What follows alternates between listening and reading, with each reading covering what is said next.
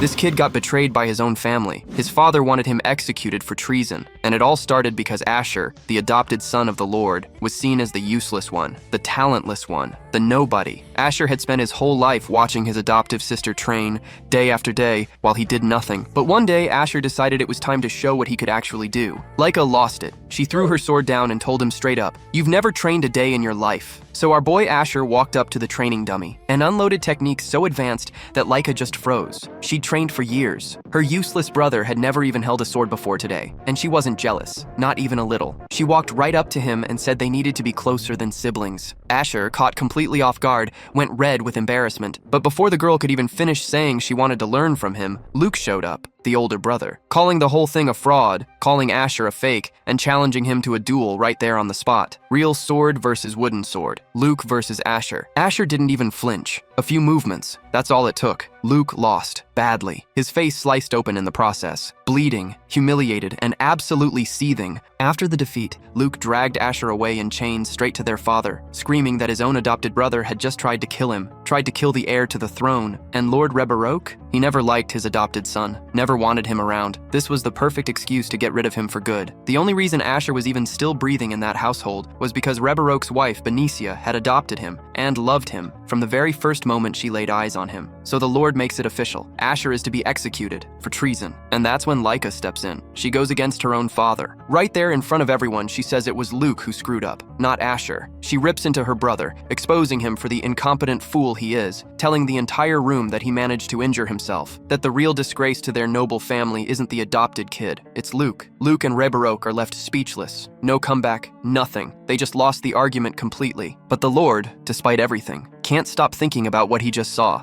Luke, because apparently he never learns, tries to talk down the imperial sword style, but the young noblewoman shuts him down instantly. "Just watch him fight," she says, "then tell me he's weak." Rebarok thought he was in control of the situation. He wasn't, not even close. So he decides to test the hero properly. He calls in his guard, Karen, and judging by the look on the Lord's wife's face, this guy is not someone to take lightly. Rebarok still believes this is all one massive lie, digging Asher deeper into his own grave with every passing second. The terms are simple. Survive 5 minutes against Karen. That's it. Karen looks nervous, jealous even, clearly not thrilled about some nobody training Lady Laika. There's history here, old resentment simmering just under the surface. Meanwhile, the lady of the house watches, worried sick about her adopted son. Without saying a single word, Asher's already inside Karen's head. The duel begins. Karen strikes first, hard, and just like that, the fight for Lady Laika's future is on. She watches with total, unshakable confidence in her favorite swordsman. Karen tries to provoke him. Doesn't work. The guard is furious now, dead set on humiliating this so-called prodigy by any means necessary. He unleashes a brutal strike, perfectly blocked, so he keeps going. Faster, angrier, a relentless, frenzied assault, blow after blow, so intense that even Asher starts to struggle just to keep up, which only confirms it. This man has some kind of buried history with him, and that's when Asher shifts gears, goes fully serious, fully focused. Rebarok starts second-guessing himself, wondering if picking Karen was a mistake after all. Laika's in shock, bracing for Asher to lose. Luke's already celebrating, watching Karen's onslaught like it's already over. Then Asher just smiles, completely unbothered, completely unimpressed. Karen, riding high, brags about his decisive strikes, playing the part of the master swordsman he thinks he is. But Asher, channeling every ounce of his past life, casually calls the performance mediocre. Karen absolutely loses it. Now it's Asher's turn to get serious, and he tears into Karen with the imperial stance,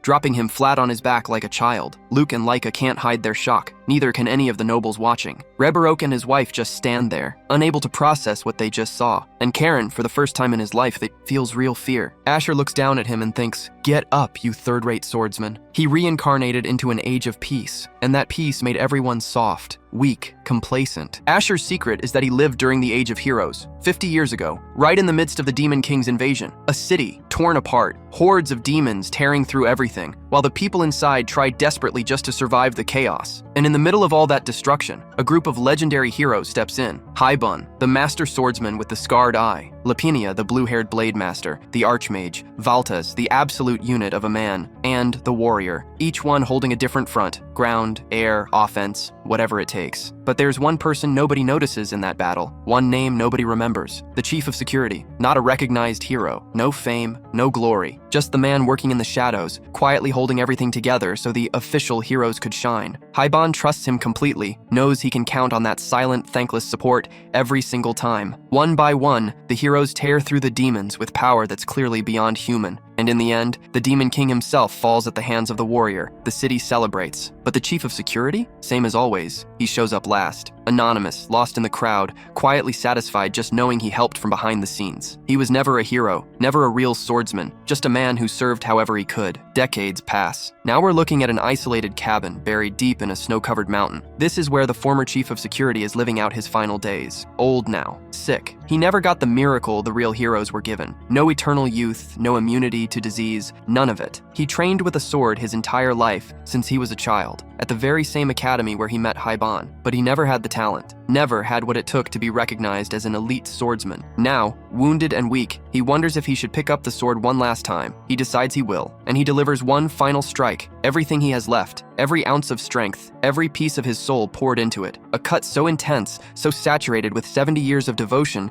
that it reaches the absolute peak of human swordsmanship. In that last instant, he finally becomes the swordsman he always wanted to be. The sword slips from his hands. He collapses to the ground, feeling the full weight of old age settle in, and closes his eyes, knowing that, even if just for a second, he lived his dream. When his eyes open again, he has no idea where he is. The body is different, young, healthy, not his own. He doesn't know if he died and woke up in some kind of afterlife, or if he was reincarnated somewhere else entirely. And to his surprise, to his absolute rotten luck, he finds himself dropped straight into the chaos of a massive city, with no idea what body he's in, what era this is, or what life he's even living now. So, he began living that life 20 years after his death, and here we are, back again. His mind is set on one thing, fixing that through sheer discipline. Karen barely took one hit, and he still can't stand up. Seeing this, Asher, completely without a filter at this point, starts taunting him, asking how an elite swordsman like him could possibly lose to a simple peasant. Karen can't take it. Humiliated at the thought of losing to a commoner, he grabs his sword and charges back in, fueled by pure rage. But to Asher, the strike looks like it's moving in slow motion, painfully predictable. He drops his wooden sword entirely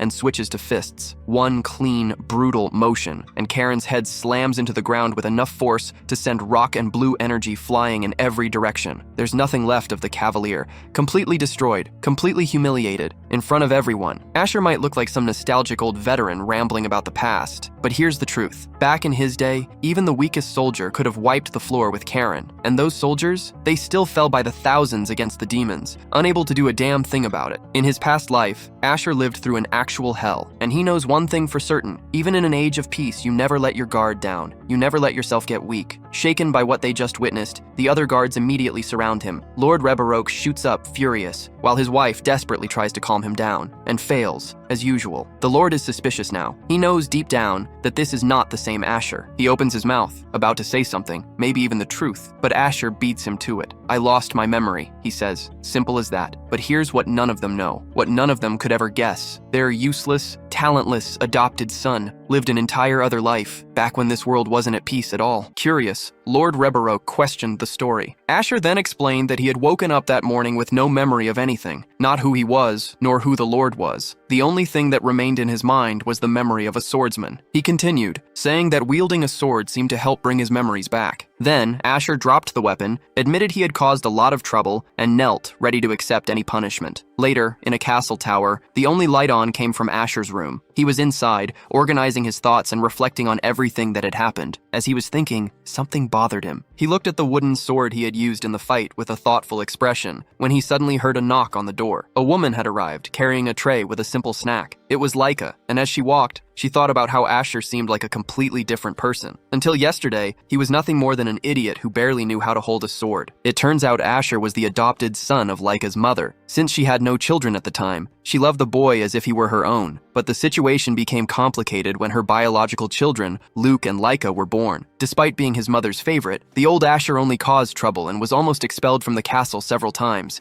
being demoted to the status of a mere servant. Now, it was understandable why Luke treated him so badly. Even back then, Laika felt a little sorry for her troublesome brother, but the man who returned was someone else, acting like a swordsman who had trained for years on end. Finally, Laika reached the room and knocked on the door, announcing her arrival with the food. Without waiting for a response, she opened the door at once. In that same instant, Asher appeared in front of her in an attack stance, nearly striking her. Laika froze, her eyes wide with terror, and the shock was so great that she dropped the tray on the floor. Apparently, what knocked Laika down was just the shock. She didn't even take a hit. Asher quickly apologizes for the misunderstanding, probably feeling bad about the food that fell on the floor. The truth is, he simply couldn't resist seeing a sword in the room and had to practice with it, showing that his love for the blade is uncontrollable. Shortly after, a loud noise echoes through the mansion, and of course, it was Asher practicing his super fast swings. He continues to train non-stop, and Laika realizes the obvious. The guy is completely addicted to the art of the sword. Intrigued, she asks what kind of person Asher used to be before he lost his memory. He had already sensed that both the Lord and Luke didn't like him one bit. Laika then confirms that in fact, almost no one liked the old Asher, with the exception of his mother. Apparently, he only caused trouble and made a mess of things, tarnishing the entire family's reputation. Curious about her attitude, Asher asks why Lady Laika is speaking to him so calmly. She replies that she has no reason to despise him, as she doesn't care if he's lost his memories or anything else. In fact, the noblewoman even asks Asher to take good care of her, as she thinks his new personality is a huge improvement. The hero becomes a bit thoughtful at this unexpected reaction, but the conversation is interrupted by a voice asking to enter the room. The lady of the house arrives. It was Benicia, Rebarok's wife, a very graceful woman. Asher immediately kneels and greets her with all the formality of a gentleman. Lovingly, the mother places a hand on her son's face and caresses it, saying he doesn't need all that formality with her. After all, despite everything, she is still his mother. As usual, Asher becomes thoughtful and prepares to say something, which makes Benicia worried. He then reveals the cruel truth. He is not the same Asher as before, and to him, his mother is nothing more than a stranger. Even after hearing this, she hugs him with all the love in the world. Benicia recalls that she was the first to find him and care for him during a time of great doubt and sadness. Little Asher's smile lit up her world forever, and because of that, he will always be her son, no matter what happens. Even our hero was moved by this display of affection. He reflects on how no one seemed to care much about his drastic change in personality. In the end, Asher accepts the situation and finally calls Benicia mother. Meanwhile, in his office, Rebarok is worried about a rumor linking Asher to demons. He thinks the idea is stupid, since demons disappeared a long time ago and would probably possess a noble, not a peasant like Asher. Still, Rebarok admits that it's very suspicious for some random boy to have thrashed an elite guard. To top it all off, even his daughter, who is extremely intelligent, recognized the boy's potential. Suddenly, a mysterious figure appears at the window, sitting calmly with a smile on his face. Everyone panics, and Karen, as reckless as ever, charges at the intruder without a second thought. The mysterious man, however, is so powerful that he halts Karen's attack using only his fingers. He even praises the guard's stance, saying that Rebarok chose a relatively decent squire. At that moment, a deep fear takes hold of Rebarok. With a simple push, the figure sends Karen flying, humiliating the poor guard once again. The hooded man comments that the fight could have been better if Karen were younger, and then turns to Rebarok, asking if he was talking nonsense earlier. Shocked, Karen seems to finally recognize the intruder. Rebarok gives a deep bow and says that 20 years have passed since they last saw each other. The mysterious figure is none other than the man who reached the pinnacle as a swordsman, the legendary Haiban Esther. Meanwhile, at the castle, Rebarok asks where Haiban has been for the past 20 years. With a laid-back smile, Haiban replies that he was just taking care of some business, explaining that he traveled to the most remote and forgotten places on the continent. He even mentions seeing an evil face during a thunderstorm, but admits the trip was in vain, as he didn't find out everything he wanted. Changing the subject, Haiban asks about the boy who defeated Karen, but Rebarok just describes him as a crazy guy who was never a real swordsman, which only piques Haiban's interest. Far away, in the village where our heroes live, Laika and Asher are training their combat stances. The princess questions why Asher hasn't drawn his sword yet, and he explains that this is now real combat training. He instructs her to attack him with the genuine intention of hurting him. Lady Laika, who had been extremely persistent to get this training, is a little hesitant at first, but soon charges forward, intending to strike her master. Laika attacks several times, but Asher dodges every blow with impressive agility. He admits she has talent, but is still too weak. In a swift move, Asher grabs her by the wrist, spins her around, and unceremoniously throws her to the ground. Despite the tough approach, he soon proves to be a good teacher, saying that she is talented and that this is just the beginning. He warns her that talent alone doesn't guarantee victory and can even lead to arrogance, which is why she needs to train her body and mind. Hearing this, Laika realizes that Asher must have a lot of experience in real wars. The hero confirms this, explaining that there is a huge difference between real combat and the pure art of the sword. The princess gets a little irritated at being beaten, but Asher retorts that sword skills alone won't get you anywhere. He finally draws his own sword and the mood becomes more serious. The master instructs her to control her emotions and not be reckless, teaching her that she must learn to overcome her opponent's techniques. Asher promises that he will teach her to be a top-tier swordswoman, which gets Laika super excited. They trained the entire afternoon until the moon appeared in the sky. Laika was so tired she was seeing stars, impressed by her master's absurd stamina. Even with just one day of intense training, she already felt much stronger. It is at this moment that her brother, Luke, shows up wanting to talk. He quickly shows his jealousy, asking if she was chatting with Asher and insinuating that the two were having an affair. As always, the man can't help but be insufferable and goes back to his speech about nobility, saying she shouldn't learn from someone like Asher. This enrages Laika, who points her sword at him and tells her brother to shut up. Luke gets scared and threatens her, saying that this wouldn't end well for her. Suddenly, a voice surprises them, commenting on a daughter who is trying to hit her older brother. It was Haiban, who arrived making a joke, accompanied by Rebarok. Her father, another insufferable man, immediately starts lecturing his daughter, saying he doesn't want to see his little boy get hurt and that not even she would get away with it if that happened. However, Laika was more curious about the man beside her father. She wondered if Haiban was some distant uncle, as she felt an extraordinary aura coming from him. Her suspicion is confirmed when Luke gives a respectful bow. It turns out Haiban is a Swordmaster, one of the 10 superhumans that exist in the world. Luke, pretending to be nice, immediately asks to become Haiban's disciple, all full of himself. Much to our delight, Haiban completely ignores him and goes to speak directly with Laika, greeting her with a cheerful smile. The princess, however, is not intimidated and remains ready to attack if necessary. Impressed, the Swordmaster wonders if he should test her and draws his massive sword, which finally startles the girl a bit. Her father and brother panic, thinking Haiban is going to slice her to pieces. But, to everyone's surprise, she remains unflinching before the living legend. Remembering Asher's brief teachings about controlling her emotions, Laika prepared to stand firm in the face of adversity. Across from her, Haiban drew the sword from his back, an evil aura completely enveloping him. But instead of retreating, Laika stared him down, showing she was even tougher. The master didn't just stand on threats and launched an attack, but the lady defended with a jaw-dropping reaction, making Asher realize that the girl was truly something special. Haiban had a habit of aggressively approaching anyone he found talented. Most of the time,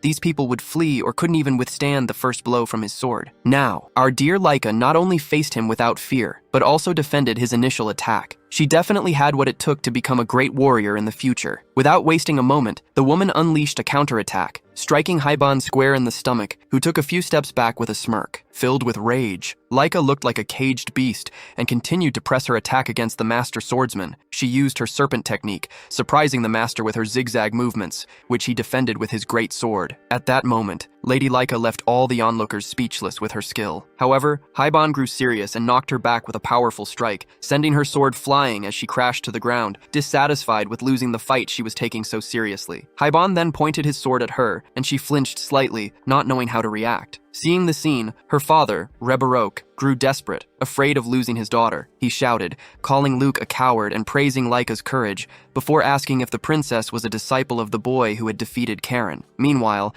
Haiban tilted his head and began to speak to the warrior, but she wanted no part of it and landed a kick right in his face. Lady Laika picked up her sword again with blood in her eyes and ready to attack. She returned to her combat stance, showing she was a true monster in battle. However, Haiban gently stopped her and said he was impressed with her counterattack. He stated that, in a short time, she could even rival Revenia. Then, the master asked Laika to take him to her master, and the girl agreed, reluctantly and with a sour look on her face. The carriage sped through the village streets. Lady Laika was furious because her attacks had been so easily stopped. She also noticed that even her father, who was a tough guy, was a little afraid of the master swordsman. Haiban then confirmed the young woman's name was Laika and asked what she felt when she saw Asher's swordsmanship. Laika replied that she felt like she was watching a war veteran brandishing his weapon. When the carriage arrived, Haiban felt a slight nostalgia as he approached the training ground. The master commented that he used to train there with a very dear friend. He said his companion was a great guy, but that unfortunately, he was no longer with them. The whole time, Lady Laika just watched everything with a defiant attitude. Finally, we find our favorite swordsman again, calmly practicing his swings. His training was interrupted when someone called his name. He noticed it was Laika and felt lighter and more at ease seeing her. But something else soon caught his attention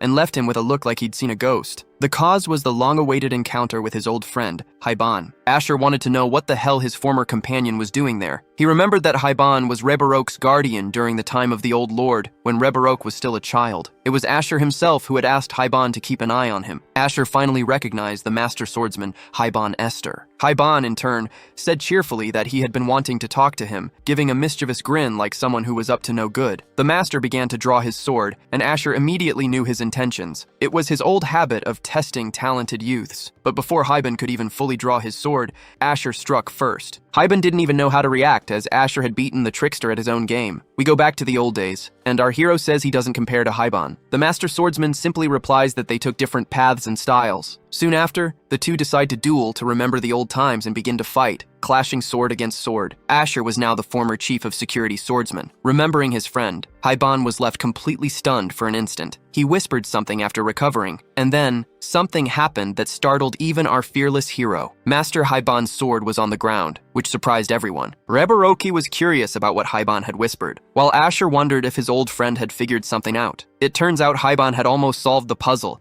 thinking Asher was the disciple of the chief security swordsman. But the protagonist took the chance to continue trolling him and replied that he had no master at all. Haiban was torn between suspicion and being impressed with the boy's skill, so without a second thought, he offered to be Asher's master. This attitude made Reborok even more irritated, but before the argument could continue, Laika appeared, furious, and told everyone to calm down. She was outraged that Haiban would just attack people out of nowhere and without any warning. The Swordmaster was a bit embarrassed by the scolding, and it seemed no one expected that reaction from Laika. Haiban then said it was all right, since the younger ones didn't know who he was, but he would make a point of showing them right now. Suddenly, he released a dark and powerful aura, leaving everyone completely terrified. At that moment, Lady Laika realized that Haiban was definitely not someone to be messed with. Asher looked up, observing the impressive aura, the true mark of a Swordmaster. Haiban was enveloped by a reddish energy, as if in full attack mode, and focused all his skill into a single sword strike. The target of his demonstration was a giant rock, which was completely shattered. The impact was so powerful that the others felt the shockwave, and Reborok's eyes went wide, stunned by the true power of an experienced swordmaster. As Asher observed his friend's technique, Haiban approached and said that the destiny of the talented is to always reach the peak. It became clear that the whole demonstration of power was just to convince Asher to become his disciple. After all, being the student of a swordmaster already guarantees a lot of respect. Laika was fascinated by Haiban's power, and even began to imagine what it would be like to be his student. But then, Asher became all serious, faced his old friend, and to everyone's surprise, refused poor Haiban's offer. The others stared at Asher, thinking he had to be an idiot for refusing such an offer. Meanwhile, the news had already spread, and the entire city now knew that a swordmaster was in the territory. Soon, a crowd of people showed up, wanting to become his disciple, even without ever having held a sword in their lives. And of course, it was all left to poor Karen, who once again had the enormous task of containing the populace. Oblivious to all this, Asher continued his training as if nothing was happening, until the noise outside caught his attention. He took a peek and saw Haiban ignoring the crowd, just calmly drinking a beer. The master then announced that he would stay there for a few hours just to annoy Asher, insisting once again that he become his disciple. Asher refused again, but Haiban was so determined that he was practically begging. Laika watched everything from a distance, completely irritated by the situation. Seeing this, Asher pointed to her and suggested that Haiban take her as his disciple. The swordmaster, however,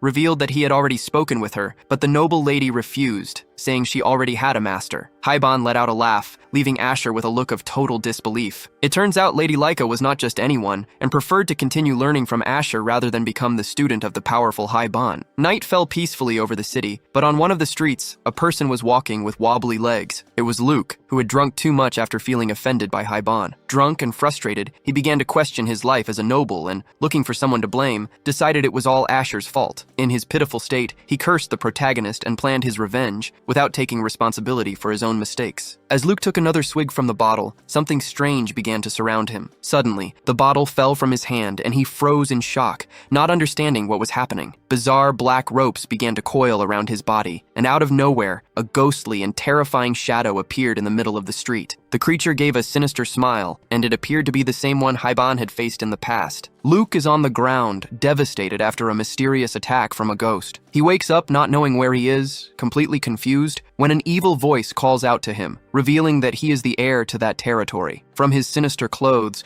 it's clear the figure is some kind of dark noble, a true clown straight out of hell. Meanwhile, back in the comfort of the palace, Laika still doesn't really like old Haiban. Asher tries to convince her to respect the man. After all, he is a master swordsman. However, Asher himself realizes he doesn't treat Haiban with all that formality either, since they are old friends and have both reached the same master level. Asher keeps trying to change the subject, but Laika makes it clear that her admiration is for him, not for Haiban. The warrior explains that Asher is her greatest inspiration to become a swordswoman, and that she considers him her true master. These words make Asher dive into his memories, remembering the time when he saw himself as a failure. He lived in the era of the great hero swordsman, when everyone dreamed of learning their techniques and surpassing human limits. However, Asher only managed to master the imperial style, the basics that anyone knew, as he considered himself a swordsman with no talent. He then wonders why such a promising girl like Laika admires him so much. Laika explains that Asher was the main reason she grew so much in strength. She admits that in the past, she would have never been able to face someone like Haiban on equal terms, and that training with Asher helped her immensely. For the warrior, her master is the light that guides her on her path. As Laika watches her master with admiration, a voice interrupts the moment. It's Haiban, who appears all smiles, holding a pair of very strange gloves. Asher looks at them and asks what the hell they are, and Haiban replies that it's a gift for his old friend. Haiban explains that he knows Asher can use many different types of weapons. Asher becomes a little thoughtful, remembering that one of the strengths of the Imperial combat stance is precisely to create a foundation for fighting with any weapon and surviving. Even so, he wonders what he could do with simple iron gloves. The old master then reveals that they are not mere gauntlets, but something much more special. He instructs Asher to concentrate and imagine a weapon. Asher thinks of a dagger, and at that very moment, the glove begins to glow with a strange energy. Suddenly, a dagger materializes in his hand, faster than express delivery. Haiban says that will be very useful, and Asher, surprised, asks if the glove is magical. His friend confirms that it is, explaining that it's an item with spatial storage magic, which works with the user's imagination. He warns, however, that Asher needs to be aware that only weapons can be stored in this magical inventory. Haiban then says that he didn't create that item for himself. In fact, the glove was a gift for a friend who died before he could receive it, a companion from 20 years ago who also used the Imperial stance. He says that even though they followed different paths, he was very fond of that man, who accepted his lack of talent but never gave up. Haiban confesses that he deeply respected his former partner. Asher is visibly moved by the story. Haiban takes advantage of the moment and says that Asher reminds him a lot of this friend in every way. With that, the stubborn old man insists once again that Asher become his disciple, a conversation that was even tiring Laika. After so much insistence, Asher finally accepts, on the condition that he continues to train the girl. Then, he uses the glove to create a magical spear and calls Haiban to combat. Asher gets into a fighting stance, and now the two seem much happier and at peace. Lady Laika realizes that her master liked the gift, and that he now also has a great teacher to guide him. Then, the two old friends begin to duel, brandishing their blades like in the good old days. Returning to the scene with Luke and the mysterious figure, the villain reveals that he is part of an assassin's guild, and that his goal is to establish himself in that territory. The guild's name, Motorola, sounds familiar to Luke. He remembers that it is the largest assassin organization in the world, which emerged 50 years ago. The young lord begins to have dark thoughts and accepts the assassin's proposal. However, he imposes one condition. The man of the shadows must also accept an offer from him. The evil creature smiles, already imagining the kind of wickedness to come, and asks what Luke desires. With a look possessed by hatred, Luke reveals that he wants his adoptive brother, Asher, to disappear forever. The exchange of blows between Haiban and Asher continued intensely, but the most impressive thing was that, even after fighting all day, both seemed to be in peak condition. Suddenly, Asher takes a stance with a serious expression and unleashes a powerful slash of blue energy, but Haiban calmly defends it with his greatsword, without even losing the smile on his face. The master swordsman praises Asher, saying he is truly sharp in the art of the sword and that, because of that, he will now fight with everything he's got. Haiban charges at Asher with full speed, who manages to defend himself, but staggers back from the force of the impact. Even so, our hero remains standing firm. Haiban then comments that it's a shame Asher has no skill for the heroic fighting stance. At that moment, Asher's eyes turn red, indicating he's likely about to activate his aura, and he defends himself in the same way he did against Karen's sword a while ago. He has clearly adapted and is greatly enjoying his new power. The heroic swordsman observes that magic will be a great complement to the Imperial stance. Our protagonist agrees, saying that Haiban only spoke the truth. Asher reveals that he started training every day to adapt to the new technique and, at the same time, he was also giving lessons to the young Laika. He comments to Haibon that Laika has much more talent than he does. Haibon takes the opportunity to tease, saying that Asher seems very concerned about the young lady, which irritates the hero due to his friend's lack of a sense of humor. The conversation about talent makes Asher remember an old friend who only used the imperial stance and considered himself untalented. While Haibon continues his teasing,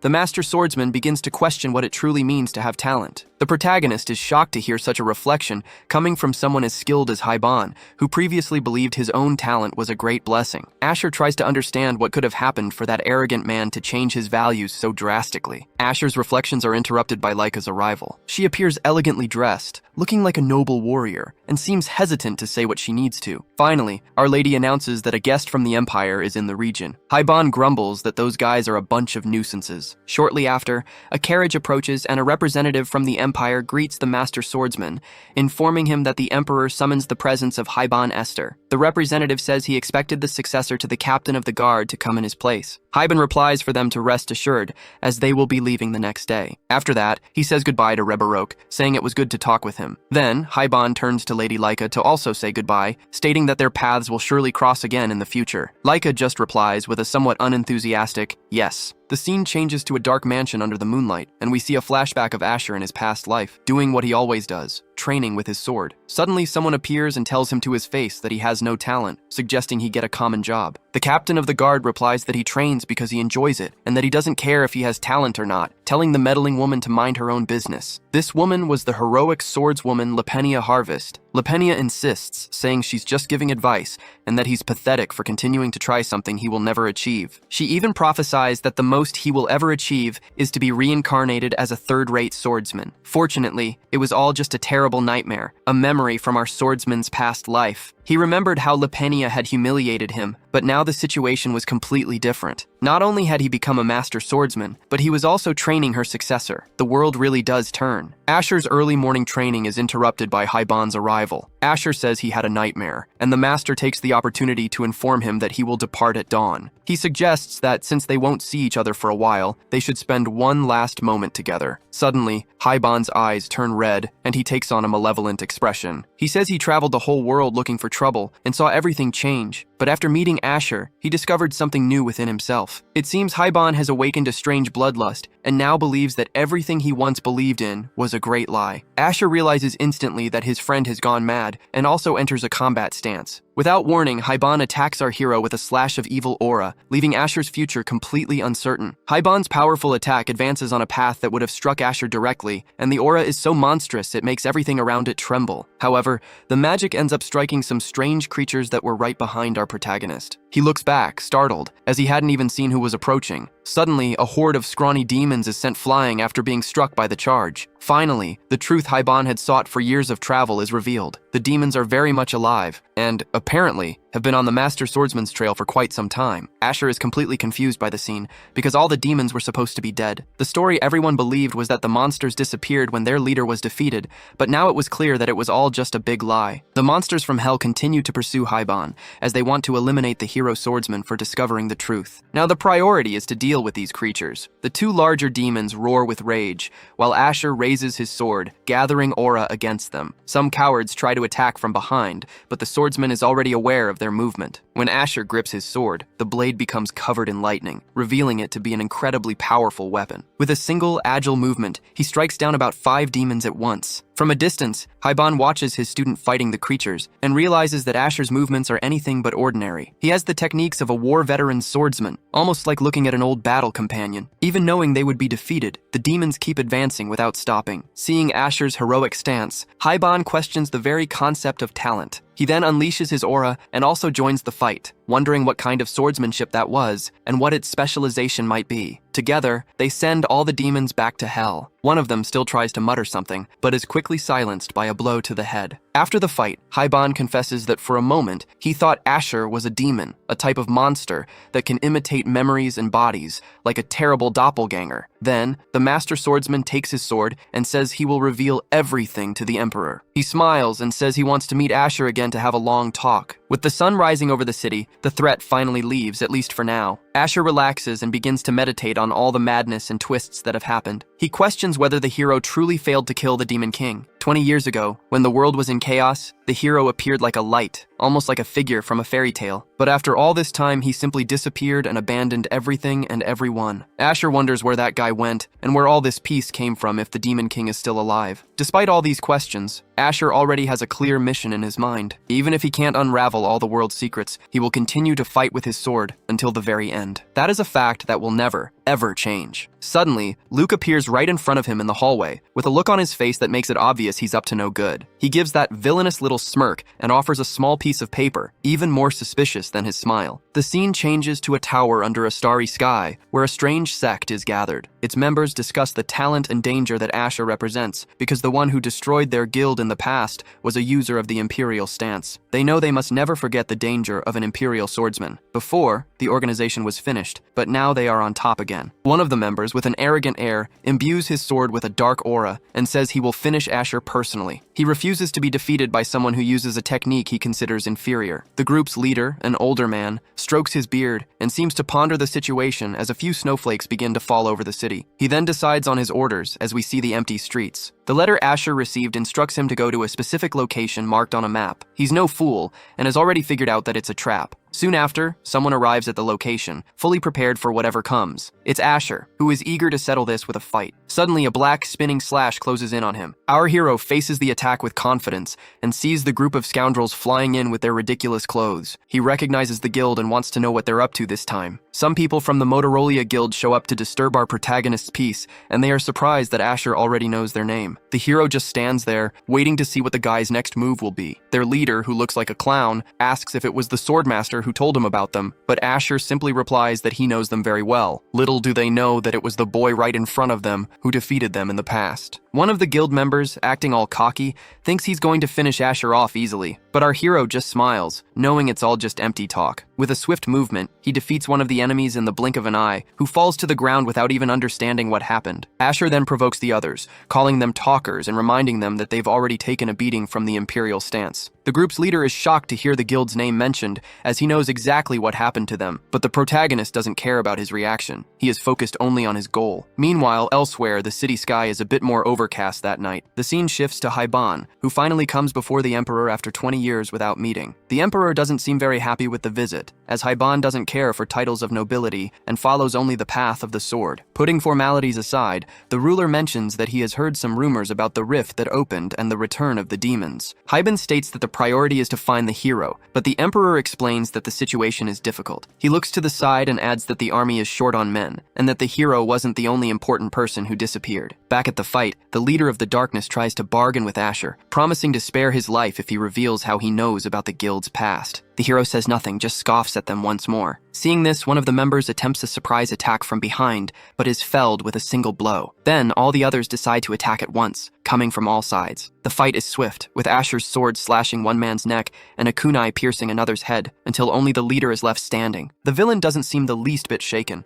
or at least he's faking it very well. Meanwhile, the gauntlet Haiban gave Asher as a gift proves to be very useful in the battle. The group's leader didn't even notice the magic at work, and simply thinks the boy is extremely well prepared. Now, he finally stops talking and decides to show his true abilities, revealing the Motorola fencing style. Asher is surprised, as he never imagined he would see this technique again, and the villain scoffs at him for recognizing it, fully confident that he will win. Suddenly, several shadows begin to move around the Imperial swordsman. A very powerful dark strike nearly hits the hero, who barely manages to defend himself. The shadows attack from all sides, and Asher begins to feel the difficulty of the combat, while the evil clown enjoys the situation. He manages to block an attack that looks like a giant's fist, but he ends up sliding back and loses his balance. In the confusion, Asher loses his sword and nearly falls to the ground, and the villain takes the opportunity to mock him, telling him to die in silence. Even at a disadvantage, Asher acknowledges that the enemy's technique is impressive, but then he mocks his title for being part of the honored seats. The hero then asks why they are pursuing him, and the assassin replies that he does not reveal his motivations. Pretending to accept defeat, our protagonist says he wants to make one last request, but the clown doesn't care. Asher insists, wanting to know why he was marked for death, and the leader finally reveals that the decision came from the guild's oracle. Asher seems to understand the situation and asks if the answer was satisfactory. Suddenly, the villain's eyes go wide with surprise at something that happened. He was distracted for a second, and in that instant he was completely defeated, without even understanding how. Asher then reveals that it was all just a big trap, The scene cuts to an illuminated house under the moonlight, where someone is laughing while pouring a drink. This man is Luke, who is celebrating because he believes Asher has already been defeated. He thinks the boy didn't have enough talent to beat Motorola, but his celebration is cut short when someone calls his name. The next moment, the drink is spilled and Luke is on the floor, utterly terrified. A figure that looks like Asher enters the room with a furious gaze. Seeing this, Luke is so terrified that he simply freezes on the spot, paralyzed with fear. The situation got very tense in Luke's room,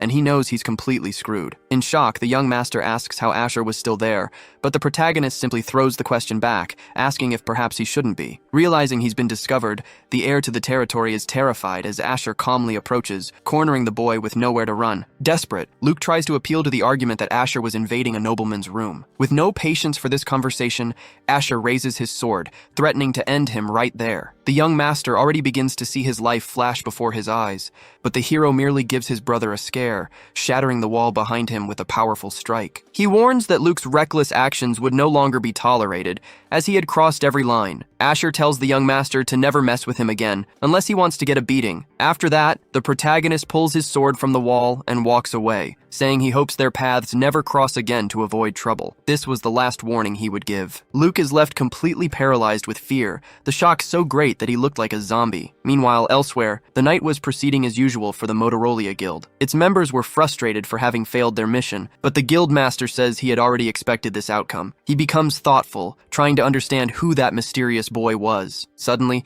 a figure in exotic armor and high heels enters the room laughing, surprising the master. This person asks if there's any connection between the boy and the former captain of the guard, since he uses the same imperial combat stance. She then humiliates the guild, saying they can't even defeat a little boy. The old man retorts, reminding her that they've always had trouble against the imperial stance. Unfazed, the woman activates a power in her hands and declares that she will take care of the boy herself in the name of the god Maruena. Back in the village, a great commotion takes over the streets. The rumor going around is that assassins tried to invade the place to kill the young master Luke, but Asher managed to defeat them all easily. The rumor spreads quickly, and now everyone also knows that Asher has become the Swordmaster's disciple. From a distance, Karen just watches the discussion, waiting to see how it all plays out. What no one there knew was that those responsible for all the turmoil were from the famous Motorola Guild. Upon receiving the news, Lord Reberok becomes worried about the presence of assassins in his territory and finally admits to himself that Luke made a gigantic mistake. He wonders where his son has gotten to, but soon discovers that the boy is traumatized and depressed in his room. Reberok decides it's good for him to stay there for a while, to think a little about his actions. Gradually, the chaotic atmosphere in the village calmed down, and people's perception of Asher began to change. Even Lord Reberok's heart softened, suggesting that they should thank Asher in some way. Seeing this, Karen is intrigued, questioning how a person's personality could change so quickly. Reberok, however, still sees Asher as a dangerous individual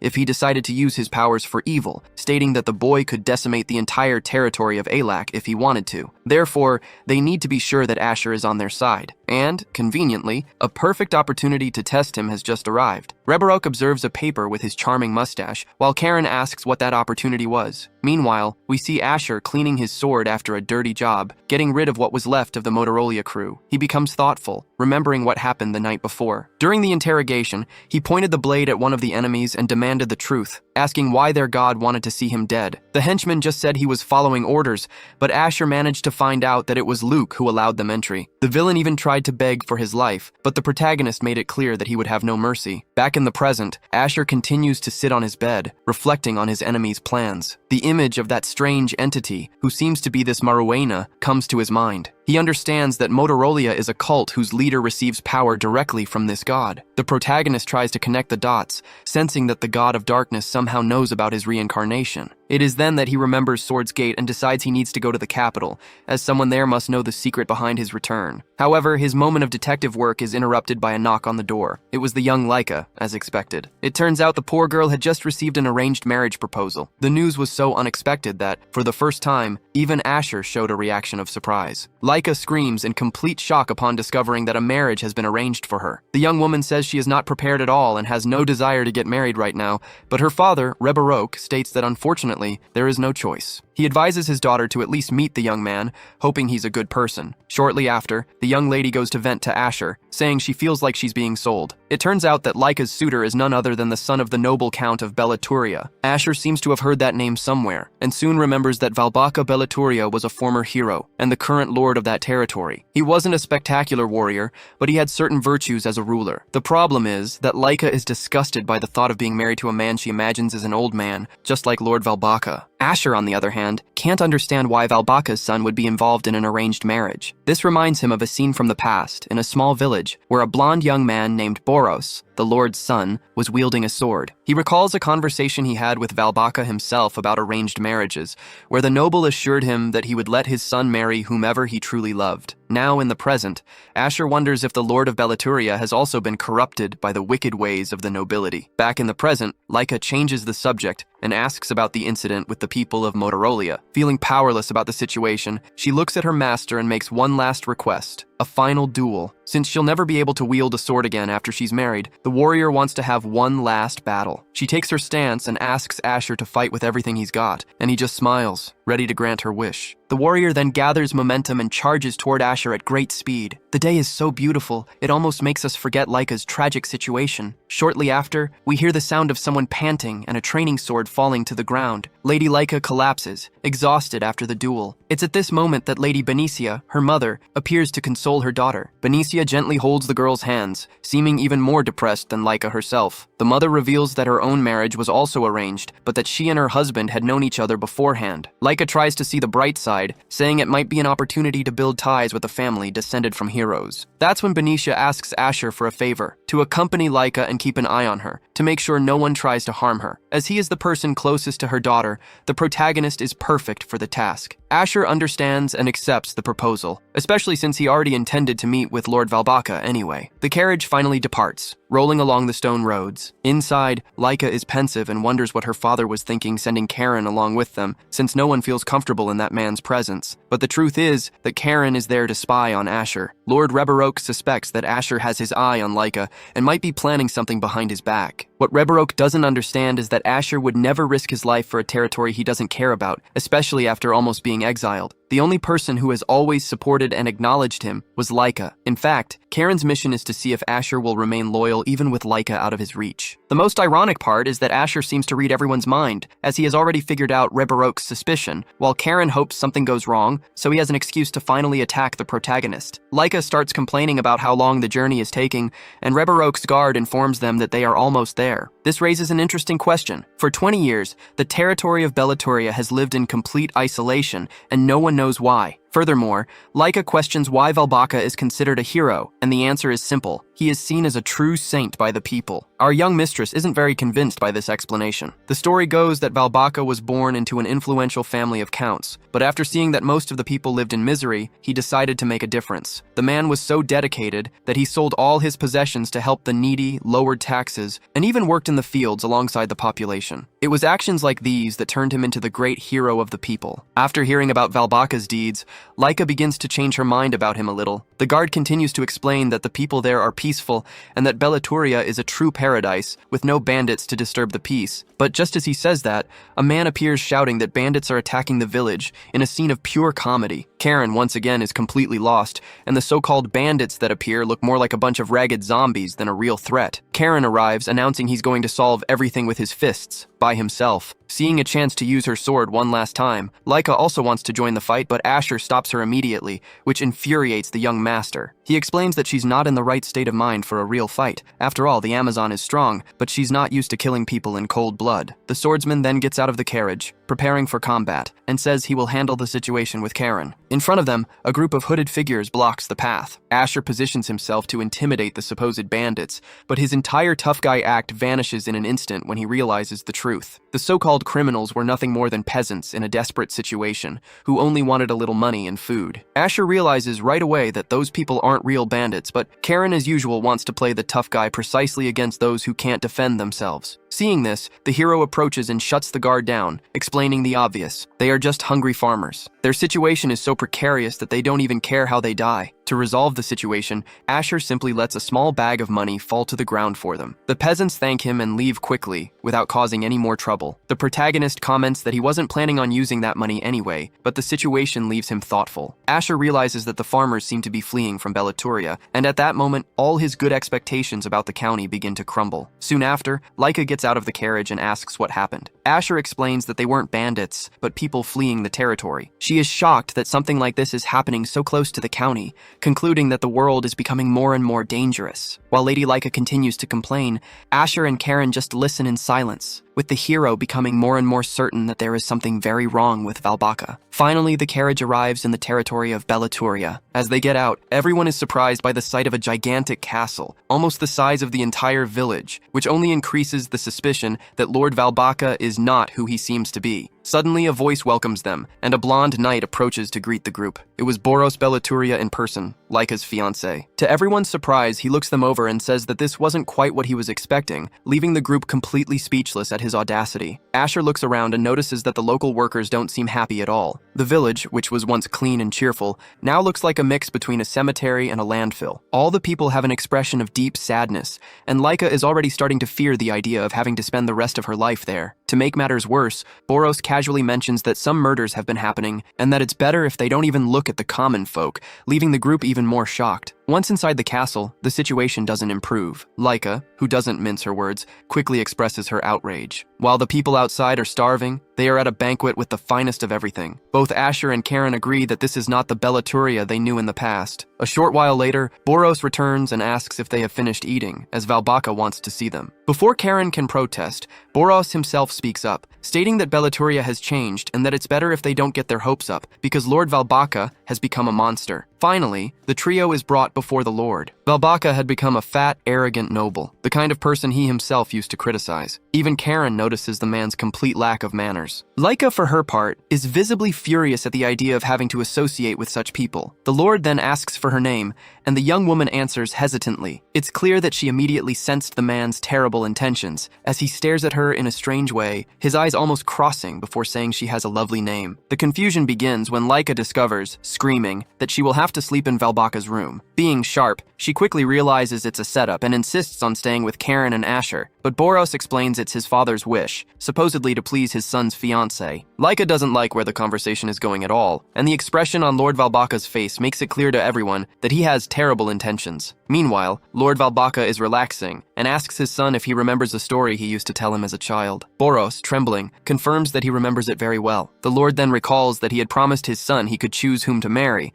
but since Boros hadn't found anyone, the father had to make the choice. However, upon seeing Laika in person, Valbaka changed his mind and decided she would be his bride, not his son's. Boros is completely confused until his father reveals his true desire. He wants Laika as one of his concubines. Karen and Asher are completely shocked by what they just witnessed. Lord Valbaka, once known as a kind and gentle man, has transformed into someone worse than a demon. Because of his tyranny, the people of the fiefdom are being forced to flee and even steal to survive. Faced with all this, Asher begins to wonder if that man is really the Valbaka he knew in the past. Suddenly, Asher hears a noise at the door and sees Boros entering the room. The young man seems to be up to something and says he has something important to tell them. He confirms the terrible news. Valbaka has annulled the previous marriage proposal and made a new one, making himself Laika's groom. Upon hearing this, Karen becomes so furious that he slams his fist on the table, shattering it to pieces. Desperate, Karen rushes out of the room, vowing to himself that he will bring Lady Laika back. Asher tries to go after him, but Boros stops him, telling him to let him go. The young man states that he understands Karen's feelings, as he is a loyal knight. Then, Boros surprises Asher by questioning if he really wanted a political marriage, or if, with his exceptional skill, he preferred to follow the path of the sword. Asher is impressed by the young man's audacity and insight. With a slightly goofy expression, Boros reveals that he commands his own intelligence organization. He explains that although his father has isolated himself from the world, he hired people to gather information. That's how he discovered that Laika's father only sold her off because he couldn't refuse the proposal from a more powerful family, even if Valbaka is no longer the hero he once was. Seeing his own father's madness made him move Leica to a different room, and now he proposes a plan, that they escape with Lady Leica at dawn while he tries to distract the Lord. Asher takes the chance to ask what the hell happened in that place for things to get this way. Boros then begins to tell his father's sad story. The terrible change happened 20 years ago, when Valbasa began to mistreat the peasants and confiscate everything they had. He used all his resources to build a luxurious palace while the people starved, and then shut himself in the castle, completely ignoring the world outside. No one imagined that the man once called a saint could sink so low. Boros continues, recalling that in the past his father had promised he could marry whomever he loved. Then, 5 years ago, he fell in love with a kind peasant girl and introduced her to the Lord. Valbaka's reaction was a cold and frightening expression. The next day, the poor girl was found dead in the cemetery, and Boros has no doubt that it was his own father who killed her. Definitely not something a saint would do. After hearing the story, Asher tells Boros to trust him, promising his loyalty in return. The young Belaturia is a little confused and intimidated by the proposal. Without wasting any time, our swordsman ends the conversation and leaves the room. The scene cuts to Lord Valbaka, who is drinking wine and laughing without a shred of conscience, eager to get his hands on poor Leica. It's at this moment that Asher appears and comments on the wine, saying that the real Valbaka was humble and would never drink something so expensive. The simple comment enrages the Lord. Asher continues the provocation, asking him to recite the Belaturia family oath, but the man doesn't even know what he's talking about. The cold response is the confirmation our hero needed. He draws his sword, now with the absolute certainty that this man is not the real Valbaka. The false lord is shocked just by the gleam of the blade, and it becomes clear that something very foul happened to the real count. Karen, fuming with rage, drags Leica through Lord Valbaka's palace, saying they need to get out of there as quickly as possible. He explains that the Count of Belaturia is a perverse and completely insane guy who was trying to get his filthy hands on her. The girl, who was a bit naive, only now realizes the evil in the man's intentions and lets out a cry of shock. Soon after, Karen puts her in the carriage, tells her to wait, and wonders what he should do about Asher. Meanwhile, the palace guards are in shock from the invasion with no idea what is happening. Suddenly, Boros comes running, and the guards mention they heard the Lord's screams from a distance. The heir of Belaturia shouts for his father, and upon entering the room, his expression of shock turns to pure confusion. Lord Valbaka was dead on the floor, and Asher didn't even bother to hide that he was the one responsible for the scene. Asher calmly replies that the body is not Boros' father, but an infiltrating demon, which drives all the guards completely wild. Boros understands the accusation, assuming it must be a doppelganger, but he refuses to believe it. Furious, he yells that it's nonsense, claiming he could tell a human from a demon. He argues that if it were an imposter, his father would not have recognized him and would still have all his memories intact. Boros continues his speech, growing angrier, saying that despite everything, that was his father, and he believed that one day, the Lord would return to who he once was. Completely enraged, he questions what right Asher had to do that,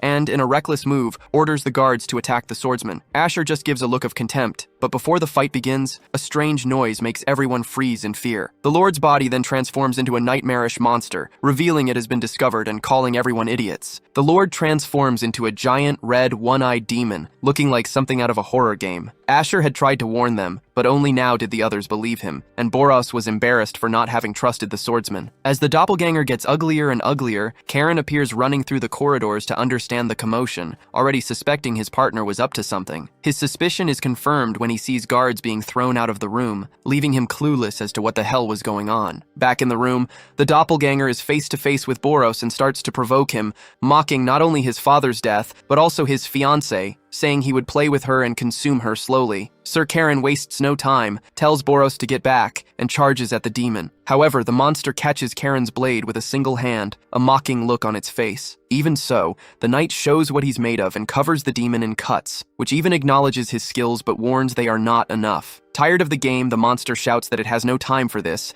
and swats Karen and Boros away with a single blow, slamming them both against the wall. The monster glares at the two fallen men but keeps its attention on Asher, who takes the moment to recall the Belaturia family oath. He mentions that Valbaka always quoted this oath and held it in his heart, so he questions how the demon dares to impersonate the Lord without even knowing his most important words. The doppelganger brazenly replies that he had no idea what that was, admitting that he read all of the Lord's diaries and notes to perfect his performance, but he never found this so-called oath. The demon explains that he did all this to avoid the same fate as his clan, which was completely wiped out when its members were discovered. He becomes furious that Asher unraveled in a few minutes a disguise he had built for 20 years, and demands to know know who the hero truly is. The protagonist simply replies that he is an imperial swordsman. Continuing, Asher says the demon was right about its clan being wiped out, and that the one responsible was a human imperial swordsman. With total confidence, he beats his chest and reveals that he himself was the one who wiped the demon's clan from existence. Hearing that, the demon completely loses its composure, so shocked that it can't even react in time. Asher seizes the opening and lands a powerful punch square in its face. The monster lets out a cry of agony and staggers backward, completely stunned. To finish it off,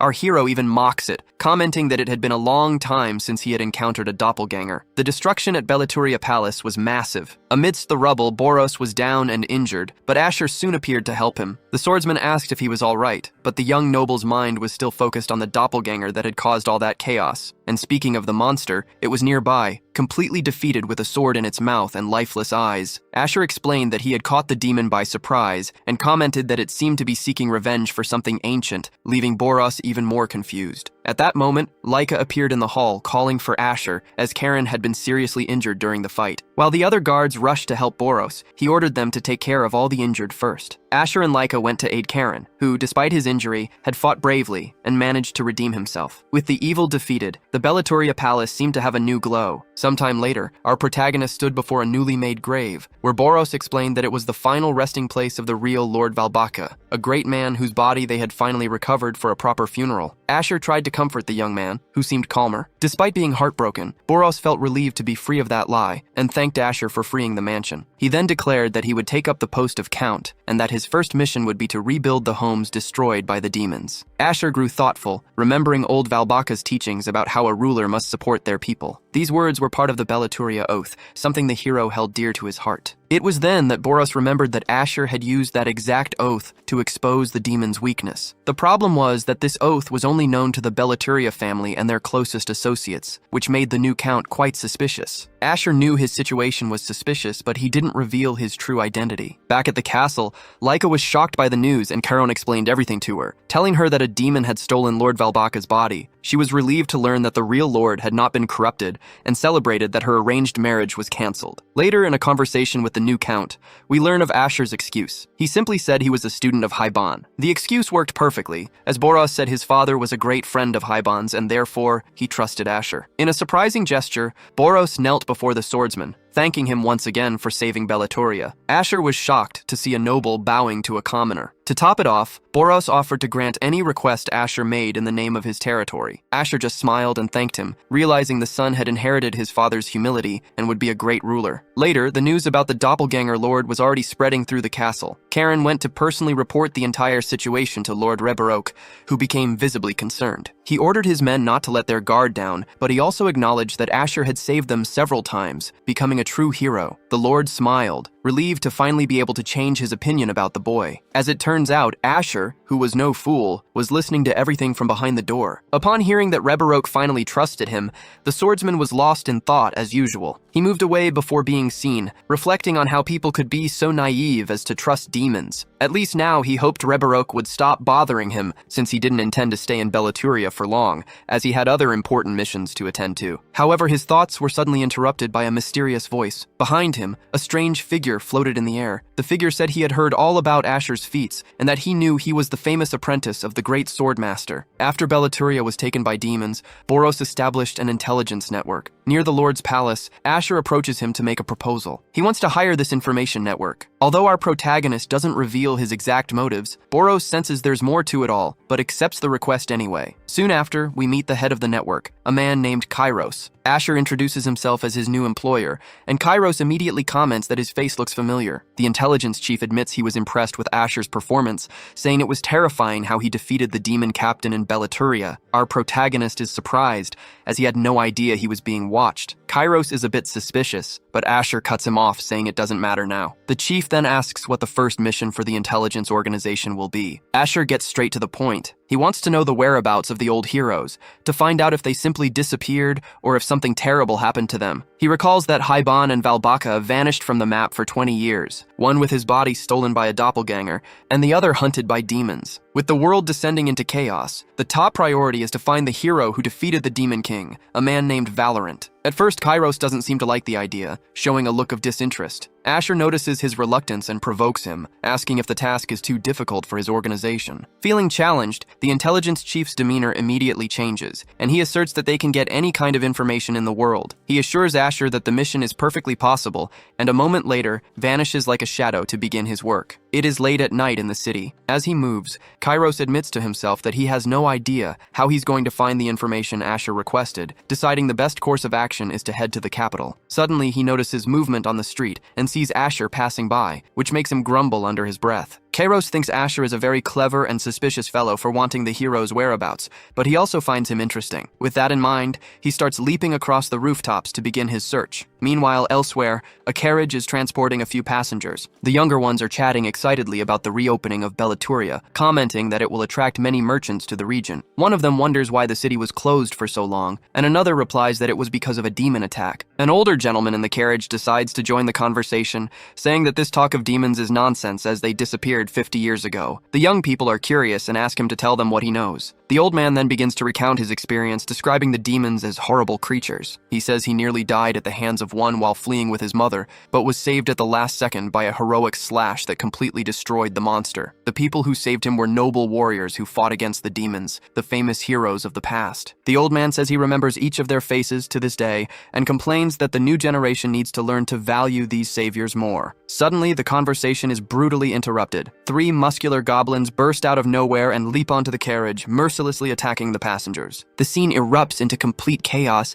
and even the drinks they were carrying are shattered in the fray. We return to the village training center, where Asher is walking while reflecting on the reappearance of the demons, sensing that the next confrontation is near. He finds Laika already training at full steam and comments that she started early. The warrior replies that the mood in the village is tense because of the rumors about demons, so everyone is on high alert. She admits she has only seen these creatures in books, never in person, and Asher thinks about how the people of this era truly don't know the real danger they represent. Suddenly, they both hear a desperate cry for help. A badly injured man appears running, and Laika immediately stops her training to see what happened. The survivor is in shock and begs the knights for help, screaming that demons appeared in the forest and attacked his carriage. Upon hearing this, even Asher feels a chill. The final scene shows the terrible damage the monsters have done, revealing that not even the poor old storyteller managed to escape. The group runs towards the forest to understand what had happened. On the way, Laika gets Asher's attention, and using words a lady shouldn't, asks what the hell went on there. Meanwhile, one of the guards orders everyone to search the area and help the wounded, since the demons, luckily, hadn't burned everyone to a crisp. Asher realizes this clearly wasn't the work of simple bandits. He observes the strange footprints on the ground and notices that the weapons used were also suspicious, being very primitive. Nearby, Laika helps one of the men injured in the attack, who happened to be the same old man who couldn't find peace even at the end of his life. She asks for help for him, and that's when he reveals that it was goblins who attacked and beat everyone up. The problem is that the people of that era were so inexperienced they no longer even knew what a goblin was. The story then explains that monsters are creatures from another world, hostile to humans, and Asher tries to understand how they reappeared. Back at the castle,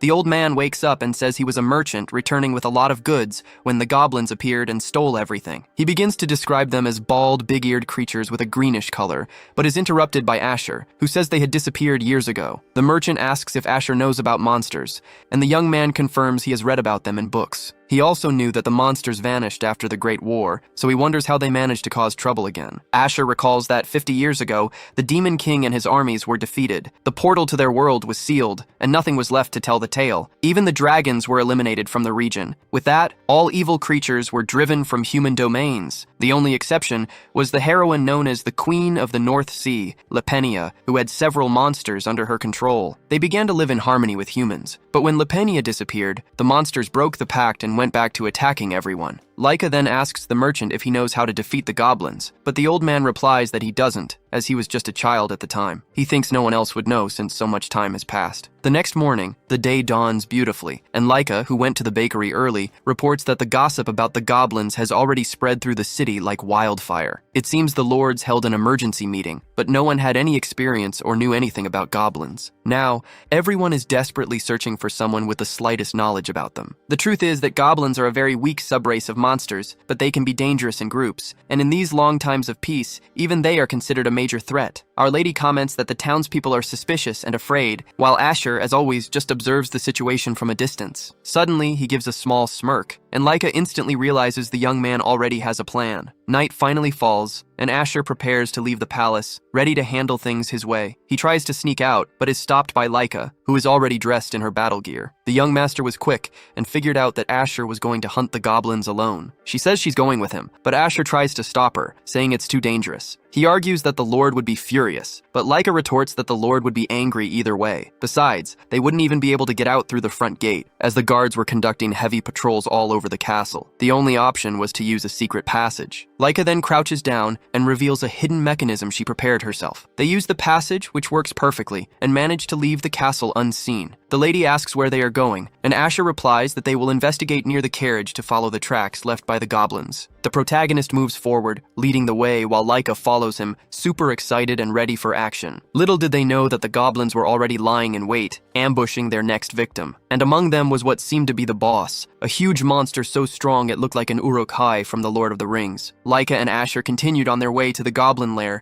but the little princess was already getting tired after having to pick up the pace. Our protagonist sensed they were approaching the hideout, which was likely in a swamp, as goblins love damp places. Suddenly, Asher noticed something suspicious watching them and told Laika to breathe slowly and stop complaining. They were goblin guards, keeping an eye out for anyone who approached the camp. Seeing a goblin for the first time, Laika was frightened, but Asher told her not to be afraid. Enveloped by an aura of lightning, he prepared to attack as the guards waited. Asher lunged forward and landed a clean strike on one of their necks, giving it no chance to react. When a second goblin tried to attack him from behind to avenge its partner, it too was brought down with a knife thrust and fell to the ground, agonizing. The swordsman noticed the monster was still breathing, so he called over Laika, who had just arrived, and ordered her to deliver the final blow. The noble needed to understand what it felt like to take a life in combat. The young woman took the blade and prepared for the fatal strike, while the goblin just stared at her, defeated. Laika hesitated for a moment and closed her eyes, but in the end, she managed to follow the order and felt surprisingly calm afterward. Observing the camp, they saw that the goblins lived like savages, devouring a wolf in a primitive way. Asher explained that they were dumb monsters, and this only increased Laika's desire to finish them all. Impatient, she wanted to attack right away, but Asher told her to wait, as the goblins would soon be asleep and would be deep in slumber, allowing for a stealthy approach. Even though she agreed, Laika remained suspicious of how her master knew so much about everything. Time passed, and when a goblin was left on guard, Asher appeared silently behind it. The monster didn't even notice his approach, and the swordsman eliminated it with a single blow. He then entered the first hut and found the other goblins sleeping on the dirt floor. As cruel as it seemed, it was necessary, so Asher eliminated all of them in their sleep. After clearing the first hut, only 2 more remained, but one of them caught his attention for being much better built than the others. Asher found this very strange, since goblins are barbaric creatures that act purely on instinct. Despite his suspicion, our protagonist decided to investigate, trying to convince himself that they were just monsters, and that the hut was perhaps an abandoned structure. However, as he took a step, he felt himself press down on some kind of mechanism. Asher was confused and wary for an instant, but it was already too late. It was a trap, and a massive spiked structure came hurtling in his direction, making the master swordsman feel a fear he never expected to have of mere goblins. Meanwhile, Laika waited, sitting, bored and worried about Asher's delay, feeling an overwhelming urge to go help him. Suddenly, the warrior noticed movement and looked to the side, surprised. It was more goblins, and they weren't sleeping. Instead of panicking, Laika calmed herself and stood firm. Without showing fear, she drew her sword and prepared for the fight, ready to face the monsters. However, a huge, muscular goblin appeared, and all the others knelt before it. The creature looked at Laika and said that she would be a good test of its strength. Now the young warrior was truly shaken, not understanding how a goblin could be so large and, most importantly, how it could speak. The goblin leader stared her down and challenged her to a fight. Laika questions the muscular goblin, asking if he's truly a goblin. He not only confirms it, but also states he's the chief of this place and a warrior, just like her. The noblewoman is completely confused, as she never imagined a goblin with the body and intellect of a human. The goblin then explains that race doesn't matter in martial arts, twirls his weapon, and says they should stop talking and get right to the fight, challenging Laika to a one-on-one duel. Meanwhile, Laika, full of herself, underestimates the enemy and goes on the attack, but it seems things won't be easy for her. Changing scenes, we return to the goblin cabin, where we see that Asher, for the first time, hasn't escaped unscathed. He was struck squarely by a trap because he let his guard down. The noise woke up all the goblins at once, and now Asher is completely surrounded, realizing he needs to defeat all of them to escape. Asher then uses his gauntlet to create an extremely long spear, and with a swift movement, takes down several enemies. He spins the weapon a second time and defeats 3 more goblins, but looking back, he grows disheartened. He is already quite injured, and to make matters worse, the monsters just don't stop coming. Back to the other fight, Laika is also in trouble against the goblin leader. The warrior praises her skill, but the noblewoman is clearly struggling. She becomes furious that a monster is judging her strength and attacks him with everything, showing she hasn't learned the lesson about staying calm in combat. To her surprise, the goblin blocks her strikes with impressive ease, as if they were the attacks of a child. With an impressive acrobatic feat,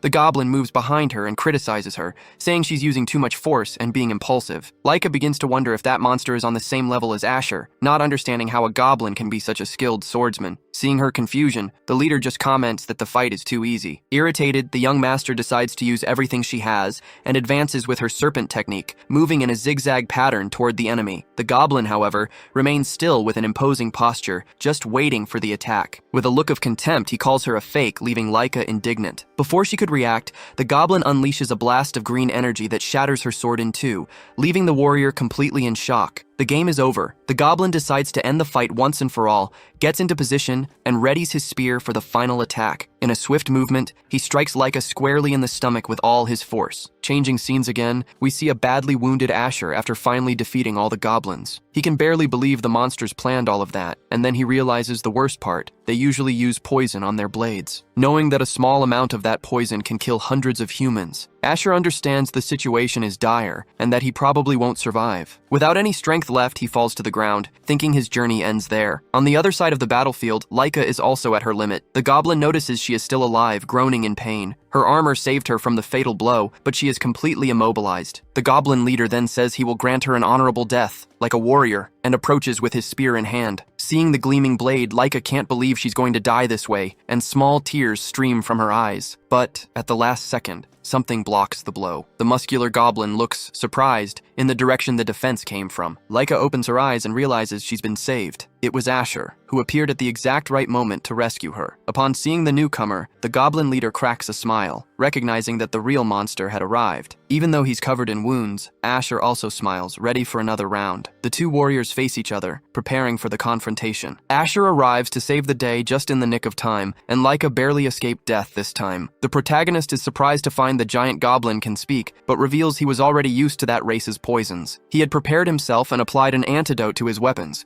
proving once again that he is an extremely cautious swordsman. The goblin is even more impressed that Asher knows his techniques. After adjusting Laika to make her more comfortable, Asher tells her to rest easy, as he would take care of everything. He then faces the huge monster with a challenging gaze and asks if he is the leader. The monster replies that he is, and that his name is Tarkin. Asher finds his opponent interesting, as he seems more like a human than a goblin. Tarkin points his blade at Asher and accuses him of interfering in their duel, asking if he is ready to suffer the consequences. The protagonist simply replies that the monster can bring it on if he thinks he's that strong. With lightning enveloping his sword, our hero prepares himself as the giant goblin lunges into an attack, leaping with great intensity and unleashing a relentless sequence of slashes. Asher realizes that those attacks are not normal for a goblin, as Tarkin uses not only strength, but also technical and methodical movements. The hero is clearly enjoying the duel, since it had been a long time since he had faced such an interesting opponent. Asher then uses a powerful thrust that sends Tarkin staggering backward, sliding on the dirt to keep from falling from the impact. The goblin leader is also having a great time with the fight. He praises Asher, saying that he is truly strong and that this was his lucky day for finding two decent humans. Tarkin becomes thrilled, and they both release a colored aura, showing all the power they possess. Meanwhile, poor Laika, who had taken a heavy blow, wakes up a bit disoriented. She analyzes the fight and realizes that although the goblin's movements seem monotonous, his spear techniques reach perfection, being extremely similar to Asher's own. After this brief analysis, she faints again. Tarkin takes the opportunity to taunt him, asking if Asher is tired already, but the hero replies that he's done talking. The creature gets nervous and asks if Asher thinks he can escape, and our hero answers with total confidence that he can.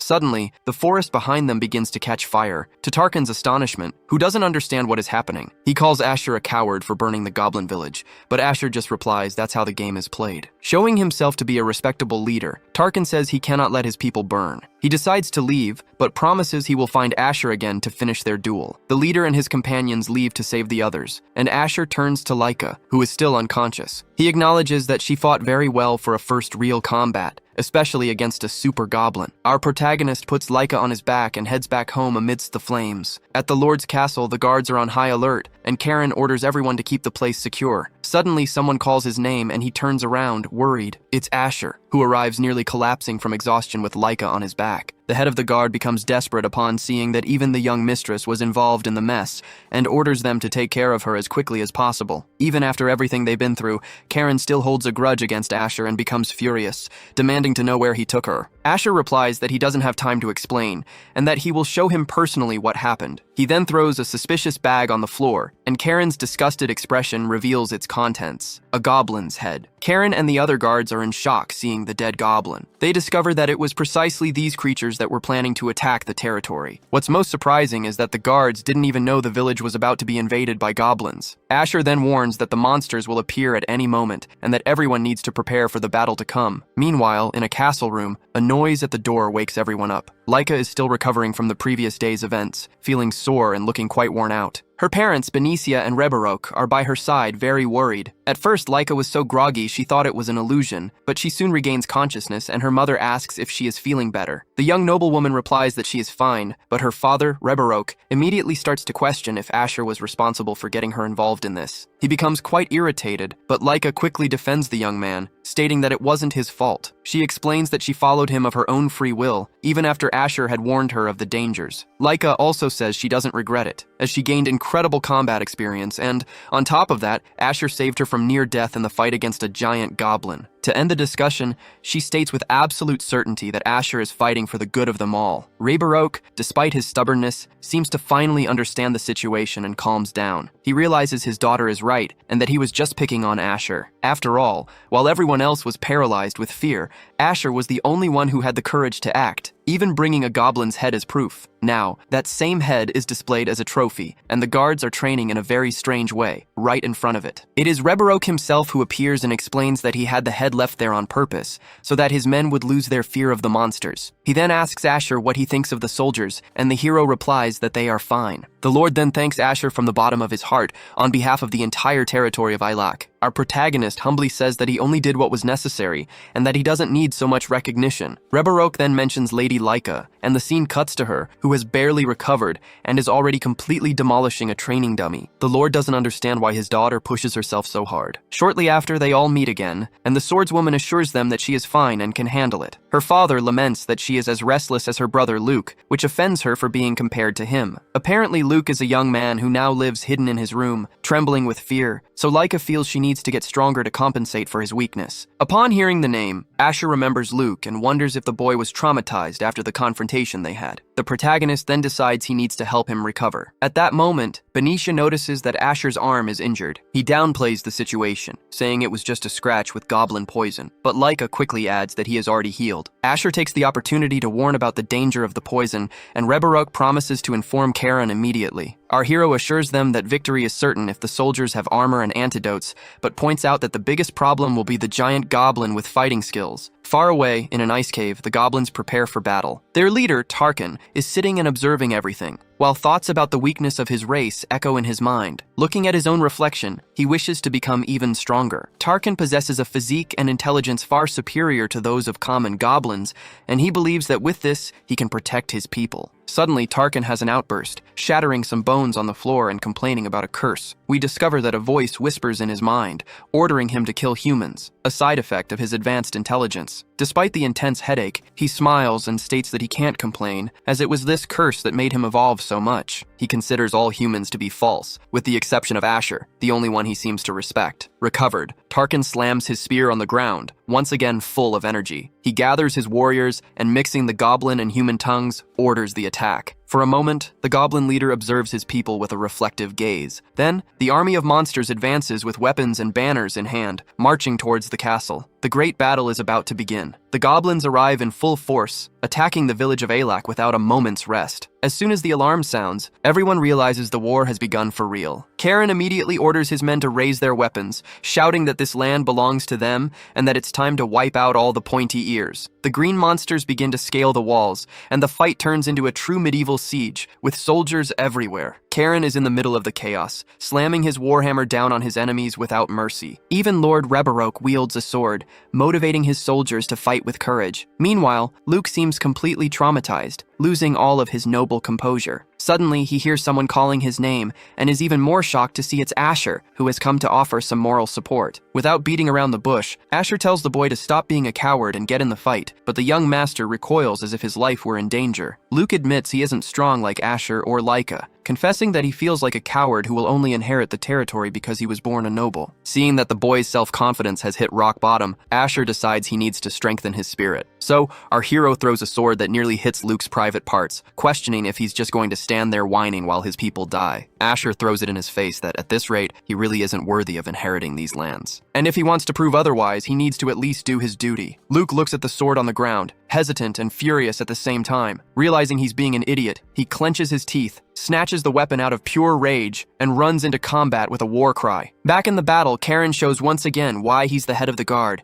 but the goblins are so numerous they're coming from all sides. Fortunately, Laika appears, fighting with all her might, cutting down several enemies and saving the day. She announces that she's fully recovered and ready for action. Karen comments that they have the upper hand, because despite their numbers, the goblins are completely disorganized. He's confident of victory, but Laika knows the worst is yet to come. Suddenly, a goblin falls to the ground, and we see the feet of an imposing figure approaching. The big boss has finally arrived. Tarkin, the goblin leader, knew his subordinates wouldn't even tickle the castle. He says they did a good job, but now it's his turn to enter the fight and handle everything himself. Some naive soldiers already think the battle is over, but Karen orders everyone to stay on guard and help the wounded. As usual, they're celebrating victory prematurely, and it's at that exact moment that Tarkin appears to crash the party. Everyone freezes in shock at the sight of the massive, muscular goblin that appeared out of nowhere. Even Laika and Karen are impressed by the monster's presence. Tarkin curses at the soldiers, calling them weak for letting their guard down. With a single motion, he knocks down about 3 of them at once. Karen can't believe what he's seeing, but Laika, ever vigilant, recognizes the leader of the pointy ears. The soldiers don't know how to react, and Karen recklessly orders an all-out attack. Laika immediately stops him, warning everyone to fall back because that guy is far too dangerous. The captain of the guard is startled by Laika's warning, and the other soldiers don't even dare to get near the monster. Tarkin says he has no time to play with weaklings, and without even trying, hurls them all back with a wave of energy, clearing a path. Shocked, Karen and Laika can only watch as the goblin leader advances, asking for a specific person. He recognizes Laika and asks if the man beside her is the captain of the guard. Then, Tarkin scoffs at them both, saying he has no time to waste on them and that he's only there for Asher. Karen is confused, not understanding what he means. The goblin leader then clarifies that he's looking for the only real human in this place, the only one who knows how to wield a sword. Tarkin demands that the human named Asher be brought to him immediately. However, Karen confronts him, saying he won't find anyone, and that to do so, he'll have to go through him first. Laika tries to warn that the situation is about to get dangerous, but Karen ignores her, asking her to leave it to him this time. Once again underestimating Tarkin's power, the captain prepares for the fight, and the goblin simply accepts the challenge, beckoning him to combat. Without wasting any time, Karen charges at the monster, but the goblin easily parries the slash with his spear. The captain even taunts him, saying he'll take Tarkin's head as a trophy, and the goblin just encourages him to fight with all his might. As the two exchange intense blows,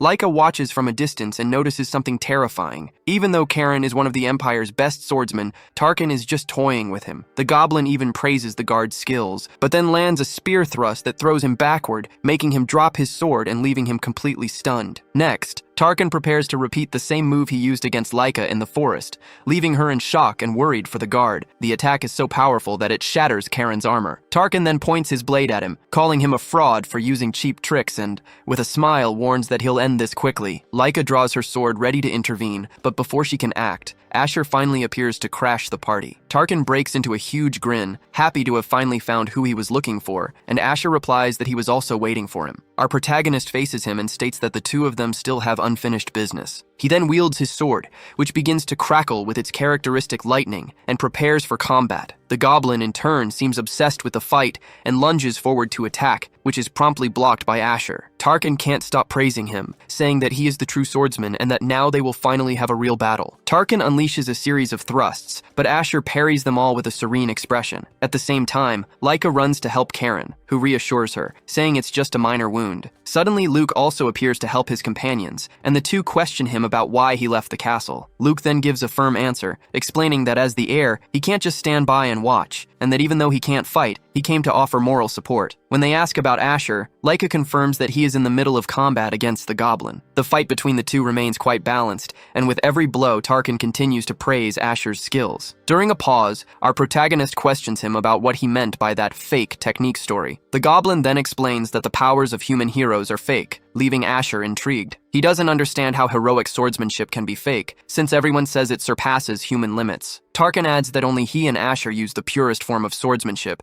and that's why Asher is the only human worthy of facing him. The goblin advances once more, while Asher is still trying to understand the logic behind true and fake swordsmanship. Suddenly, he gives a small smile as if he's figured it all out. He not only parries the next attack, but also catches Tarkin's weapon with ease. Asher then says the goblin is clever, but that he has no right to judge human techniques. He declares that heroic swordsmanship is the true peak a human being can achieve. Next, Asher taunts Tarkin, saying that the Imperial technique only seems advanced to barbarians like him. He states that the goblin doesn't know the true limits of human power and how strong they can become. With that, Asher unleashes a slash charged with all his aura, and the blow finally lands squarely on Tarkin's chest. Our protagonist then strikes a victory pose with a serious expression and calls the goblin weak. Tarkin finally collapses to the ground, battered and bruised, his spear shattered to pieces. Seeing the giant monster defeated, the other soldiers approach cautiously. Luke even asks if the beast is really dead, but the truth is he's still alive, though utterly defeated and in no condition to fight anymore. He can barely stand, and it's at this moment that Asher approaches for a final conversation. Our protagonist reveals that he didn't cut deep enough to kill him on purpose. The plan is for Tarkin to be imprisoned for his crimes, and the monster himself admits defeat. Before taking him away, however, Asher has an important question and wants to know why they invaded Ilak's territory. Tarkin gives the classic excuse that he was just following orders, which makes Asher even more curious about who might be behind it all. Tarkin then explains that a very powerful demon spoke to him and ordered him to lead his people to attack the humans. Upon hearing this, our protagonist immediately remembers that this is exactly how the ancient demon invasion began. The Demon King manipulated the monsters into attacking humanity, which means he has probably been resurrected or perhaps never truly died. Tarkin continues his speech, saying he is just a puppet in this story. He says that he used to be an ordinary goblin, just a bit more intelligent. He fought against other races to evolve, but deep down, he was still just a weak goblin. One day while he was fighting, a very high-ranking demon appeared out of nowhere and defeated his opponent. This demon offered Tarkin intellect and power in exchange for his loyalty and for attacking the humans. Now that he's been defeated, he doesn't know how he will face his master and even mocks the situation, saying that at least he'll get to see how a human prison works. While the soldiers shout that humans are superior, Tarkin just smiles, unbothered by the taunts. He knows he's no ordinary goblin. For now, the immediate danger has passed, but the revelation that the Demon King may have returned means everyone is in a very difficult situation. Sometime later, the sun shines brightly over the village, and the soldiers work hard to rebuild the walls destroyed in the battle. In the castle, Asher is welcomed as a hero. Lord Rebarok praises him for saving everyone, and also thanks him for pulling Luke out of his depression. Apparently, Luke has become a changed man, and is now even an honest worker. The conversation then shifts to Tarkin. Karen is keeping an eye on the prisoner, but something seems off. Asher suggests they send him to the Empire for a more thorough investigation. Rebarok agrees and says he also wants to alert the Empire about the new crisis with the monsters. He announces that a support group will soon be sent to Ilak. In fact, the Imperial carriages are already on their way, and the villagers get excited thinking it might be Haiban's return. In the middle of the crowd, a peasant gets confused and asks a friend if he also saw a woman who looks like a very beautiful elf. Meanwhile, Asher is training under Leica's watchful eye. She insists that she wants to learn the Imperial sword technique, but Asher refuses to teach her. Leica says she thinks it's incredible to watch him fight and wants to learn no matter what. He replies that she'll probably be disappointed, explaining that his teaching method is based on repetitive and exhausting movements. Many young people tried to be his apprentices in the past, but most of them gave up. Only one endured until the end, but Asher doesn't know where he is now. Their conversation is interrupted when they talk about the Emperor's envoys who are arriving. Laika comments that they are the captains of the guard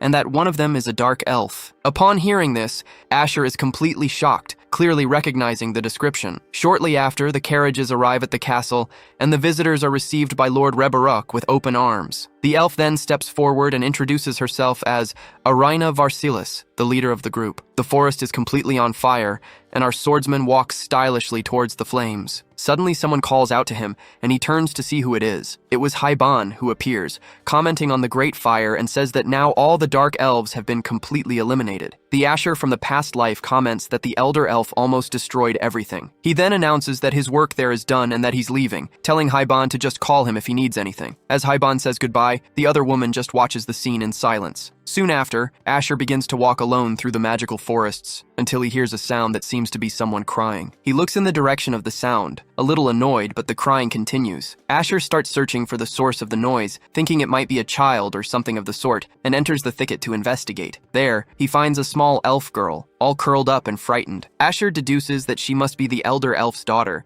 and is surprised that the mother managed to save one of the children. Feeling sorry for the little girl, who was not at fault for anything, he extends his hand to her and invites her to come with him. He asks for her name, and the little one replies that she is called Araina Varsilis. The scene changes, showing that the girl grew up and became an imposing captain. Laika greets her, while Rebarok seems surprised, as he had never seen an elf before. The young lady then introduces Asher, explaining that he was the hero who resolved all the commotion in the village. Asher and Araina stare at each other for a moment, and the tension is immediate. The captain says she has heard of him, indicating that the hero's fame is spreading. The two shake hands, and little does she know that she is standing before the man who rescued her years ago. Later, everyone gathers in the castle to talk, and Rebarok asks Asher to explain the situation. Araina maintains a perfectly professional posture, but Asher feels strange at that moment. After all, he was face to face with his own adopted daughter from his past life, Araina in the flesh. He remembers how it all happened. In the past, the dark elves hated humans and wanted to destroy everything. The elder elf tried to use immense power, summoning creatures from another dimension to attack,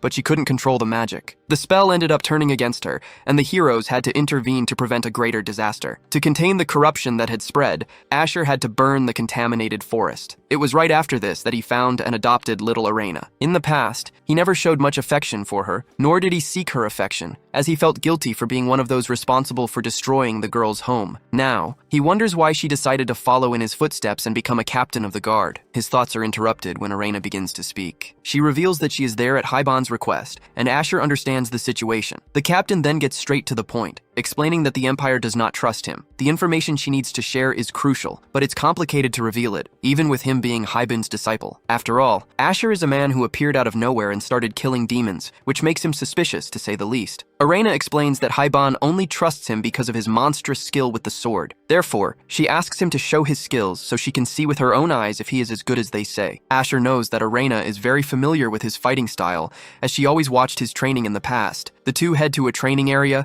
where he can fight without causing any damage. Our hero takes his position, and the captain just watches, analyzing his every move. Suddenly, she remembers a conversation with Haiban, where he commented that Asher reminded him a lot of her father. Haiban revealed everything, saying that Asher was just like his old friend. He even said that if she was in doubt, she should go see him in person. Now there she was, watching coldly, exactly as her father would. The captain is intrigued by this man who supposedly looks so much like her father, thinking it's impossible for such a person to exist. Asher, for his part, cuts the conversation short and announces that he is about to begin. He goes through his preparation, positioning himself elegantly, and unleashes a powerful slash into the air just for show. Araina continues to watch, waiting to see where this will lead. But suddenly, her cold expression shatters, and she is visibly impressed by what she sees. In that instant, she completely recognizes her father's movements in the figure of Asher. It's late at the castle, and some unexpected news seems to have surprised everyone. It turns out Laika is beaming with happiness because she received her acceptance letter from the academy, which was delivered by the captain of the guard herself. She thanks her emotionally,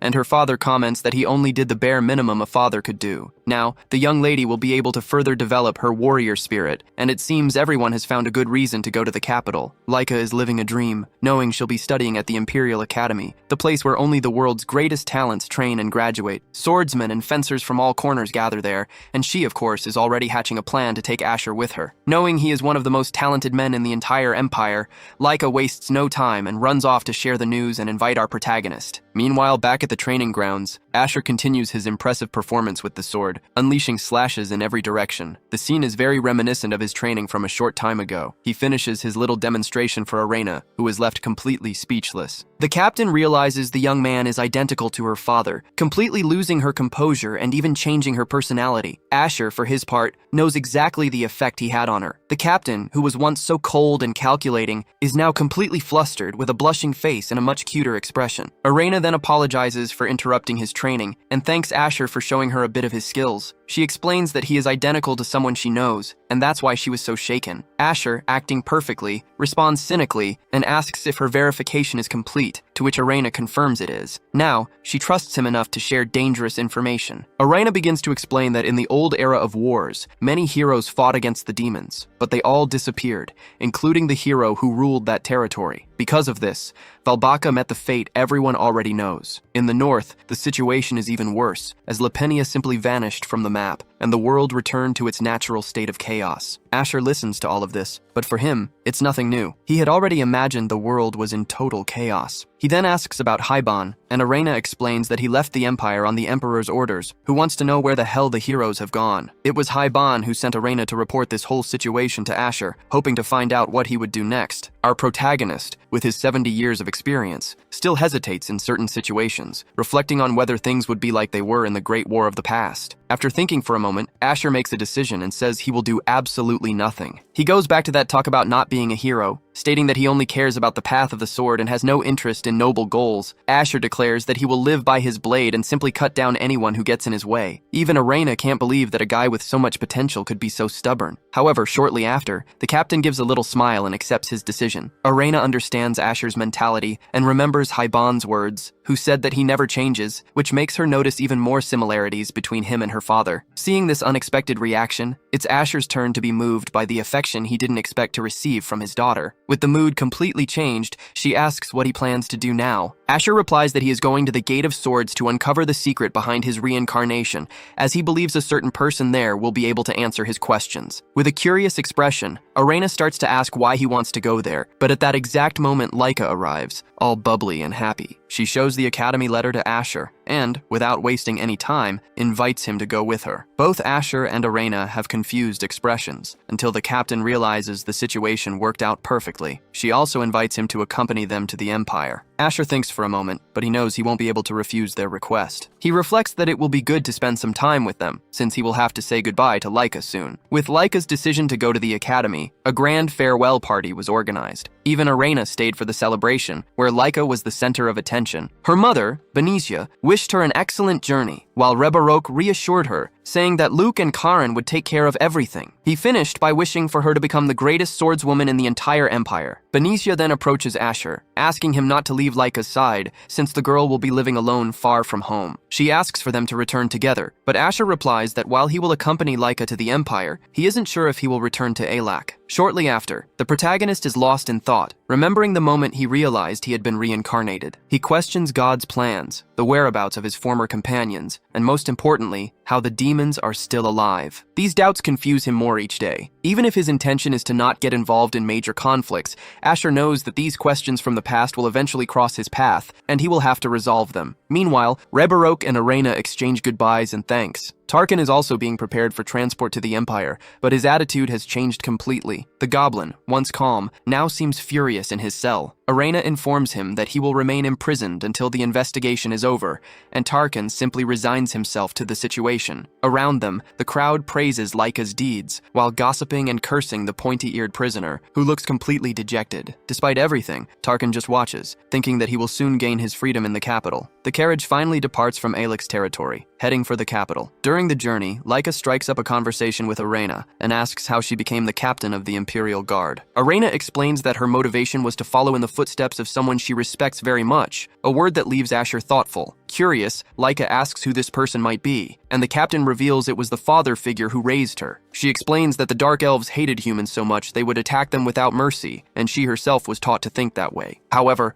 after her race was nearly destroyed, a human rescued her. This man was the captain of the guard, and, unlike the others, showed no hostility. He treated her like a daughter, and even though he was a bit tough, his incredible discipline was a great source of inspiration for Arena. Laika happily comments that it's beautiful she is following in her father's footsteps. Arena agrees, saying that his memory lives on in her heart. At that moment, Asher intervenes and asks if the person she remembers is really her father. The captain confirms and says that Asher is identical to him. The protagonist then asks what she admired most about him. Arena thinks for a moment to choose the right words and replies that she immensely respected his skill as a swordsman. It was by trying to imitate this quality that she followed the path of the sword and reached her current position. Hearing all this, Asher tries to maintain his tough exterior, but is clearly moved by his daughter's words. He had always been afraid that she disliked him, but he discovers the feeling was the exact opposite. With this conversation, Laika begins to connect the dots and realizes that Arena's father and Asher might be the same person. Being very clever, she is about to mention the word reincarnation, but is suddenly cut off by a scream.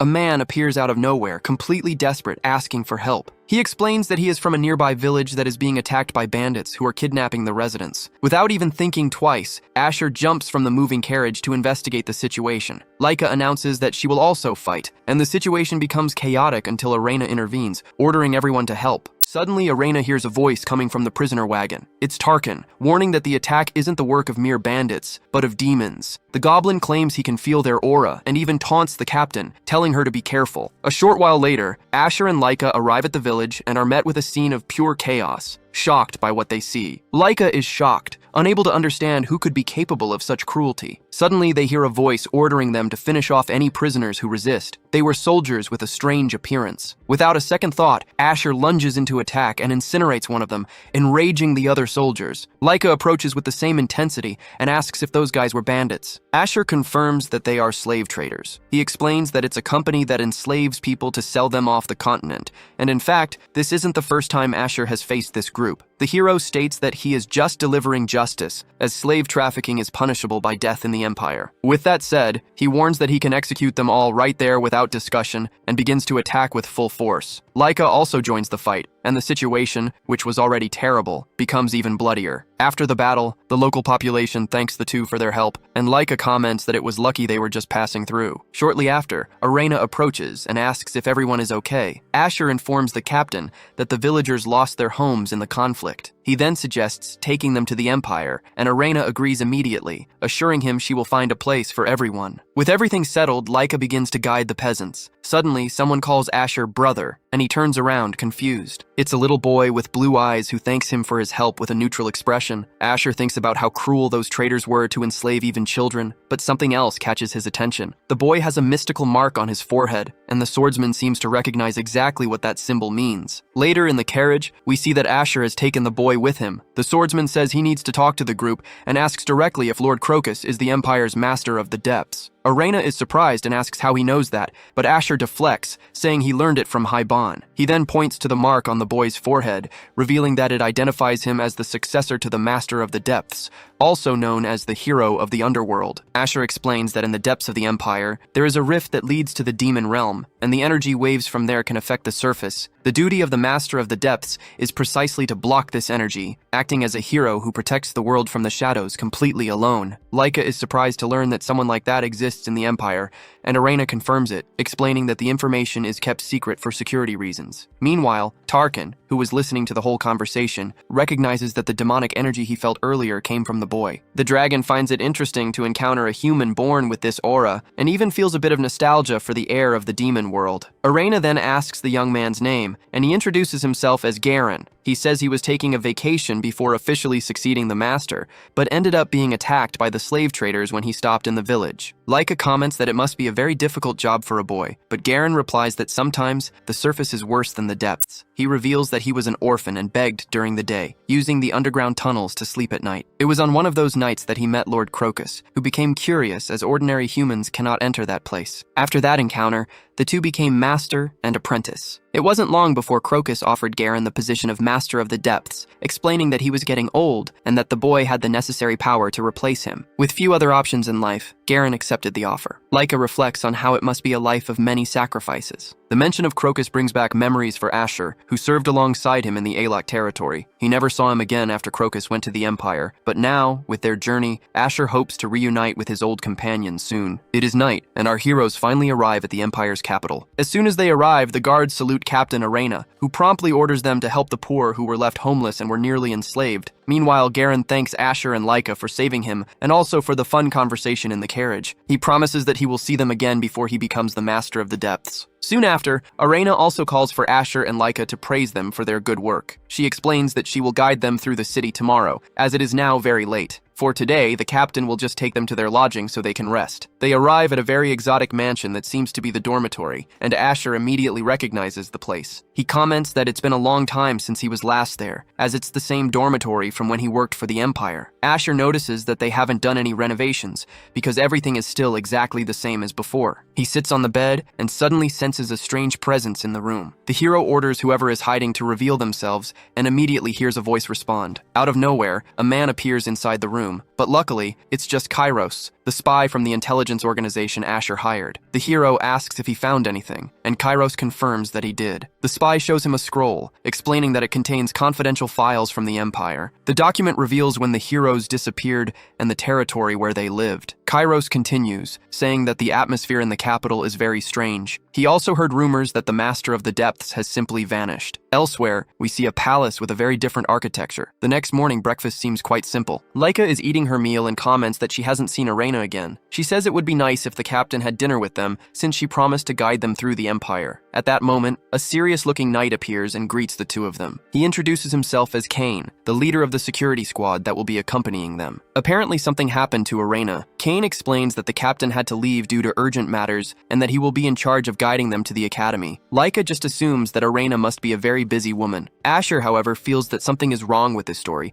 and worries about his friend's daughter. He imagines she went to solve the problem related to Crocus. Our duo and Kane ride in a carriage through the capital, and Laika is impressed by what she sees. The buildings are larger and the people seem more elegant and luxurious. While Laika's eyes are sparkling at the sight of the city, Asher can only think about their problems. He is extremely worried about what might have happened to his friend Crocus, as he knows that the peace in the capital only existed because he handled everything behind the scenes. Asher is sure that his friend wouldn't just disappear out of the blue and has no idea what could have happened. Laika notices that Asher doesn't seem very well. The protagonist, trying to hide it, says it's nothing, while Kane thinks he's just motion sick from the ride. The knight informs them that they are already arriving at the academy and that they can relax. The two thank him, and Laika has never been so excited. When they arrive, her excitement grows even more, as the academy is larger than their own castle in Ilak. Asher feels a strong sense of nostalgia seeing the good old academy again. He almost cries as he remembers the place where he and Haiban spent their youth. Kane then says he will guide them to the reception desk. There, a secretary who is registering Laika comments that she sees she's from the same territory as Karen. The woman continues, bragging about how incredible Karen is, a great talent who graduated from that academy. She even claims that no one in the Empire can defeat him. To test the newcomer's strength, the secretary says they will have to participate in a duel. Laika accepts immediately, eager to fight someone. The secretary then prepares to take them to the combat area,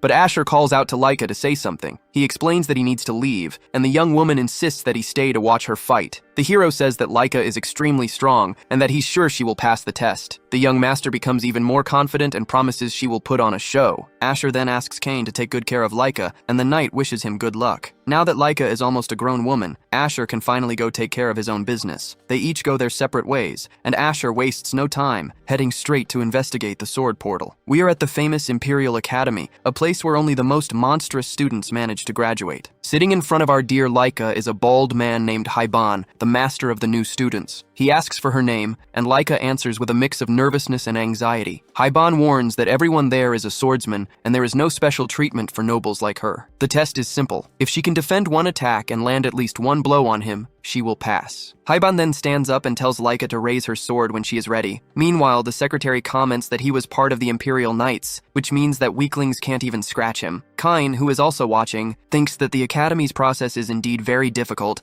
and is curious to see how skilled this Laika is. With a furious look, Haiban lunges forward, but Laika reveals herself to be a true beast and doesn't hesitate to make the first cut. In the blink of an eye, Haiban's sword shatters into pieces. No one expected that, but Leica simply destroyed the master in a single second, humiliating the man with just one blow. Haiban was completely bewildered, and not even Leica herself understood what had just happened, wondering if he was really that weak. The instructor was even knocked unconscious, and the secretary was left speechless by this embarrassment. And of course, after that demonstration, she passed with the highest score. Meanwhile, elsewhere, Asher finally reaches his destination, the Sword Gate. To enter the inner gate, one must pass through 3 gates, a task that only true masters of swordsmanship can complete. Many have tried and failed, including so-called first-class swordsmen. Master Haiban himself only managed to reach the 3rd gate, and no one knows what lies beyond it. As Asher approaches, he sees a group of guys yelling and using absurd strength to open the 1st gate. One of them insists he needs to open it to prove he is a high-class swordsman, but soon gives up and admits he can't. The others try to motivate him, saying he was almost there. It is at this moment that Asher appears with his usual expression. One of the men asks if he is going to try, and upon hearing his confirmation starts to mock him, saying it won't be easy. He even jokes that one of the best students tried and is now lying on the ground. Completely ignoring the mockery, Asher simply touches the gate and opens it as if it were his bedroom door. The group is in shock, unable to believe he managed to do it with no effort at all. After entering, he even relaxes a bit to rub it in their faces. For reasons he doesn't even understand, Asher remembers that in his past life, he also managed to pass through the 1st gate with the same ease. In fact, he passed through the 2nd and even the 3rd gate without any difficulty. At that time, he was just a captain of the guard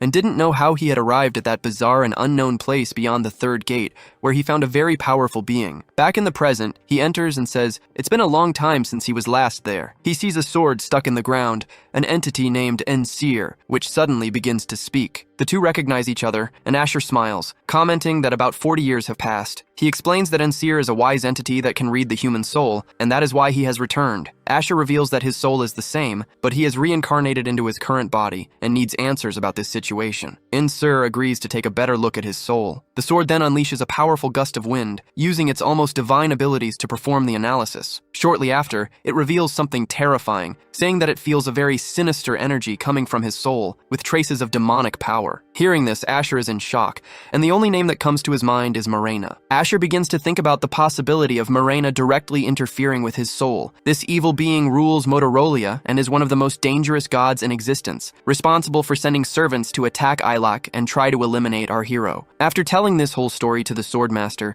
it becomes clear that the evil god truly desires our protagonist's soul. Asher then asks why his soul is so special, and Ensir reminds him that he was about to become a master swordsman. Ensir explains that upon reaching that level, a warrior's soul and aura become one. The problem is that Asher died before this fusion could happen, which means Morena wants his soul precisely because it's that of a master swordsman, but without the protection of an aura. Even so, Asher says with confidence that, even in this body, he will not be easily defeated. He is satisfied, as this explanation finally answers many of his questions and leaves him determined to settle things with Morena personally. Soon after, he announces that he is leaving, to the sword god's surprise. The man had only been there for an hour and didn't even want to talk a little more. Ensir then asks Asher to at least free him from that weird prison, complaining that it's horrible to be trapped for decades. Asher comments that he tried to do it before and couldn't, but the Swordmaster insists that it will be different now, as the hero is much stronger and will surely be able to free him. Since Ensir was helpful, our protagonist decides to try one more time. He holds the entity firmly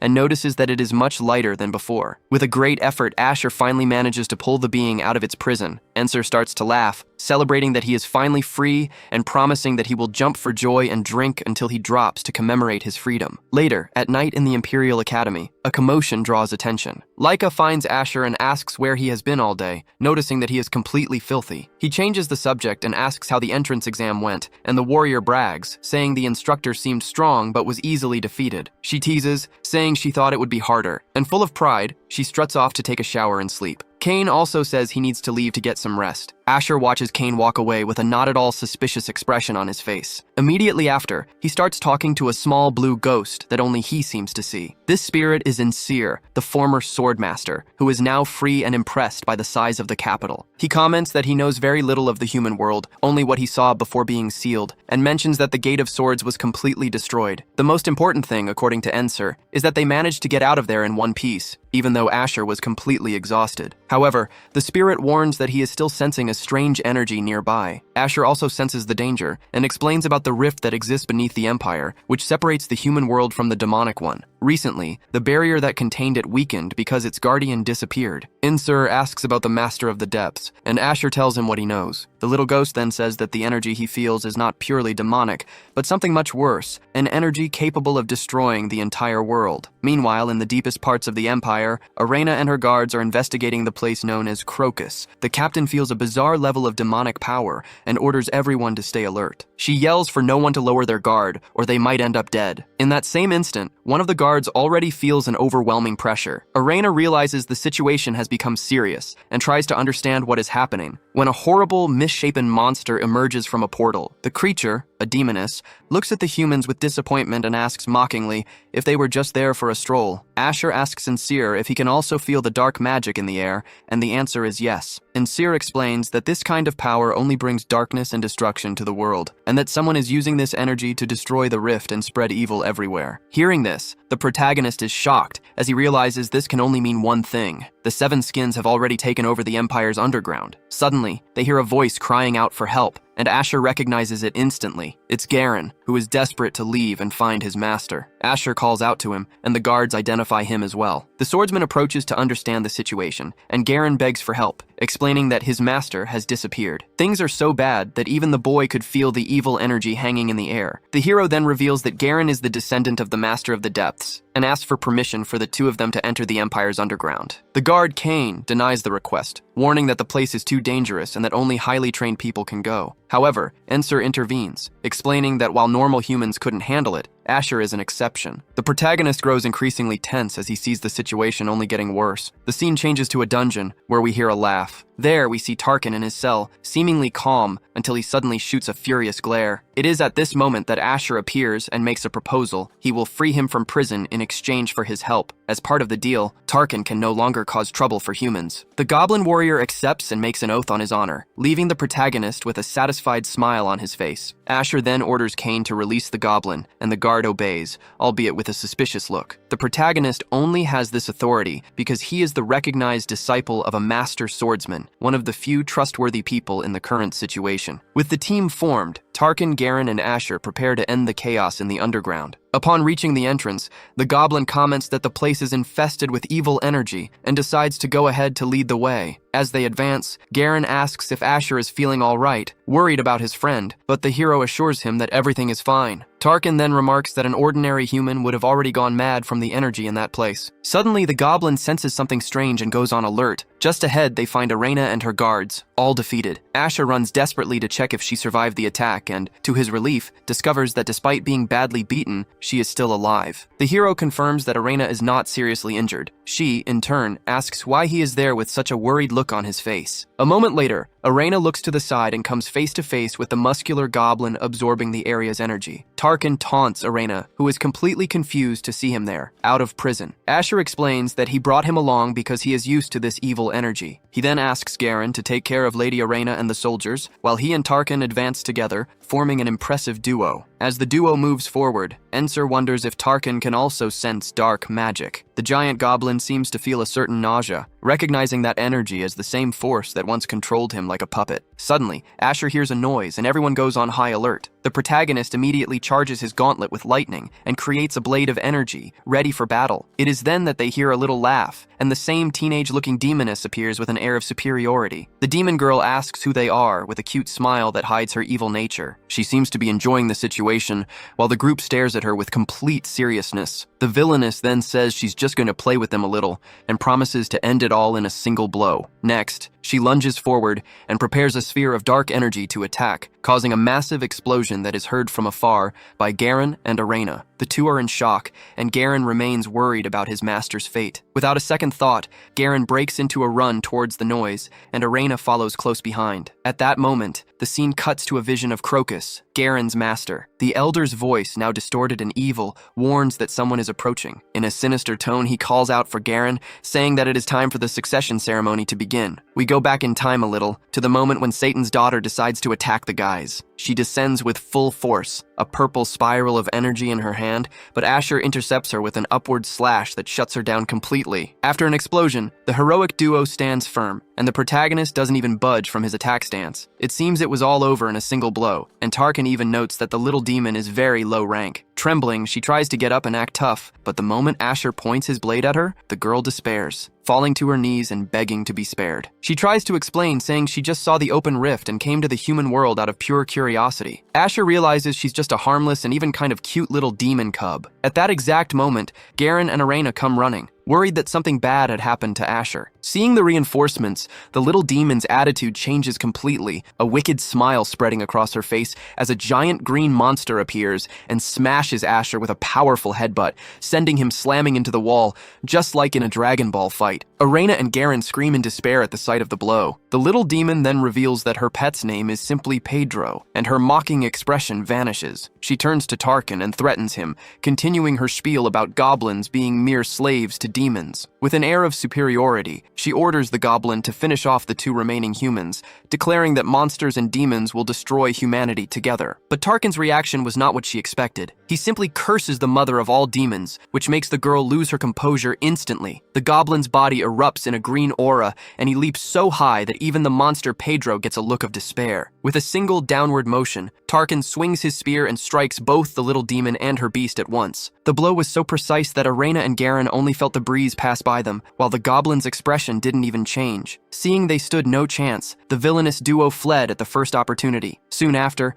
Arena rushes to check if Asher is okay, but Ensir comments that he saw the swordsman block the monster's blow seconds before impact. That's when we discover the truth. Asher faked being knocked out on purpose, just to test Tarkin's loyalty. He gets up and praises the goblin for not falling for the demon girl's talk. Tarkin simply replies that a warrior never goes back on his word, and besides, he hates that kind of dark creature. Garen and Arena look at each other, completely shocked by the situation, while the other two are already telling them to move on. The quartet finally arrives before a mysterious door. The captain explains that this is the fortress where the demonic rift is hidden. Asher then tells Garen to look for Crocus, while he and the others deal with the demons. Upon opening the door, however, he is faced with a bizarre corridor, and at the end of it, Crocus himself is sitting, looking like a dark fantasy character. Garen runs to his master, relieved, saying he thought he had disappeared. The master hugs him and assures him that he's better than ever, and Asher smiles at the scene, not suspecting a thing. Crocus greets the captain of the guard, commenting that it's been a while since he last saw her, and she replies that she's happy to see him well and safe. In the midst of all this cordiality, Tarkin is the only one who continues to find the whole situation very suspicious. Arena gets straight to the point and asks for Crocus's help in dealing with the demonic energy. She even kneels, begging him to save the Empire from the rift, as the entire nation needs him. The master seems to ponder the idea that the Empire trusts him, but his response shocks everyone. With the utmost cynicism, he simply refuses. Arena is left completely confused, and Crocus finally reveals his exhaustion, asking for how much longer he will have to be trapped in that underground world,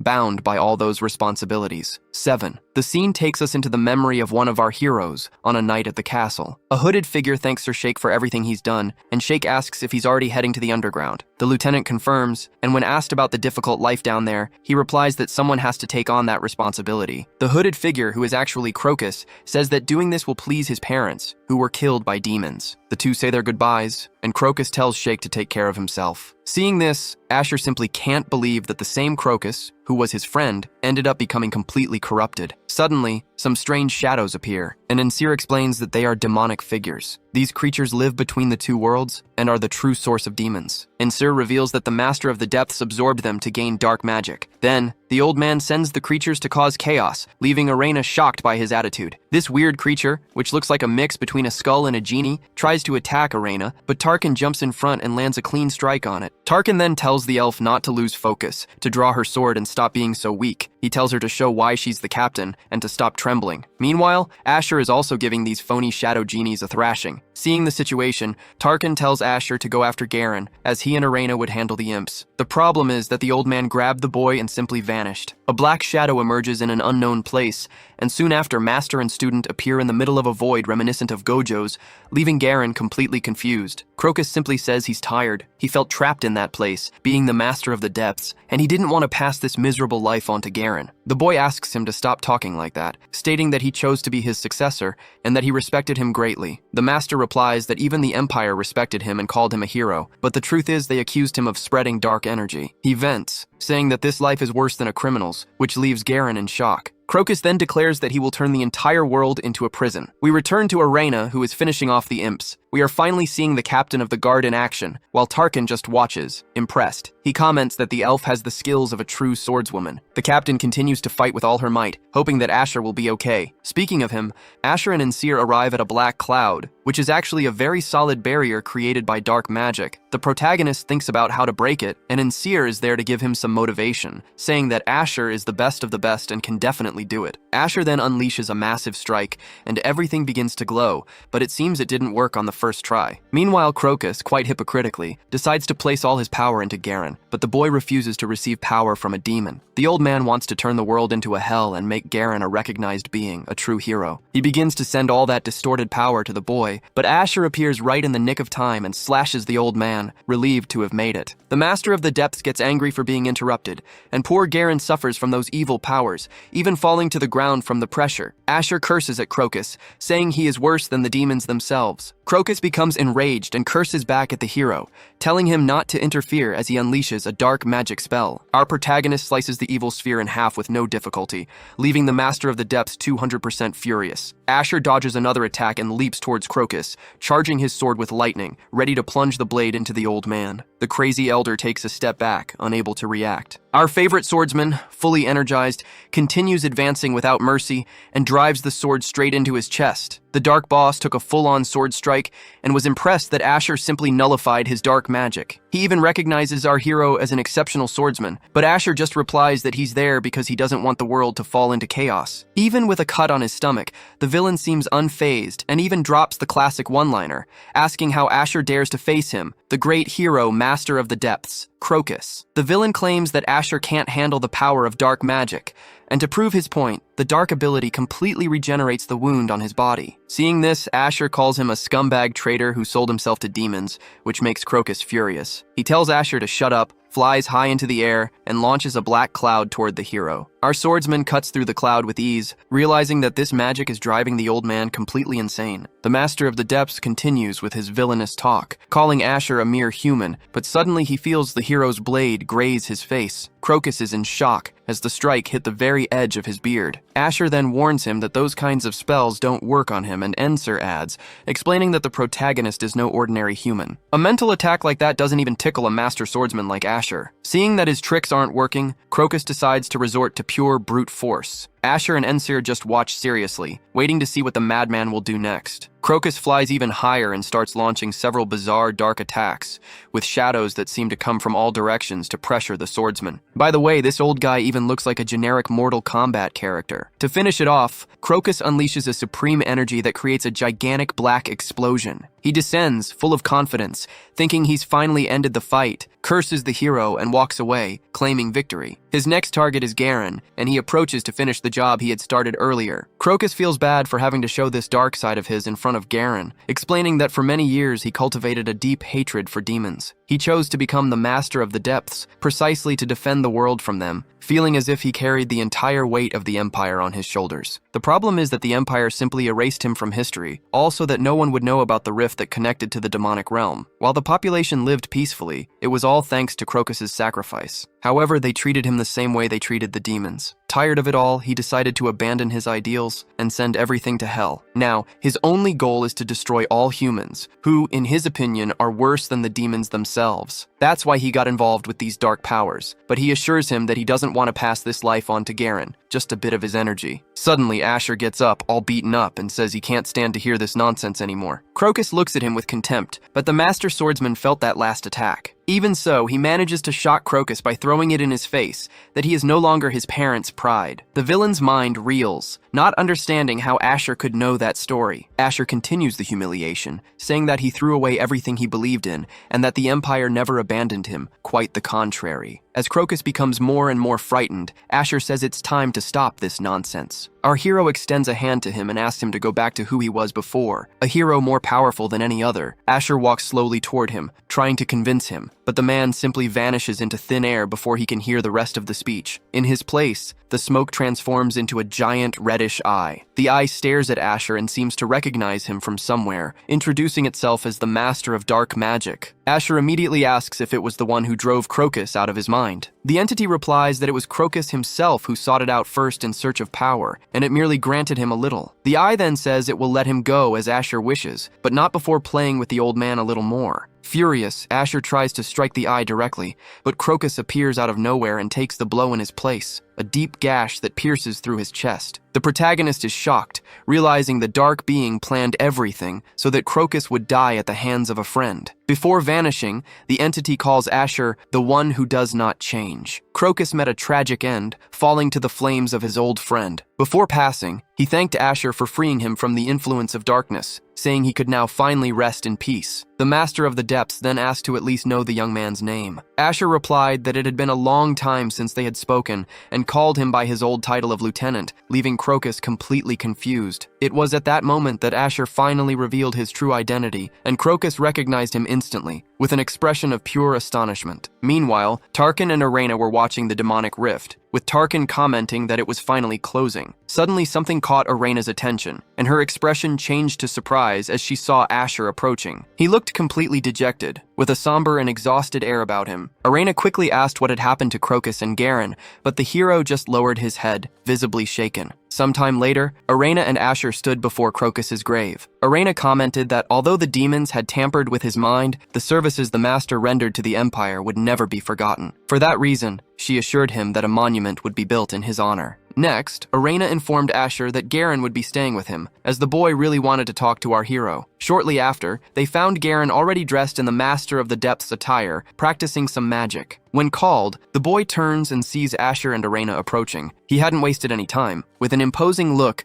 Garen thanks them for the visit and points to a coffin, explaining that is where his master now rests. Asher apologizes to the boy, but Garen says it's all right, explaining that the master had lost control. He also thanks Asher for helping Crocus regain his sanity in his final moments. The conversation makes Asher remember his last moments with Crocus. In his memory, he asked the master how he had been corrupted, and Crocus replied that the demons had tempted him in a moment of weakness. He confessed to having a weak heart, and that he had always wished to be as strong as Asher. At that moment, young Garen came running and hugged his master. Crocus apologized to the boy for all his mistakes and said it was time to perform the succession ceremony. Asher just nodded in agreement. Smiling, Crocus thanked Asher for the talk and asked for a moment alone with his disciple. The two said their goodbyes, with Asher hoping to meet him again in another life. Back in the present, Asher finishes his reflection as Garen approaches the coffin, trembling slightly as he expresses how difficult it was to deal with the sadness. The moving scene is interrupted by the arrival of a small demon girl who appears shyly carrying some books. She is shocked to see Asher and Arena there, and Arena immediately prepares to attack. However, Garen stops her, explaining that it's okay. He explains that since the rift closed, he found her hiding and invited her to be his assistant. The demon, named Ensir, was immensely grateful for the boy's kindness, which surprised Asher, who didn't expect to see a demon with a sense of gratitude. Garen and Ensir say goodbye to Asher and Arena, wishing them all the best. Asher promises he will return to visit him one day, and the new master smiles, saying everything will be fine. Once outside, Arena questions Asher if it isn't dangerous to leave a demon as Garen's assistant. Asher reassures her, explaining that she is too weak to be a threat. Besides, he believes it will be important for Garen to have someone by his side so he doesn't feel lonely. The pair barely reaches the surface before they are intercepted by a group of knights led by Sir Kane, who stares at them with his typical suspicious expression. Arena immediately asks what he is doing there with so many men. With a bow, Sir Kane replies that his mission is to escort Asher. He asks the hero to accompany him, as His Majesty, the Great Emperor, wishes to have a word with him. The scene takes place in the glorious Imperial Palace, where Asher approaches and kneels in reverence to the Great Emperor, Ilark Bokados. Meanwhile, Ensir is beaming, finally getting to meet the ruler. The Emperor praises Asher's famous deeds, stating that he is likely the only trustworthy person at the moment, as the old heroes have either gone mad or simply vanished off the map. As a reward for his services, Alark has his soldiers bring a strange black box, saying that Asher is the most suitable person to receive that gift. As soon as the box is opened, an intense glow illuminates everything around them. A short time later, we see Asher testing his new magic gauntlet, and when Ensur asks what he got, the hero replies that it was the Imperial Box, a rare weapon whose power he was only now about to discover. The little blue creature on his head immediately starts insisting that he test the new equipment. Suddenly, Laika appears, already aware of all the news. She is impressed that Asher managed to get close to someone as grumpy as the Emperor, which makes him even cooler in her eyes. Right after, the hero calls her for a serious conversation, and we see the quartet gathered together. Laika is a little upset to learn that Asher is already leaving, but he promises he will find her again and advises her to focus on her studies. He explains that he has unfinished business to attend to, mentioning that mysterious being who threatened him, and that he needs to put an end to this story once and for all. In an unexpected gesture, Laika places her hand on Asher's shoulder and asks him not to die, no matter what happens. It's a heart-wrenching scene. Asher thanks Irena and Kane, feeling happy to have been reunited with his daughter. Kane wishes him good luck and tells him to take care. And so, the hero departs amidst a sad and emotional farewell. Laika tries to comfort everyone, saying that he'll be fine, as he's strong enough to survive anywhere. At that moment, Irena feels something very strong in her heart. She remembers the day her father left, saying he would be back soon and asking her to lock everything up and take care of the house. Emotion overwhelms her as she thinks about how much Asher resembles her father, that man who would walk nonchalantly onto the battlefield. Cutting to a forest, we hear Ensur talking with Asher. The hero reveals that his first destination is the kingdom of Rabia, a place that was ruled by an old comrade of his, and which, according to reports, was completely destroyed overnight. Just as suddenly, Tarkin appears in the middle of their path. Ensur recognizes him as the talking goblin, and Asher realizes that he has finally gained his freedom. Tarkin confirms that the promise was kept and says he will always remember Asher. He guarantees they will meet again for a duel, and that next time, he will be the victor. Asher simply crosses his arms and says he'll be waiting for that rematch. With a smile on his face for having found a rival, Tarkin skips away happily through the forest, promising they will see each other again. Ensur comments that monsters are enemies of humans and questions if it wasn't dangerous to let him go. But Asher is calm, as Tarkin promised not to bother humans, and he believes the goblin will keep his word because he has the honor of a warrior. The little ghost finds it curious for a monster to have a sense of honor and rivalry. Meanwhile, hidden and observing everything is Kairos. Sitting relaxed in a tree, he reflects on how Asher is a person he simply cannot understand. The spy investigated the hero's life and discovered that he was the adopted son of nobles, but somehow he transformed into a master swordsman overnight. Furthermore, a noble lady became his biggest fan, he became Haibon's disciple, and he also defeated every kind of monster and demon that appeared in his path. It's very hard to believe that someone could change so drastically. Kairos admits he suspected Asher from the beginning, especially when he asked him to investigate the whereabouts of the other heroes. Curious about his true identity, the spy ended up finding some very interesting information in an old imperial history book, seeming to get closer and closer to unraveling this great enigma. While they prepared their food, with a nice piece of meat over the campfire, Ensur asked what the kingdom of Rabia was like. Asher replied that the place was ruled by the archmage who created his magic gauntlet. This archmage was a great hero who protected the world with his transcendent magic and, after the war, founded and led Rabia, turning the kingdom into a true paradise on Earth. However, for some unknown reason, the place fell into disgrace and the archmage simply disappeared. Ensur began to wonder if the archmage had been corrupted, just like Crocus. It was at that moment that some mysterious figures appeared, spying on Asher from a distance. Judging by their rather peculiar clothes,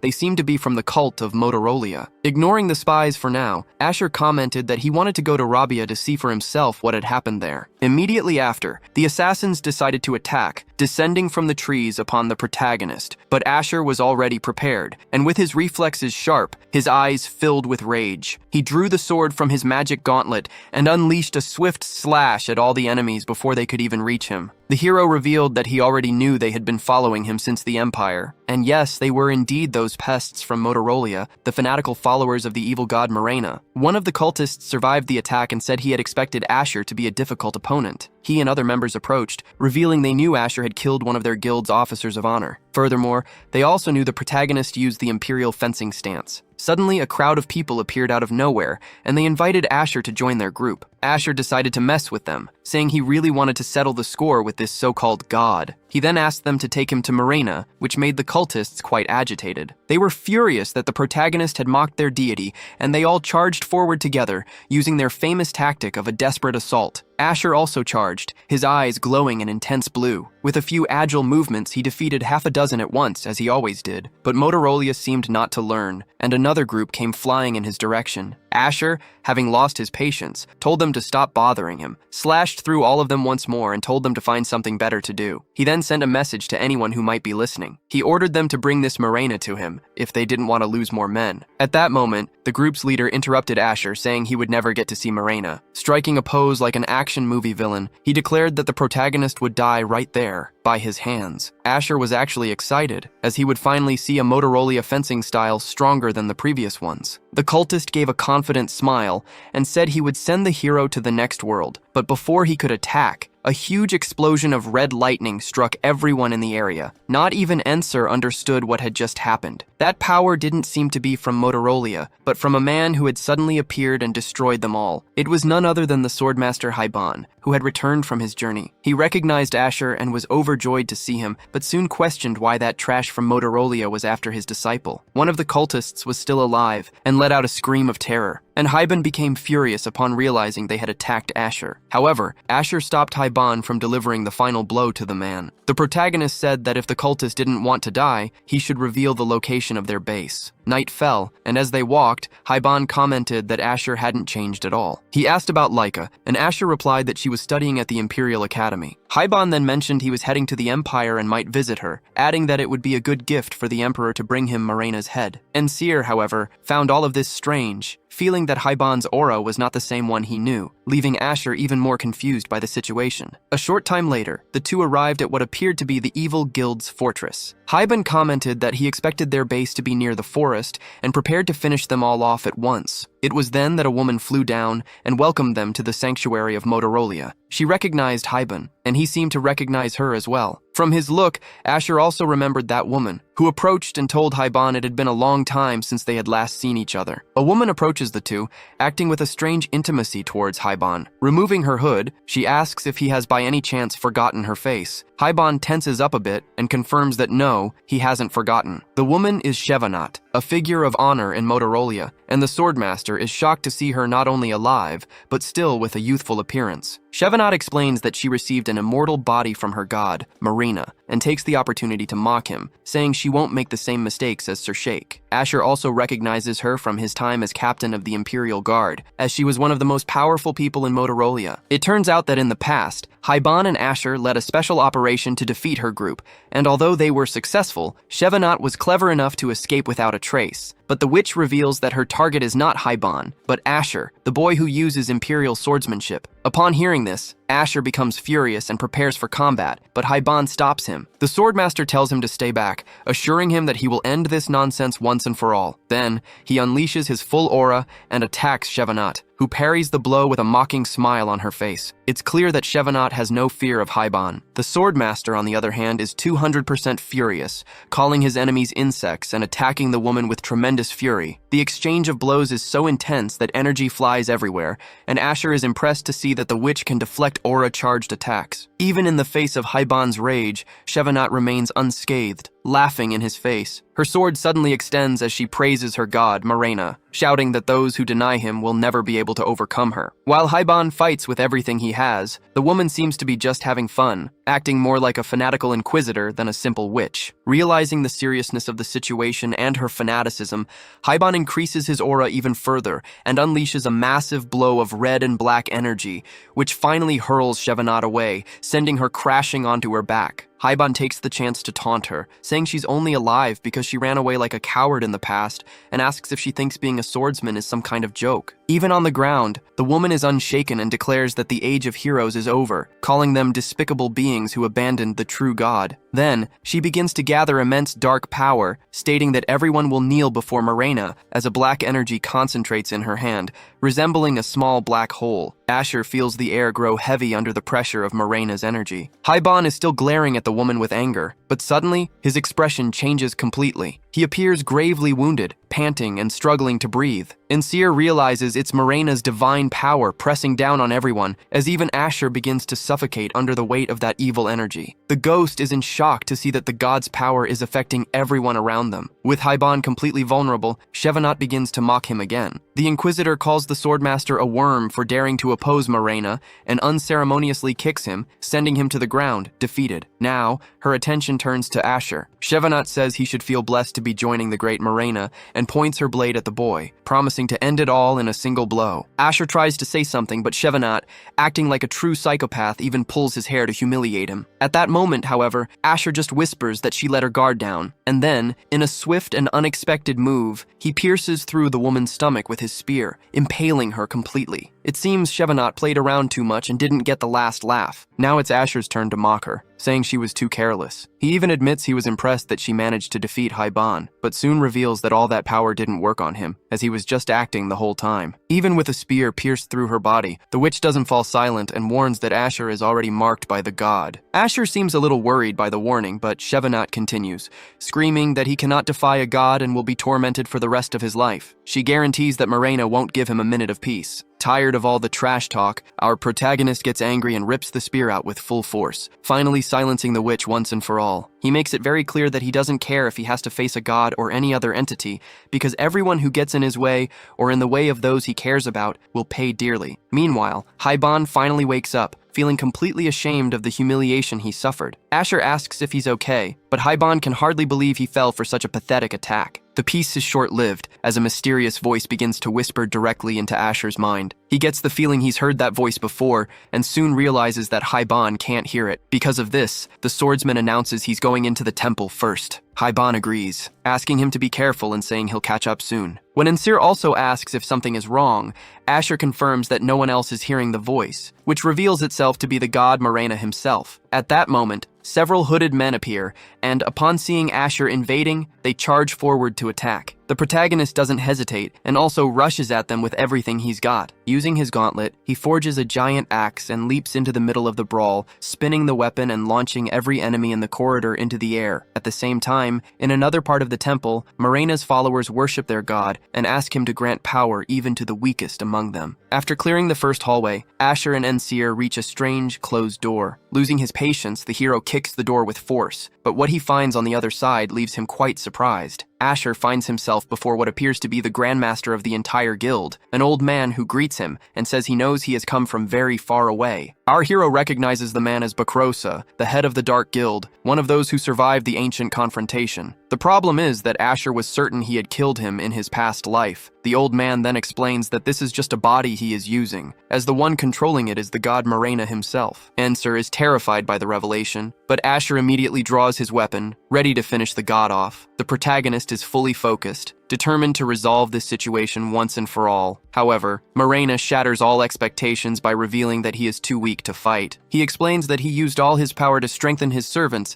and is now trapped in the old man's body with almost no magic left. Asher gets straight to the point and asks Morena about his reincarnation, but the god replies that he knows nothing, only that he found out about his special soul. Morena confesses that he wanted Asher's soul, but that he has no connection to his reincarnation. With a malicious look, the god reveals that the soul of a swordmaster like the protagonist has the power to free the gods. He also warns that he is not the only one after Asher's soul. Changing scenes, we see Arena in her office, overwhelmed with immense paperwork about monster and demon attacks, thinking worriedly about how Asher must be doing. Suddenly, Sir Kane opens the door, clearly bringing bad news. Arena asks what he wants, and Kane, somewhat awkwardly, informs her that an order from the sun god has just arrived. Immediately after, we see an extravagant sun-themed carriage stopping outside. A woman in frilly clothes steps out, a priestess who looks like she came straight out of a game. She then declares that she has finally arrived at the location of the man wanted by the sun. A girl dressed as a priestess introduces herself to Arena,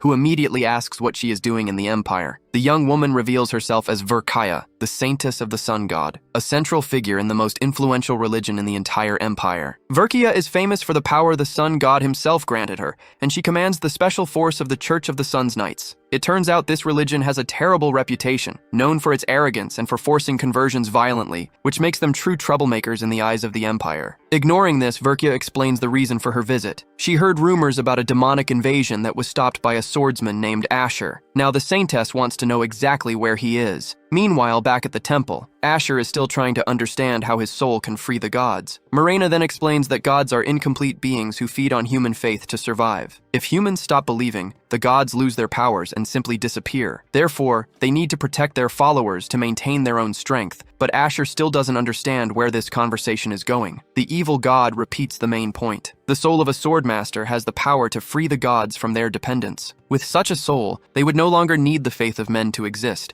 gaining eternal life and omniscience without any conditions. Morena reveals that all gods, not just evil ones like him, desire this kind of absolute power. Asher then confronts him, saying that he himself depends on humans and wants to rule them. Morena confesses that the Motorola were his followers and that he gave them all his power, but since they all failed, he ended up in this pitiful situation. Our protagonist says he got what he deserved and prepares to finish the god once and for all, but Morena just laughs, warning that it won't be that easy and that Asher will suffer as well. Suddenly, the surroundings begin to distort, and the entire temple starts to crumble, while Morena screams, wishing for Asher's death. Ensir warns that they need to escape, or they will be buried alive right there. The evil god, desperate for the swordsman's soul, starts screaming again, but is cut off by a powerful slash. The ghost is left completely confused, but Asher feels a familiar aura approaching. It's Haibon, who has arrived 100% recovered and ready for action. Haibon grabs Asher and says they need to get out of there immediately. The Swordmaster unleashes his aura, taking on an intimidating appearance, and then makes a powerful leap, taking Asher with him. The two blast into the sky like a rocket, shattering what remained of the temple on their way up. Back in the Empire,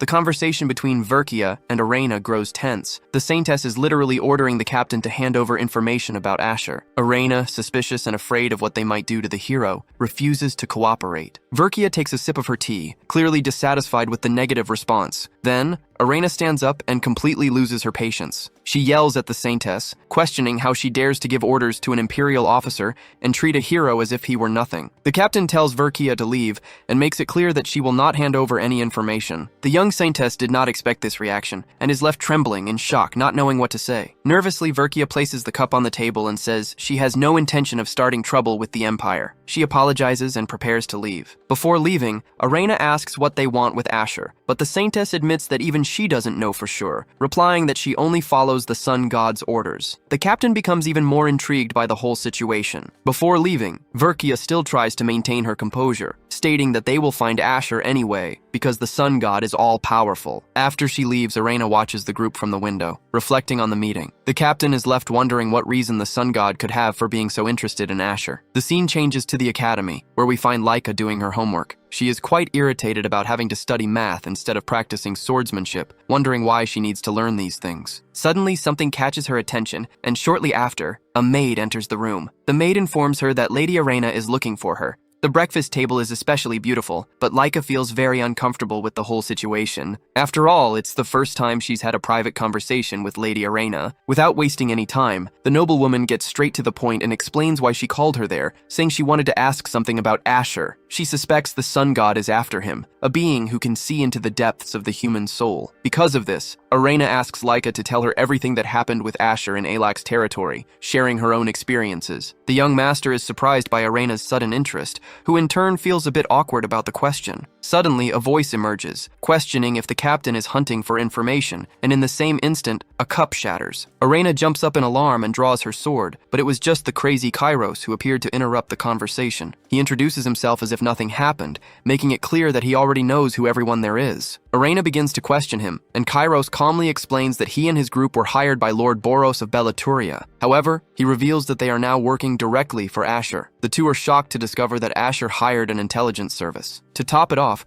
Kairos says that Asher himself asked him to find the hero's whereabouts. He admits that he also became curious about who Asher is, and then sits down smugly, telling the ladies to continue their conversation. Meanwhile, on the other side, Asher and the others are discussing a serious matter. Asher questions Ensir, who mentioned seeing Haibon's aura, and asks if he was truly a swordmaster. Ensir admits that he also found that very strange. Asher then remembers a time when Haibon himself confessed to doubting his own strength, saying it was only his talent that allowed him to become a master. But now, it seems the swordsman has completely lost that confidence and no longer believes in his own power. And Seir confirms that Hyban said something similar the day before, confessing to Asher that he was full of doubt. The Swordmaster began to question if what he considered the pinnacle of swordsmanship was truly the pinnacle. He didn't understand why he was so weak against Morena's power, and now believes the heroes admired the wrong kind of skill. Hyban began to despise the much idolized aura, wondering how that little thing could be the pinnacle of the entire art of the sword. For Hyban,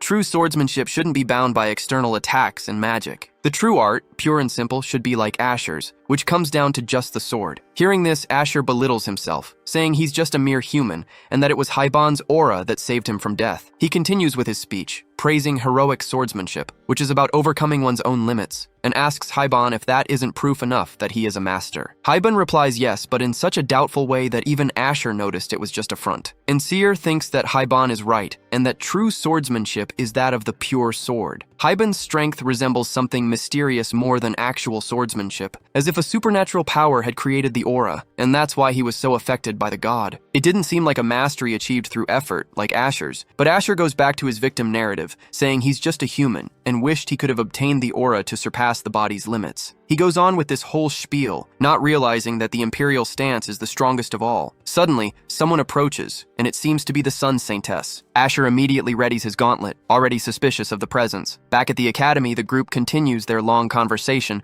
with Kairos fanning the flames and egging the girls on. Laika is explaining how Asher seems more like a war veteran than a boy, which makes Arena even more thoughtful. Kairos notices the captain is overthinking and provokes her, asking the reason for her sudden interest in Asher. Without beating around the bush, Arena gets straight to the point and warns that the followers of the sun god are after him, leaving everyone in shock at the revelation. And speak of the devil, the Saintess has finally found our hero. She observes Asher and Enser from a distance for a moment. On the other side, Asher and Enser just stare back at her without saying a single word. Less than a week later, Verkia shows up to bother Asher. From the way she's dressed, our protagonist figures out what she's about, guessing she's a saint of the sun god, but he doesn't understand what she wants there. Suddenly, she drops her magic scepter and takes the opportunity to take Asher's hand without even asking for permission, playing innocent and asking for his help with a problem. The protagonist, of course, still doesn't understand a thing. The saint begins to tell a story about a village that was attacked, where the peasants were sold as slaves. She explains that several farmers are about to become slaves, and that she desperately needs his help to stop it. At that moment, Asher remembers those weird guys he had faced before. As Verkia begs for help, Asher questions her directly, asking if she really is a saint of the sun god. Our hero argues that it would be much easier for her to simply summon the knights of her own order. After all, they are the religious organization with the greatest military strength in existence. The saint looks away, clearly searching for a good excuse, and says they are busy and don't follow her commands. Asher becomes very suspicious of this poorly told story,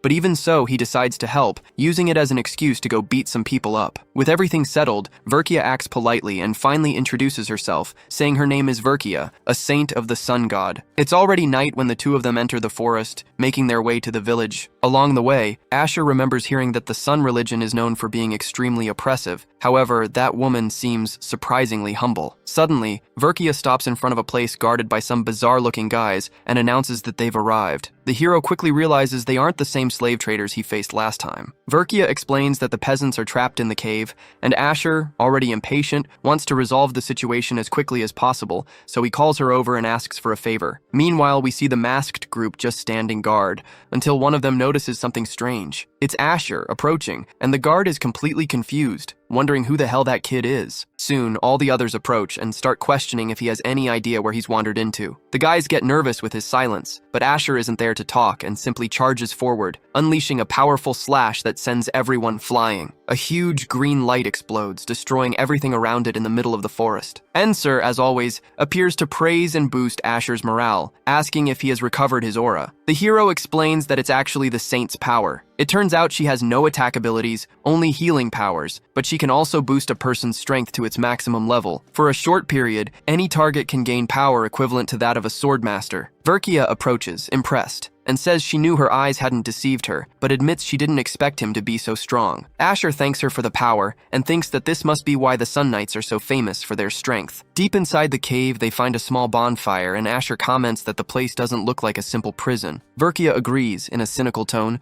saying it looks more like a religious temple. At that moment, a shadowy figure emerges and asks what they are doing in that sanctuary. Asher immediately confronts him, asking if he is the leader of the slave traffickers, and advances, demanding that he free the peasants. But the masked man replies that they are saviors, not traffickers, stating that their goal is to free people from suffering and become the true saviors of the world. Verkaya then steps forward and gives him a lecture, declaring that enslaving people has nothing to do with salvation and calls them mere bandits. The masked man scoffs at her and begins to question the sun god himself, revealing that the sun religion also oppressed and destroyed many people in the past. The villain exclaims that the era of that outdated god is over, and suddenly, a bright light appears out of nowhere, forcing Verkia and Asher to close their eyes. The man continues his speech, announcing that a new god will soon descend. The light reveals a mountain of suffering people, showing that, after all, Verkia wasn't so wrong about the situation. The masked man just smiles and strikes a dramatic pose, as if he were in a play, while Asher and Verkia watch the scene with expressions of pure horror. The cultist shows no shame in displaying the massacre he committed, leading Asher to question if it was all a human sacrifice. Beside him, Verkia trembled in horror at such cruelty. When they call him a murderer, the man just gives an ironic laugh and reveals that the sacrifice of a few is necessary for the greater good. He confirms that all of this is an offering to his god, and that the victims should feel honored, raising his hands to invoke divine power. As the altar's energy flows into the cultist's body, Seer sends a warning to Asher, who immediately understands what is happening. The entire ritual was meant to summon an aberration, a type of divine or demonic monster from another dimension. These creatures are extremely hostile and powerful enough to destroy an entire city. In the past, a worshipper of these beings nearly annihilated humanity, and because of her, the land and people of Ariana were completely destroyed. They need to stop the summoning before the creature fully manifests, but the man has already absorbed part of its power. Asher grows worried, knowing that in the past it took 2 master swordsmen to defeat a single aberration, and now he doubts he can do it alone. Suddenly, the cultist transforms into a giant shadow, declaring that the day of judgment has come, and prepares a devastating punch to attack the pair. Verkia quickly steps in front and manages to block the blow with her staff, assuring she will hold the monster off for a while. Asher, however, knows it's impossible to contain such a creature for long with just a magical barrier. And he was right, as in just a few moments the protection begins to crack. The aberration watches the scene, calling them pathetic, and with another blow, completely shatters the saint's barrier. Verkia is in shock, but before the worst can happen, Asher pulls her to safety. Enser comments that a single blow from that monster would be fatal, and Asher tenses up, not knowing how he could win this fight. He then realizes that the only chance is to use divine power, and asks the saint to bless his weapon. The protagonist's plan is to attack the creature's vital points, and for that, he asked Verkia to trust him and use her power to increase his strength. The saint holds the spear and imbues it with her divine powers, making it ready for combat. Asher stands face to face with the aberration, which raises its gigantic foot, about to crush him. At the last second, Verkia hands the blessed weapon to Asher, and the swordsman leaps towards the monster, ready to plunge the spear into its body. He gets closer and closer, until he manages to drive the spear right into the aberration's chest. The monster's shadows immediately try to consume the holy weapon, and Asher must use all his strength to avoid being swallowed and to finish the attack. Seer and Verkia watch the scene with concern, as the protagonist is almost completely engulfed by the darkness. Even so, he doesn't give up and,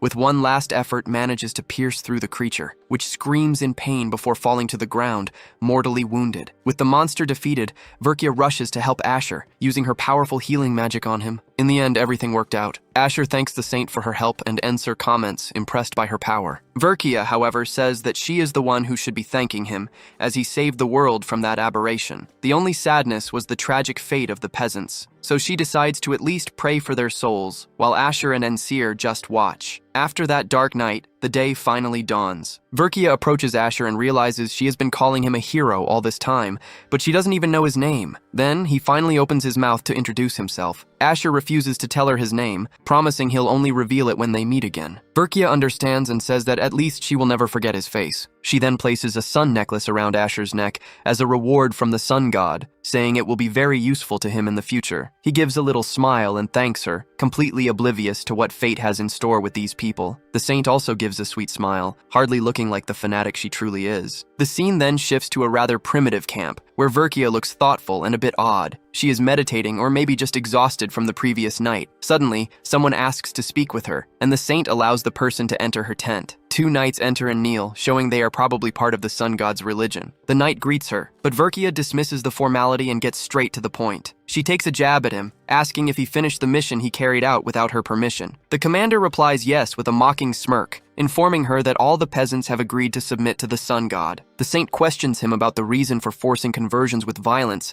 but the captain retorts saying she shouldn't worry about the deaths of heretics. He smiles and starts to taunt the saint, asking if she's starting to feel empathy for those worms. The commander continues, saying she lacks a firm hand. He throws it in Verkia's face that she failed to get the information she wanted in the Empire, and is now looking for Asher from corner to corner, like an idiot. He insists she should be tougher, and Verkia asks if what he really wants is a war against the Empire. She then accuses the commander of wanting war because he would be safe while others die for him, and at that moment, she has a vision of the horrors of combat. He says he understands why she pities others. After all, before being chosen, she was just a simple country girl. Okay, I take back everything I said about poor Verka. I never criticized her. She just wanted to know what the sun god thinks about all this. Although she is the divine representative and leader of the Solar Knights, in reality, she has no power at all. We see a flashback of Verkia as a child with her parents, working in the fields, until the day she was chosen by the sun god and received great powers. People began to revere her almost like a goddess, but for the noble Solar Knights, it was unacceptable to serve a peasant. Because of this, they stopped listening to her and began to spread violence throughout the villages. While the knights live it up with parties and drinking, many innocent peasants are dragged into wars and massacres. The poor girl begins to cry, feeling powerless, and asks the sun god why she was chosen if she can't do anything to change it. She even imagines what it would be like if someone like Asher were in command of the knights. Back in the present, Ensur asks Asher if he's really going to the Solar Church. Asher thinks the idea is ridiculous, but the little ghost tries to convince him, saying he would gain support. Asher then remembers Morena's warning to be careful, as other gods are after him, and the sun god could very well be one of them. Shortly after, the two approach a gate covered in symbols. Ensur asks if that is the entrance to Rabia, and Asher confirms it. The gate is closed, but Asher says he knows a way in. He pushes a stone block, which activates a magical secret passage, and part of the wall begins to tremble, revealing an opening. Asher explains that this is a method a great mage taught him one day. It turns out that a powerful mage created a barrier to protect the city and its residents, so getting permission to enter wouldn't be easy. This secret method was passed on only to trusted allies. As they enter, Ensir comments that this place was once called Paradise. Out of nowhere, a blast of energy flies toward Asher, and a mysterious figure appears, demanding to know who the hell is there. It's a woman with blue hair, who doesn't understand how they managed to get in. Asher and Ensir just watch her in silence. Ensir even jokes that Asher can't go a minute without getting into trouble. The hero just looks at the woman and feels that her face is familiar. Suddenly, a woman appears, shouting that this is a passage where only authorized people can enter. She is furious and demands to know who the hell Asher is and what he's doing there. While Ensir wonders who she is to speak in that tone, Asher seems to recognize her right away, giving a slight smirk as if he knew exactly who he was dealing with. Shortly after, two young men appear to see what the commotion is about and look at Asher, a bit confused. The woman remains agitated, and Ensir immediately gets defensive upon seeing that the witch brought company. One of the young men, however, seems to remember Asher from somewhere. He shouts, saying that Asher is the swordsman from that time, the same one he saw in the Empire. This guy, named Poitan, was one of the idiots who were trying to open the sword gate. The swordsman remembers that Asher opened the first gate with absurd ease and simply walked in. The other young man comments that this is truly impressive, and that he must be very skilled. Poitan finishes the story, saying that right after Asher went through, the entire structure of the gate collapsed. The woman gives a small smile, revealing that she knows him too and calls him a demon, while Asher just watches with a blank expression. The group assumes that Asher caused trouble in the Empire and now wants to do the same here. Already fed up with Poitan and the witch, whom he identifies as Badri, our swordsman doesn't even bother to explain anything. Seeing his space magic gauntlets, Poitan lunges at him with full force, still thinking Asher is a demon, but the protagonist parries the blow with extreme ease. Even though he's facing weaker opponents, Asher remains serious and thinks to himself, if this guy wasn't supposed supposed to be one of the strongest in the academy. He even admits that Poitan's stance is minimally decent, but concludes that the young man is not even in the same league as Laika and hits him with a powerful strike. Poitan is hurled away, slamming hard against the stairs and landing near Badri. Seeing her companion on the ground, the witch decides to use her powers, charging a large amount of blue magic. With her fist energized, she lunges forward and launches an energy attack toward our swordsman. Enser notes that her magic at least has a lot of mana. As she presses the attack, Badri asks where the hell he got that gauntlet, and Asher calmly replies that it was a special gift from his master. He reveals that the master swordsman Haiban gave him the gauntlet, and Badri is very surprised. Upon hearing Haiban's name, the witch immediately stops her attack and backs away. The others are also in shock, and Badri remembers hearing rumors that Haiban had chosen a disciple in some distant territory. Her expression changes completely, and with a smile, she acknowledges that Asher must be that student. He confirms, explaining that he came to the kingdom to find the Lord who was a close friend of his master. Badri and her partners are impressed by the revelation. She explains that they are there out of curiosity, as everyone wants to know what caused the fall of the kingdom of Rabia. Then, she introduces Poitan, who apologizes for the misunderstanding, and the other young man, Ruben, a historian who wants to gather information about the kingdom. Finally, she introduces herself as Badri, a magic practitioner. Asher gets curious and asks who Badri learned magic from, already guessing the answer. He asks directly if she is the Archmage's disciple, which makes her chuckle. She admits that Haiban told him quite a lot, and confirms that she is indeed the Archmage's disciple, leaving her two companions stunned. Enser asks how Asher knew that, and he just gives a small smile, remembering having seen her when she was just a child, adopted by the Archmage as his daughter and successor. Badri explains that she spent a long time away from the kingdom of Rabia because she was seeking freedom. The Archmage was like a father to her, but he was extremely strict and only thought about magic, so she secretly ran away. After hiding her identity and living a simpler life with the peasants, she heard rumors that her kingdom had been destroyed. That's when she met Poitan and Ruben and started traveling with them. Poitan asks the reason for the kingdom's fall, but not even she knows the answer. Badri's plan is to find her master and learn the whole story from him personally. The group finally reaches a large door, which she explains is the entrance to the kingdom of Rabia. Ignoring the witch, Asher takes the lead as if he owned the place. Our swordsman warns everyone to keep their guard up, as there might be trouble inside. He then touches the door and pushes it slightly, prepared for anything that might appear. As soon as the door opens, Badri also gets into an attack stance, but what they see inside leaves the entire group in a state of total shock. Upon their arrival, the group encounters a kingdom that appears completely normal, leaving them confused about it actually being a fallen place. Badri confirms that its appearance is exactly the same as before, but Asher immediately senses that something is very wrong there. While the hero remains on alert, Poitan is already thinking about food and approaches a stall to ask the price of a piece of fruit. The vendor, however, doesn't respond, merely staring at him with an empty, tormented gaze. Badri tries to talk to a lady carrying apples, asking about the Archmage, but Ruben interrupts her, saying that it won't do any good. He explains that the people of the kingdom are completely empty, soulless. Poitan, frightened by the somewhat zombified crowd, runs over to Asher, who confirms the theory. Everyone is dead and just repeating their daily routines as if they were NPCs in a game. The city is, literally, a paradise of the undead, and our protagonist has no idea how this is possible. Reunited, the group listens to Ruben's explanation. The historian explains that the Archmage's dream was to create heaven on earth, a world where magic would solve all human problems and where everyone would live without hardship or hard work. The problem is that the inhabitants were so consumed by magic that they ended up losing their own souls in the process. Badri laments that her master's attempt to build a paradise resulted in the kingdom's total ruin, perhaps as a consequence of his own arrogance. They finally reach the palace of the Kingdom of Rabia, the Archmage's former residence, and approach to investigate. The group notices that not even the guards seem to be alive. Poitan suggests simply ignoring them and walking past, but Ruben stops him, reminding everyone that if the people repeat the actions they did in life, the guards probably still follow their attack patterns against intruders. And just like that, a guard charges straight at Poitan. Badri manages to intercept the attack just in time, realizing the guards truly detect and attack intruders, not even recognizing her. Suddenly, the soldiers are hurled away by a powerful blow from Asher, but he realizes fighting is a waste of time, as they feel nothing. Seeing the battle would lead nowhere, Asher uses the weapon he got from the Empire to trap the knights in a magical bubble, shouting for everyone to run to the castle while he holds off the enemies. Inser comments on how the Empire's weapon, a rare staff that generates a temporary barrier, is useful in a situation like this. As everyone runs, poor Reuben, already exhausted,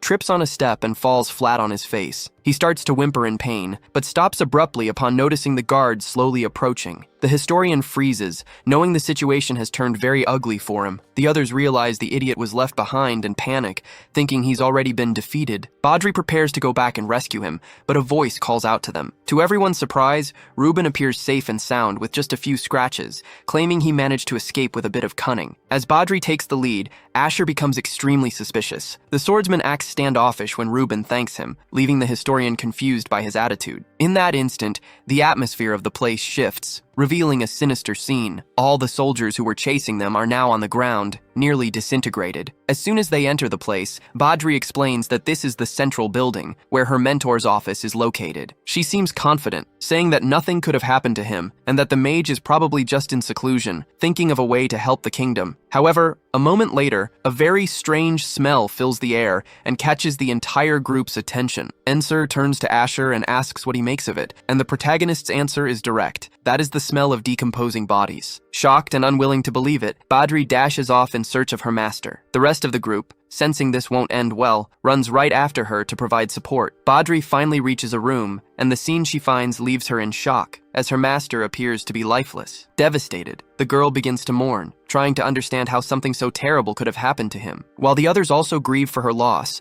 Asher notices that something is very wrong with the situation, and his suspicions are confirmed the next moment, when what seemed to be a lifeless body suddenly springs to life, startling everyone. It is then that the mage reveals it was all just an illusion. After all, that is his specialty. Relieved, Badri realizes her mentor didn't die, but she still asks how he got that way. The master then explains that this is not his true form, and reveals a shocking truth. The kingdom's ruins and the inhabitants they saw on the way were not real. It was all nothing more than illusions, as the true citizens are safe in underground facilities. Badri is more relieved to know her master as well, but he continues, saying he needed to hide to protect everyone from the demons threatening the kingdom. The mage apologizes for distancing himself from his student, but states it was necessary, and Badri replies that she understands and completely trusts his decisions. Afterward, Poiton and Ruban formally introduce themselves to the mage. However, it is Asher who catches the master's attention, who recognizes him as the student of his old friend, Havan. The mage comments that Badri is in good company, but asks that she and the others go on ahead, as he needs to have a private conversation with Asher. Obediently, Badri agrees and leaves with the rest of the group. As soon as they are alone, the mage comments that it has been a long time since they last saw each other. Asher gets straight to the point and asks what really happened to him. The truth comes to light. The mage reveals he was struck by the curse of the heroes and, as a result,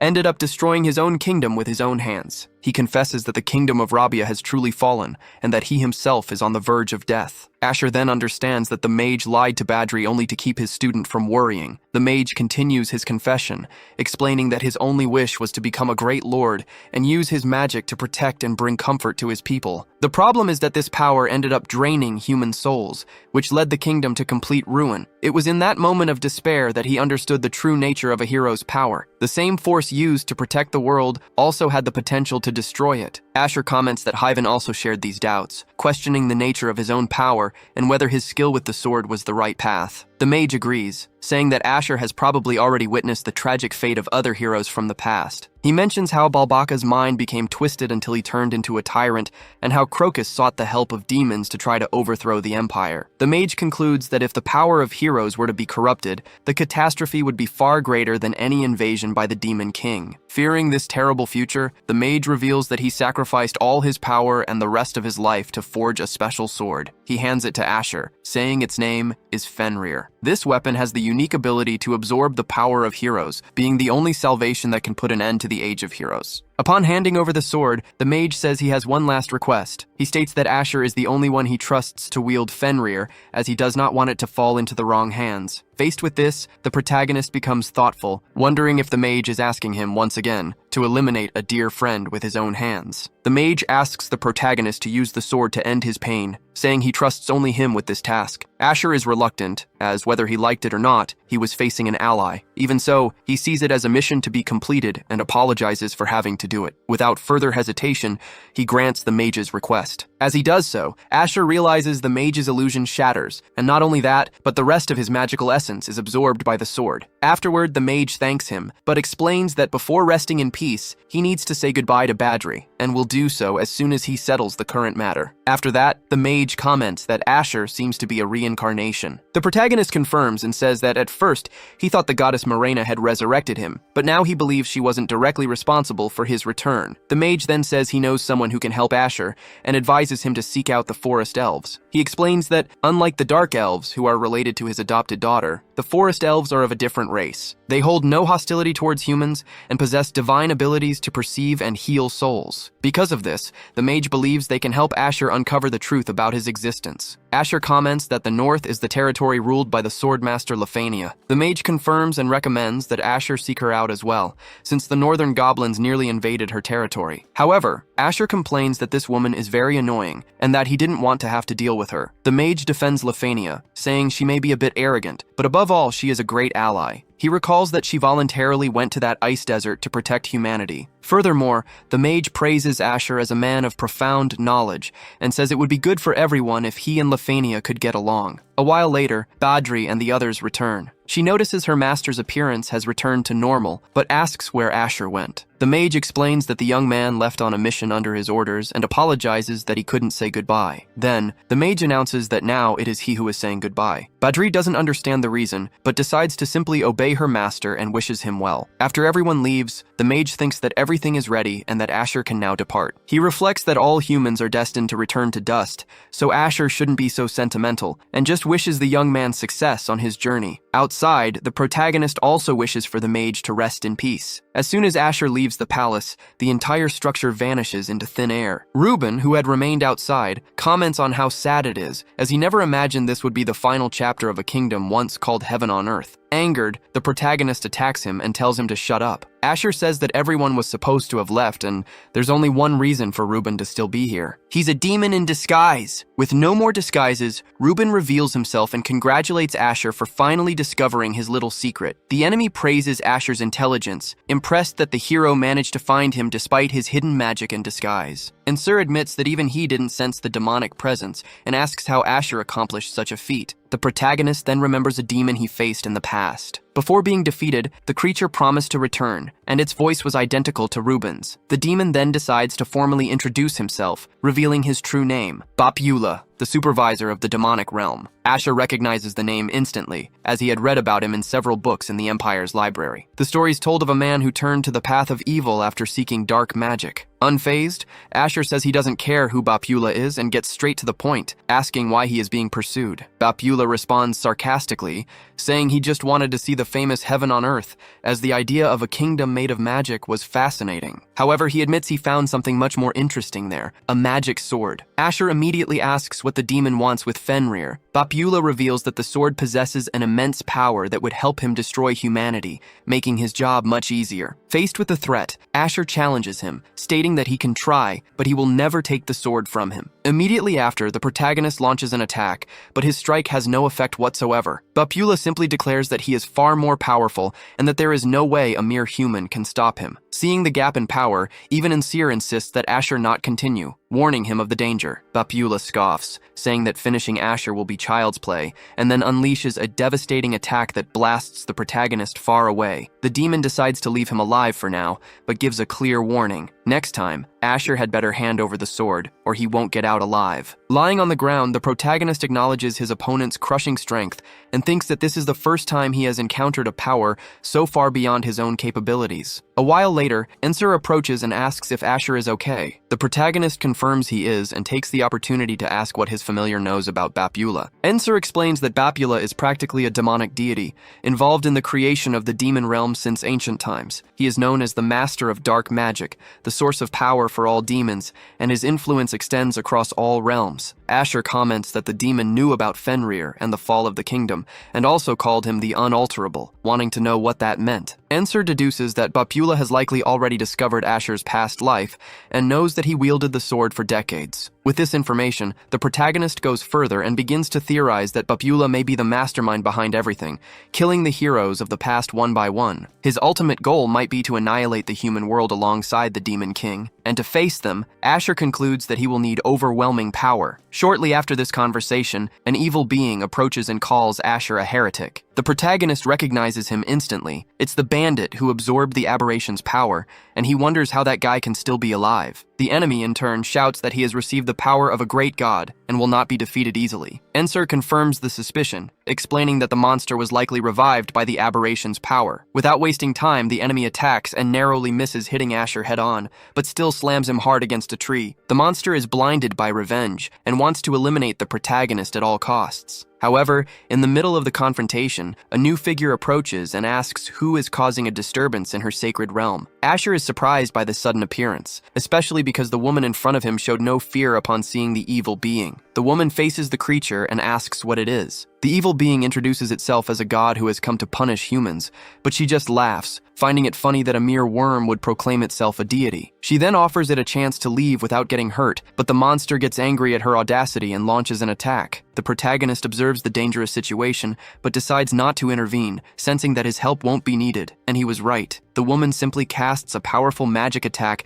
that pulverizes the monster in an instant. After this feat, she declares that this is a sacred place and that no one is allowed to cause trouble there. With this, the protagonist realizes he was right about her and that he only survived thanks to her intervention. Soon after, the woman approaches, thinking he is just another lost traveler, but she notices something different in his soul. Asher then comments that it's been a long time since he was last in that place, and at that moment, she finally recognizes him as the captain of the guard, surprised to see him in such a condition. Meanwhile, far away, a soldier spots a disturbance in the forest and doesn't understand what happened. He runs to inform the captain of the Sun Knights that there was an explosion and something was destroyed. The captain immediately deduces that this can only be Asher's doing. Upon hearing his name, Verkia, the saint of the sun god, is surprised to learn that Asher is nearby. Determined, the army captain orders them to move forward, eager for the confrontation to come. Back with the protagonist, Asher is now resting in a remote cabin. He thanks his hostess for her hospitality, and she says she will bring him some food. In the meantime, Ensur asks if Asher knows that mysterious woman. Asher explains that she is no ordinary woman, but a deity who chose to live among humans. In the past, she was a goddess with a divine name and appearance, but she gave it all up to have an ordinary life, even renouncing her abilities. However, Asher saw her use her powers earlier, which makes him think that perhaps she hasn't completely abandoned her divinity. A while later, the two catch up.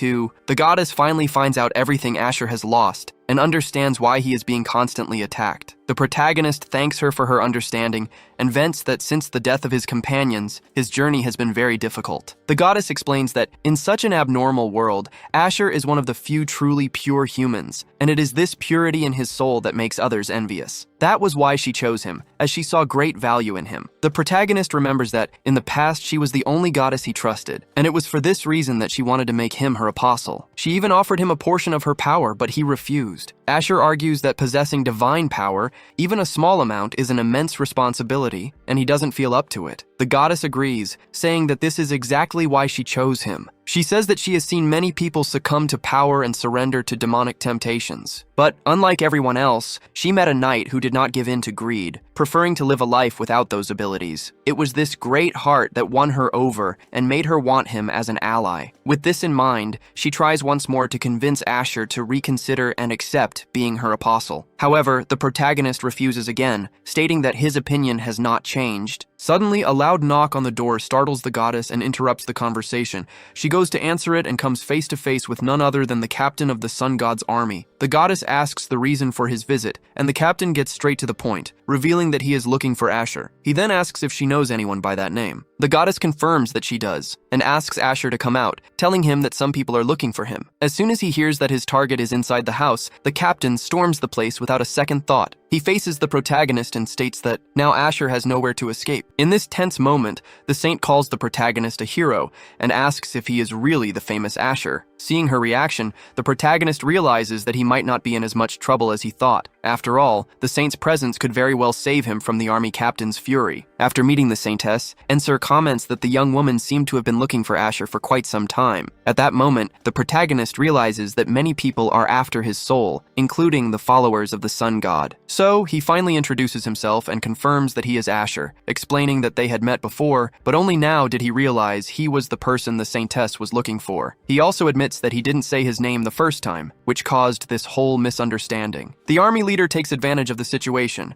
and thanks the Saintess for locating his target, admitting he couldn't have done it without her help. But now he says he has a job to do and orders his soldiers to capture Asher immediately. As he is being arrested, the protagonist's familiar asks what he's going to do, but Asher thinks to himself that he doesn't need to worry because the goddess is on his side. Seeing the scene, the goddess approaches and asks where they are taking Asher. The captain replies that he is just following orders and needs to take him for an interrogation. The goddess finds this absurd and says they are arresting an innocent man. Annoyed by the interference, the captain points his sword at her and threatens her, telling her to watch her words, as blaspheming against the sun, God, is an unforgivable crime. The goddess is not intimidated and responds to the provocation with a powerful attack, hurling the captain away and leaving him completely out of commission. She then declares that a god who treats humans as inferior is not worthy of being called a god. She also warns that they are disrespecting a sacred area, but promises not to attack anyone else, on the condition that they release Asher. In addition to demanding Asher's freedom, the goddess reveals that she wants to speak directly with the sun god to resolve some issues and asks the Saintess to guide her to him. Completely frightened by the display of power, the Saintess doesn't think twice before agreeing. She immediately orders them to release Asher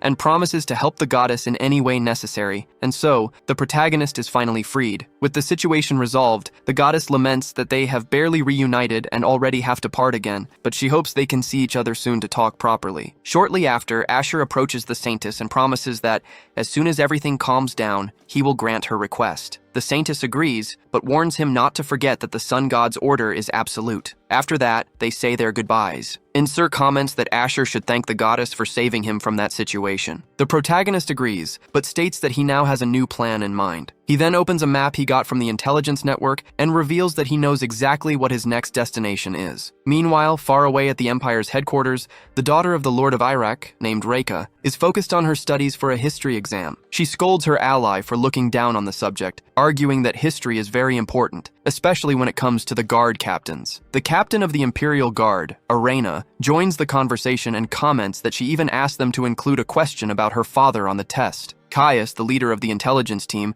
who doesn't seem to care much about the subject, asks Arena if she's talking about her adoptive father. She confirms and says with pride that her father was a hero who spread the greatness of the Imperial Squadron. Hearing this, Caius pauses to think and comments that Asher also uses the Imperial Squadron. He then puts forward a theory, asking if Arena has ever considered the possibility that Asher swapped bodies with someone. Caius explains his suspicion, suggesting that perhaps Asher and the former guard captain have swapped souls. Arena immediately dismisses the idea, finding it all ridiculous. However, Reika seems intrigued and thinks the theory makes some sense. Caius continues, arguing that Asher, out of nowhere, mastered the Imperial sword technique and performed several heroic deeds, something an ordinary person could never achieve. Therefore, he is certain that Asher is hiding something, and he deduces that it's all related to the former captain of the Royal Guard. Caius tries his best to convince the girls that his theory makes sense, but Reika doesn't seem convinced at all. Unlike her, Arena starts to think more about it. Remembering that during the time she spent with Asher, she noticed several similarities between him and her father. However,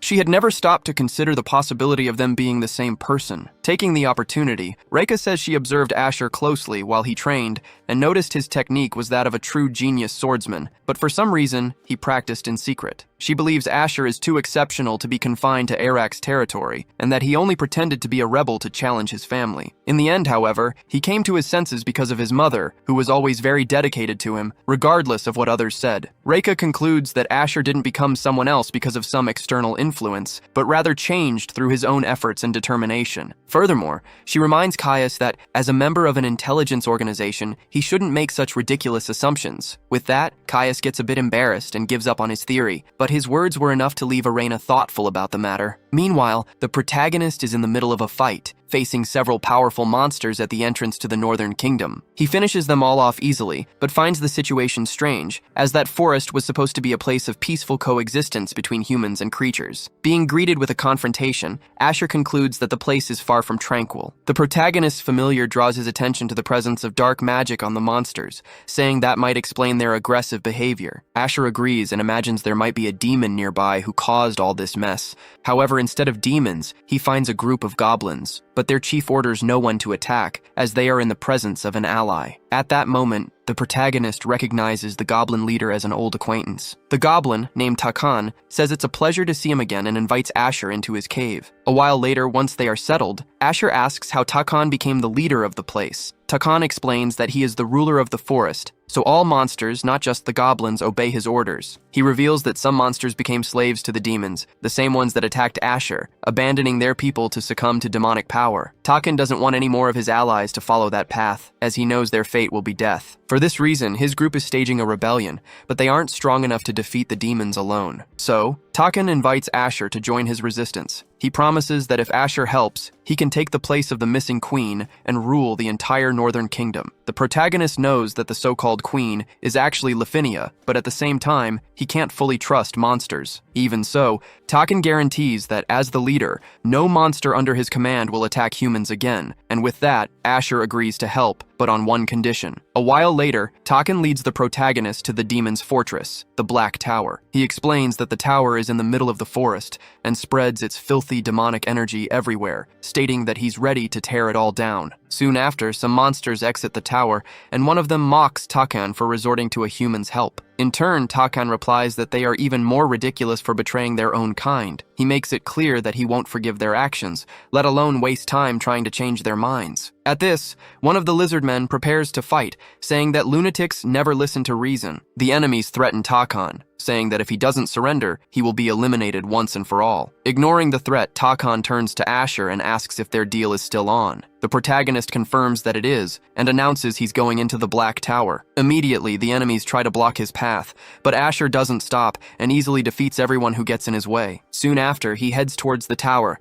leaving Takan behind. Alone with Hammerin, the leader of the lizard men, Takan tries to reason with Hammerin, saying that he is wrong about humans. As proof, he mentions that he managed to ally with Asher, one of the strongest humans he has ever met. However, Hammerin's hatred for humanity is too great, and he refuses to even consider a peaceful coexistence. Realizing the conversation would lead nowhere, Takan understands that the only option is to fight and prepares for combat. Meanwhile, Asher is already advancing through the tower's corridors. He incapacitates all the enemies that appear, but makes a point of leaving them alive as he knows they are just being controlled. A short time later, the protagonist finally reaches the demon's chamber, who greets him by saying he was already expecting his arrival. Surprised, Asher asks how the demon knows who he is. The creature replies that it heard all about the hero from the great Bapula, which makes Asher instantly understand that this demon is merely a servant. The enemy knows that Asher is there to destroy it, but confidently states that no human is capable of resisting its power. Ensur warns the protagonist to be careful, as this is a truly strong demon. Asher, however, responds with disdain, saying that before he eliminates Bapula, this demon will serve as a great training dummy. Angered by the hero's arrogance, the demon launches its attack. Outside, the fight between Takan and Hammerin continues. The lizard man defends himself, saying that Takan judges him, but that he made the right choice. He explains that the power offered by the demon would help the monsters in their fight against humans, because to survive, one must be the hunter, not the prey. Takan retorts, stating that Hammerin and the others are being used as puppets and that sooner or later, they will all succumb to this evil. Paying no heed, Hammerin attacks in a rage, shouting that even if he wanted to, he couldn't go against the demons, and that's why he allied with them. He then taunts Takan, saying that soon he will follow the same path. Back in the tower, the demon unleashes a vortex of evil magic directly at Asher, confident that no one could survive such an attack. To its surprise, however, the protagonist remains standing, completely unharmed. The demon wonders how that is possible, and Ensur quickly realizes it was the amulet Asher is wearing that protected him. It was a divine artifact the hero received from the saint, capable of nullifying any evil power. With this protection,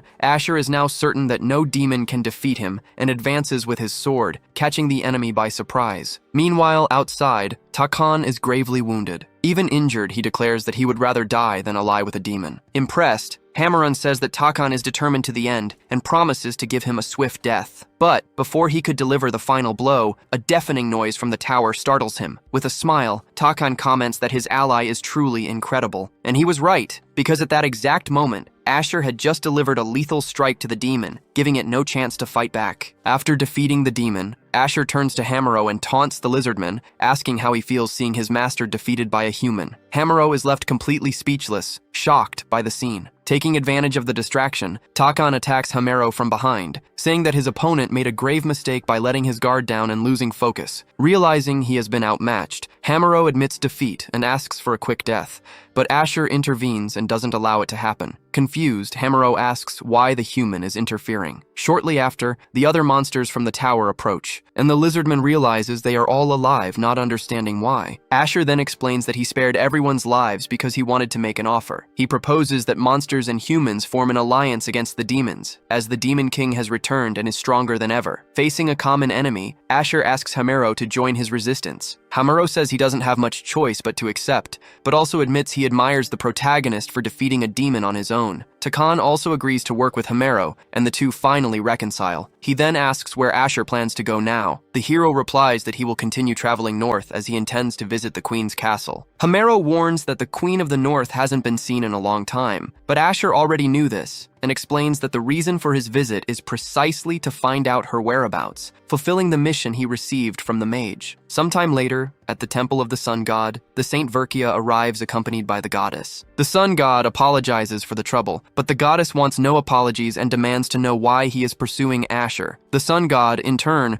refuses to answer and asks that no one interfere in his affairs. The goddess calls him arrogant and warns him that this attitude will cause his downfall, for even though he is powerful, one day he will fall at the hands of humanity. As soon as the goddess leaves, the sun god tells Verkia not to listen to a fallen deity. He argues that if he were truly arrogant, he would have never shared his power with a human. Therefore, he asks the saint to never stop trusting him and promises to bring salvation to Asher. Although he describes him as a formidable warrior, the sun god claims he is destined to fall into disgrace like all the others. However, he claims that if Asher becomes one of his servants, he will receive eternal life and the honor of being his personal knight. Upon hearing this, Verkia begins to suspect that the sun god is lying. She believes that if Asher offers his soul as a sacrifice, he will simply die, and only the god will benefit from it. She concludes that a god who thrives at the expense of human lives does not deserve to be glorified. However, Verkia knows she is in no position to fight him now, so for now, all she can do is obey. Back to the protagonist, he finally arrives at the northern castle. Asher reflects on Lefania, remembering that she became a master swordswoman at a very young age because she was a true genius. However, her arrogance pushed away everyone around her, including him, which caused them both to go their separate ways. Insir notices Asher's apprehension about meeting Lefania again, but the hero insists he is only there because of his mission. At that moment,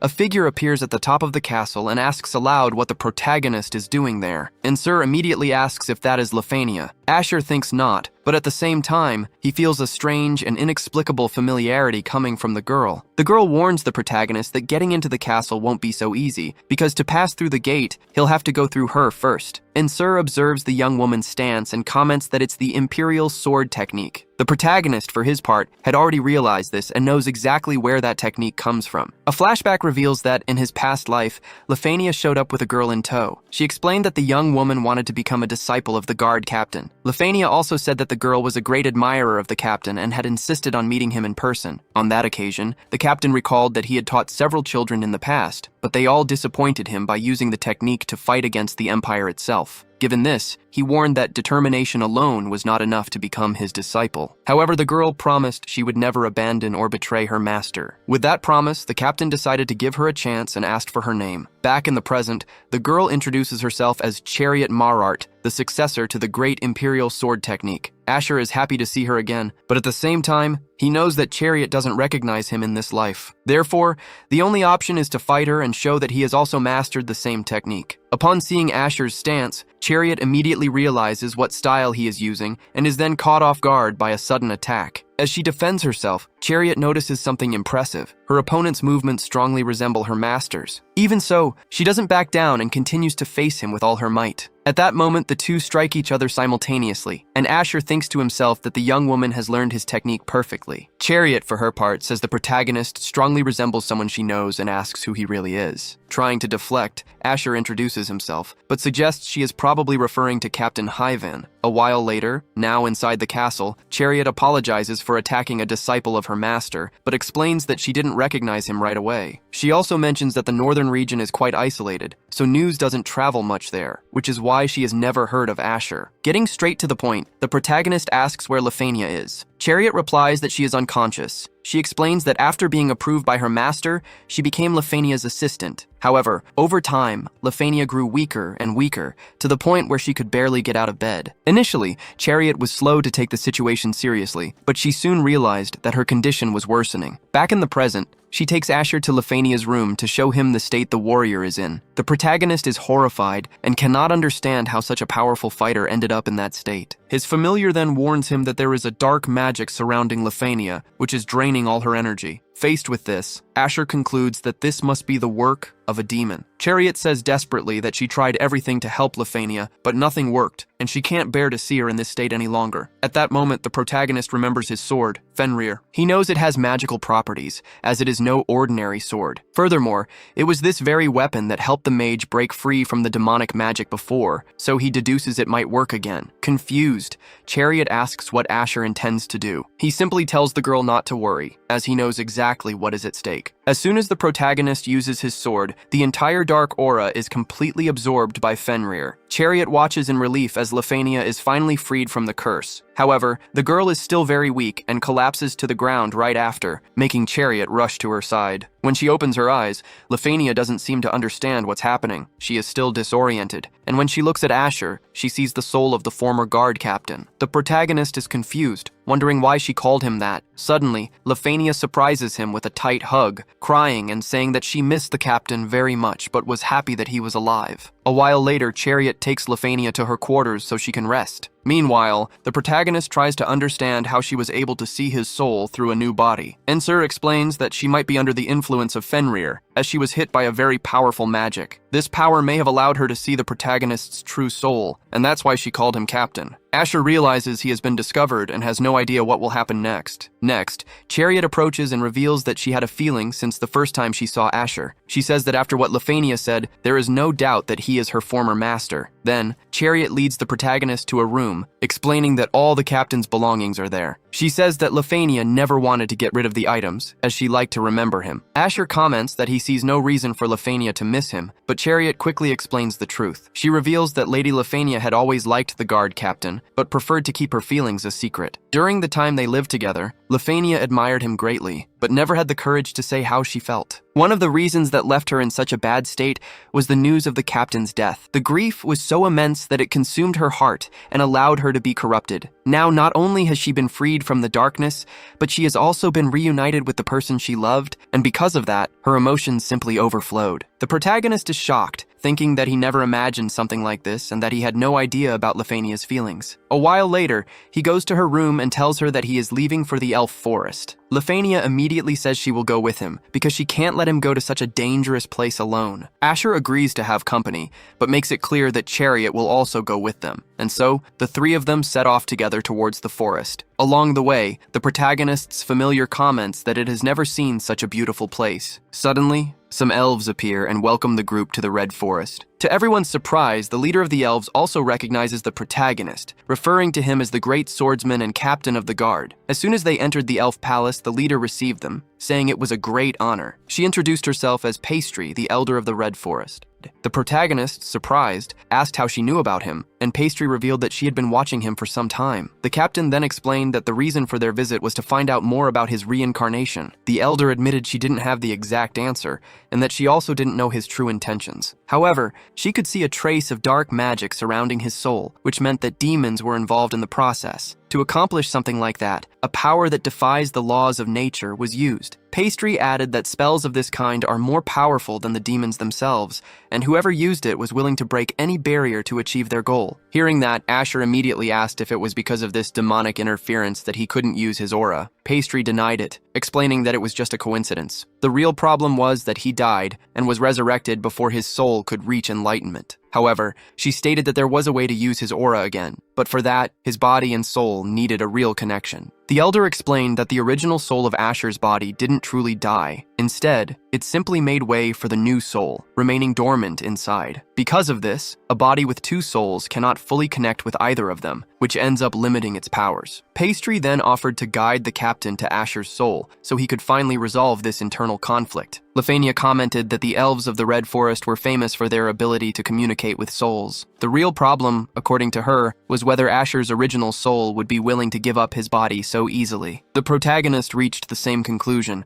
realizing that this body already had an owner. If he talked to the real Asher and he decided to stay, the captain would have to be prepared to simply disappear. A while later, the elder led him to a special chamber. The girls asked him to be very careful inside, but the protagonist knew that everything would depend on the decision of Asher's soul. As soon as he entered the chamber, his appearance changed to his soul's form, the same one he had before he died. And right in front of him, he finally saw the real Asher. The real Asher said that this was the first time they could truly talk. The captain asked if he held any resentment, and Asher confessed that at first he hated the idea of not having control over his own body. After all, everyone who knew him found his behavior strange. Reika didn't recognize him because he had lost his memories, and even his own mother found him odd. Watching all of this without being able to do anything left him completely shaken. He also saw people growing attached to the new personality, no longer caring about the change. Worse still, Asher realized that he only started to be valued after another soul took over his body. From that point on, he came to the painful conclusion that nobody truly liked him, since everyone preferred the new version instead of who he used to be. Because of this, Asher decided that the best thing to do was to give his body to the captain, asking only that he continue to protect the world. The protagonist replied that Asher wasn't useless, and stated that everyone loved him and wanted what was best for him. Grateful, the real Asher asked the captain to take care of his loved ones, and to tell his family he was sorry for not being the perfect son. The protagonist then promised that this sacrifice would not be in vain. Next, the captain absorbed Asher's soul, taking full control of the body. He felt an immediate change, and knew right away that his aura had returned. Satisfied, he tried to speak with Insir, but he realized his familiar had completely disappeared, and he had no idea why. Right after leaving the special chamber, the protagonist declares that Asher is gone, and that from now on, he will do his best to honor the boy's sacrifice. In his thoughts, however, he realizes that Asher wasn't the only one to vanish, as his companion Ensur has also disappeared, and he would like to understand why. At that moment, Pastry appears and comments that she can feel his body has finally adopted a single soul, so she asks what she should call him. The protagonist replies that he will continue to introduce himself as Asher, to honor the life of the boy who gave his own body to him. Pastry then reveals that she knows the body's former owner left a message, a request for him to protect the world. She asks him to take this request seriously,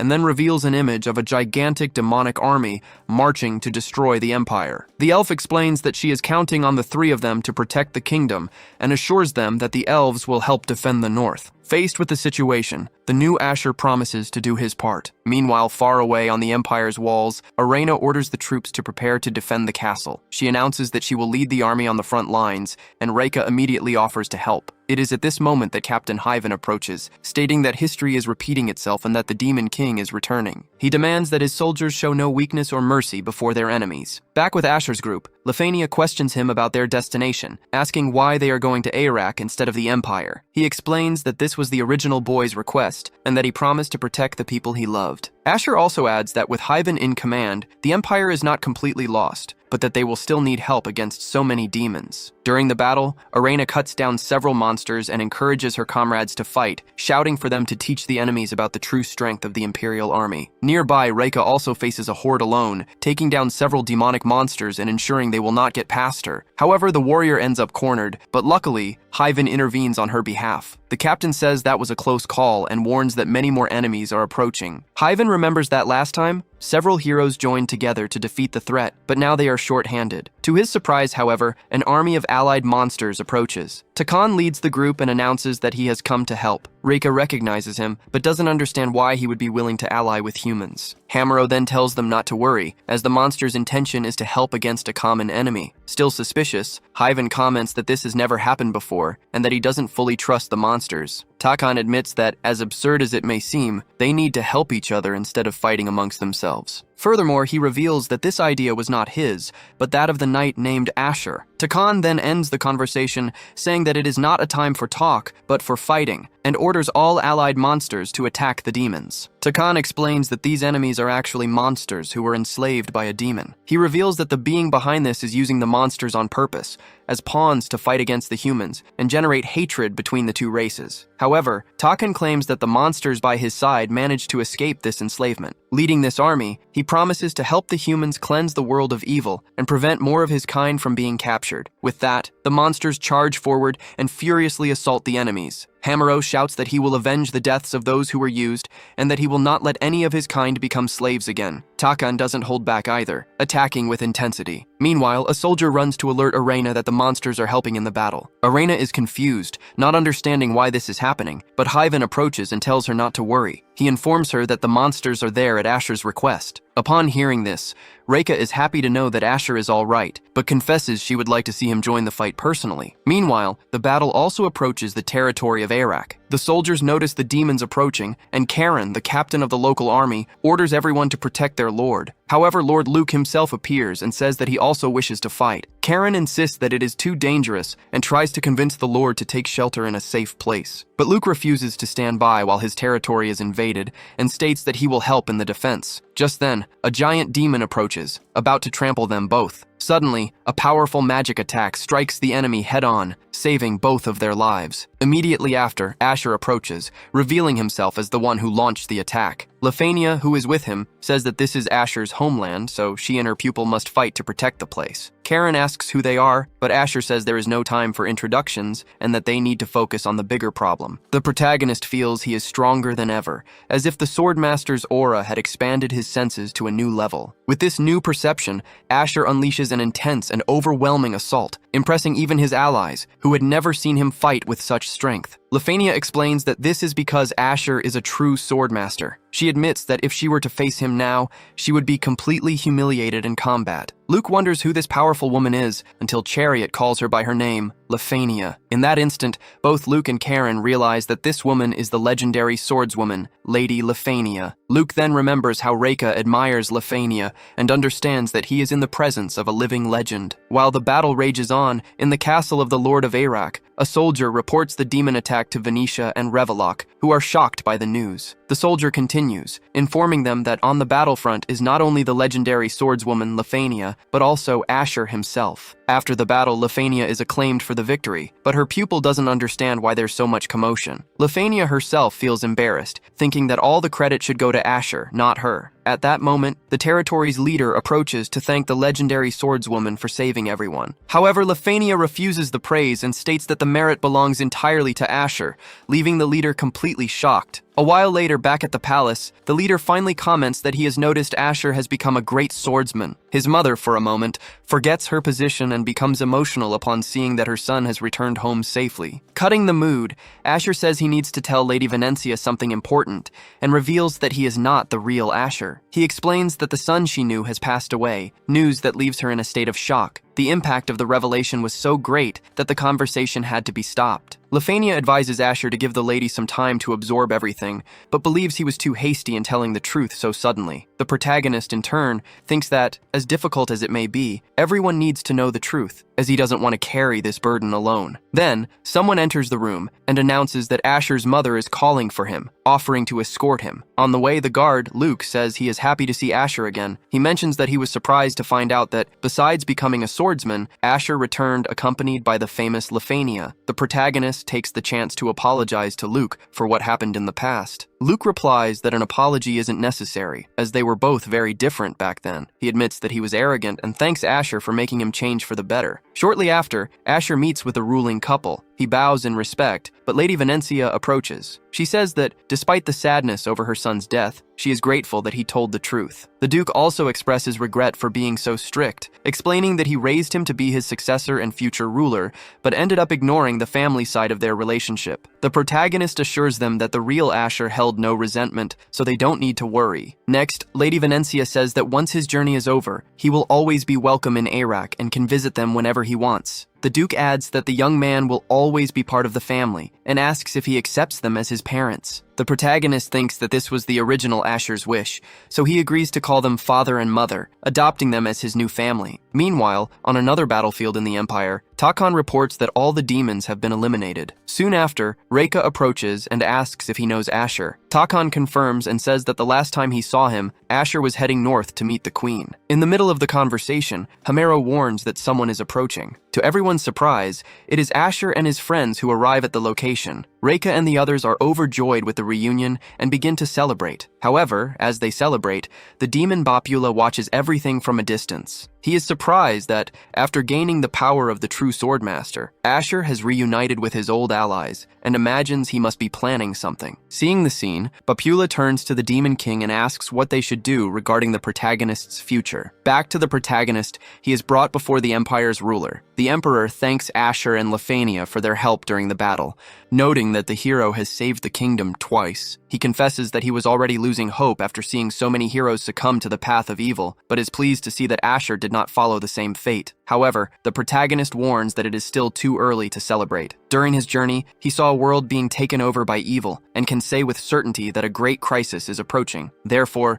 they cannot let their guard down and must start acting immediately. A while later, Asher returns with a chest full of rewards from the Emperor and distributes them to the monsters. However, Takon claims that it means nothing to them. He says that the true reward he desires is a duel against Asher. The protagonist replies that Takon should keep training, as one day his request might be granted. With that, Takon declares that the monster's work is done and leaves with his group. Next, Hyven comments that Asher has not only become a master swordsman, but has also managed to unite races that were once enemies. The protagonist, however, reveals that he is not who the captain thinks he is and states that he has something important to discuss with him. Meanwhile, elsewhere, Reika is super excited to meet Lefania, saying that she has always trained to be a swordswoman inspired by her. Reika also comments that she's not the only one, as Asher seems to be on the same path. At that moment, Lefania realizes that the girls don't know the truth about the protagonist and believe that she was the true heroine in Iraq. Outside, Hyven finally discovers the truth about Asher and says that it explains a lot. After all, the hero is actually the former captain of the guard, reincarnated. The protagonist explains that he will continue using the name Asher to honor the boy's life. Hyven feels bad for not having recognized his old friend sooner, but admits he didn't even know reincarnation was something that actually existed. Asher says he had no idea either, but that, according to the elves,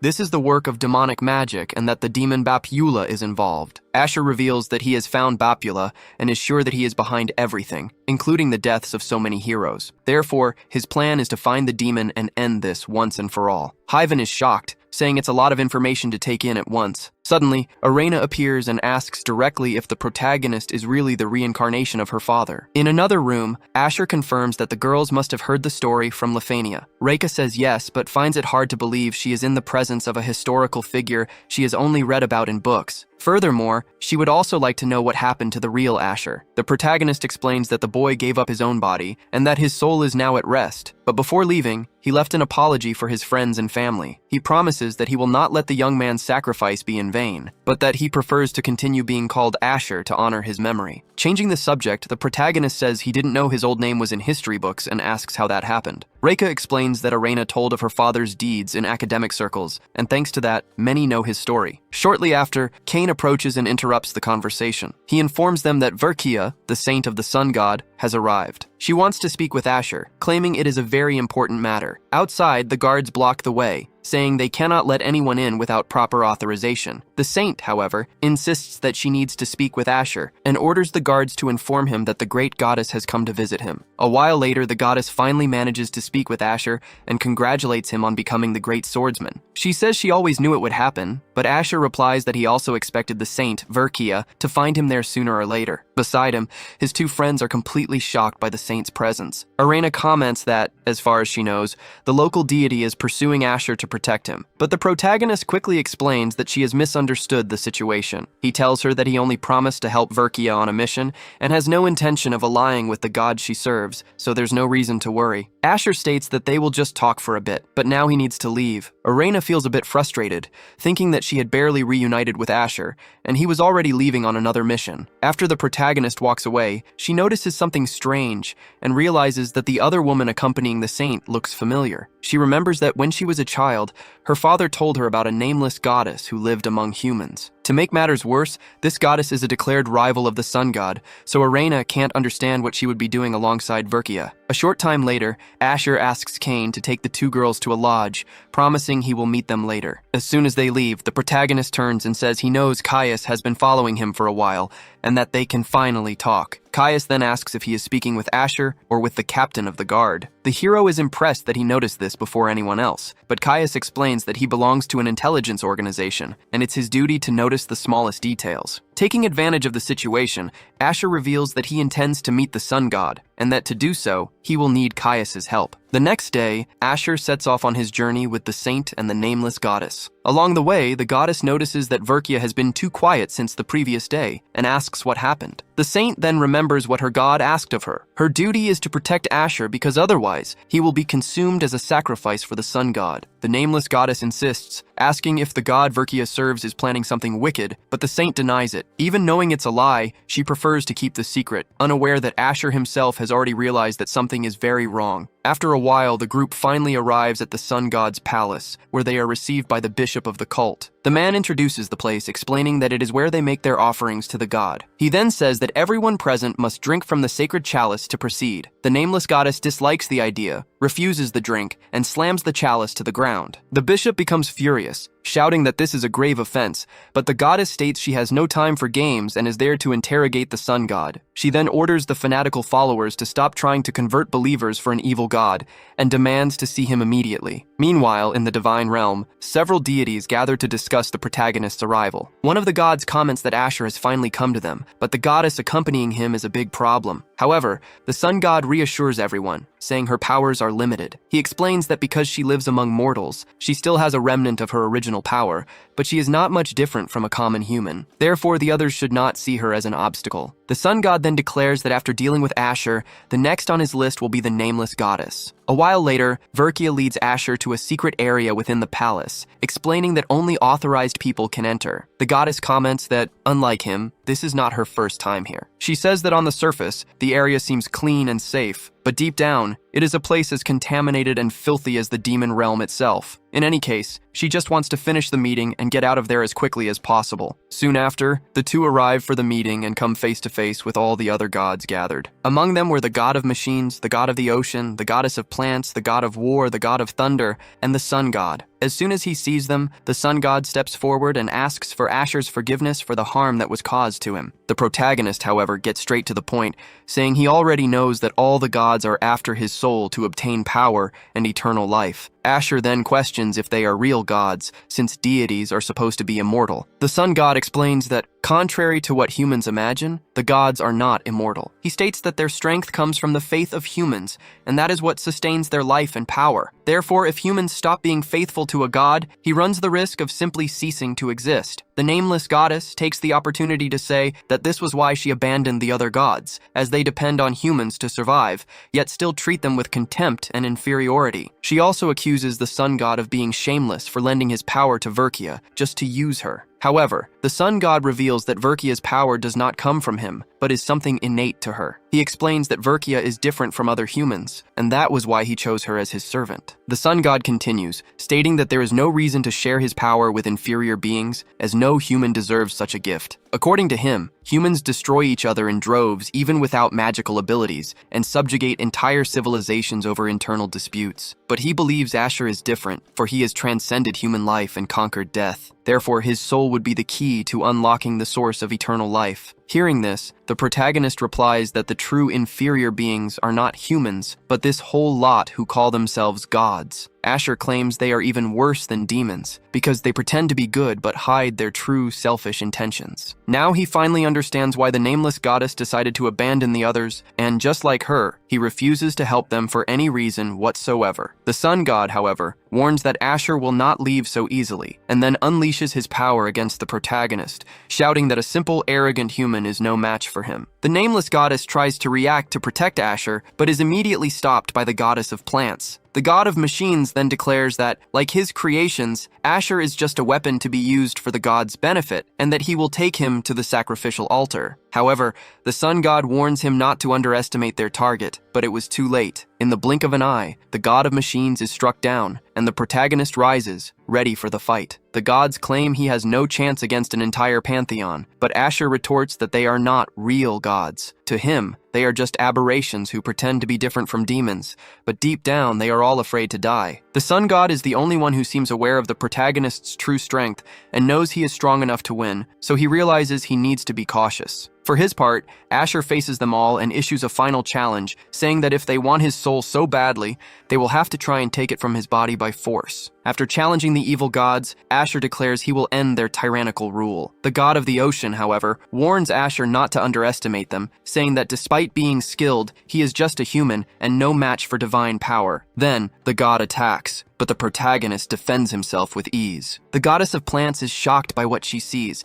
but the nameless goddess perceives the truth, stating that Asher's aura reveals his true power, and that they made a great mistake in challenging him. Asher then strikes the sun god, and the god of war, furious, tries to interfere in the fight. But in doing so, he is also struck, and his sword falls to the ground near the nameless goddess. The next to face the hero is the god of thunder, but Asher reveals that he knows the weakness of all of them, their dependence on human faith to maintain their strength. This revelation distracts the goddess of plants, and the nameless goddess seizes the opportunity, grabs the fallen sword and attacks, taking down another one of the gods. Now the nameless goddess joins Asher, and the two prepare to fight the only god left. The sun god tries to reason, saying that Asher doesn't understand what he is doing, and that they should ally to protect the human world. The protagonist replies that he can agree, as long as the sun god stands down. However, the sun god uses this opening to launch a surprise attack, hitting Asher squarely. The nameless goddess despairs, and the other defeated gods celebrate the scene. To everyone's surprise, the protagonist suffers no damage from the attack. On the contrary, it is the sun god's power that begins to fade, and the same happens to the strength of the other gods. Asher then reveals that this is their end, because humanity has completely lost faith in weak deities. He explains that their greatest mistake was trying to enslave humans, for those who kept them strong are now responsible for their fall. Asher declares that the gods have become obsolete. Hearing this, the sun god finally understands the mistake he made and realizes there is nothing left to do but accept defeat. Before disappearing, he warns that whether they were false gods or not, they were the ones who maintained the balance. Without them, humanity has lost its greatest ally against the demons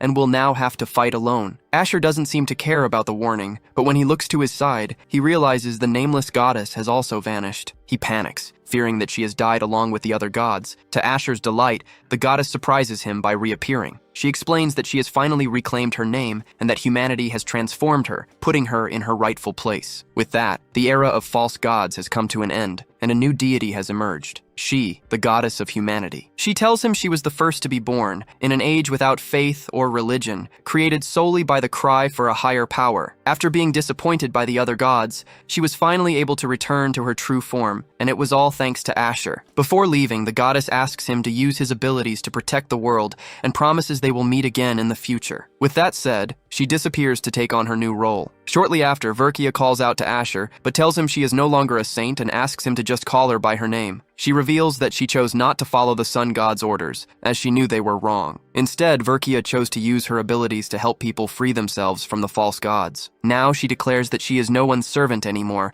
and her powers belong solely and exclusively to her. Asher praises Verkia's good decision, and due to her sincerity, gives her a talisman. The protagonist explains that he will return to the imperial capital, but if she ever needs help, she just has to use the item. Verkia thanks him for the gift, happy to have earned Asher's trust. Sometime later, the protagonist finally returns home. Caius greets him and comments that, through his actions, Verkia is finally free. Asher, in turn, says it was all thanks to Caius's help and congratulates him on successfully completing the mission. Caius explains that, just as Asher asked, he mobilized his intelligence team and organized a rebellion without the gods noticing. Asher thanks him, saying that his ally helped bring justice to many people. Caius then changes the subject, warning that now that the gods are gone, the demons are free to act. He has even heard rumors of a recent demonic invasion in the territory of Belaturia. However, he believes that Lord Boros, who is in charge of the area, is a faithful ally, so they don't need to worry too much about it for now. Far away, in the territory of Belaturia, the situation was tense. The local army was facing a horde of demons, and Lord Boros declared that they would not retreat, fighting to the death if necessary. But right after, he is completely surprised, as Hyven and Lefania suddenly appear to help. The Lord is astonished not only to see Hyven after so long, but also by Lefania's presence. In any case, the two allies weren't there to talk, but to fight. At that moment, one of the enemies closes in, and Hyven takes it as an invitation to a duel. However, upon getting a closer look at his opponent,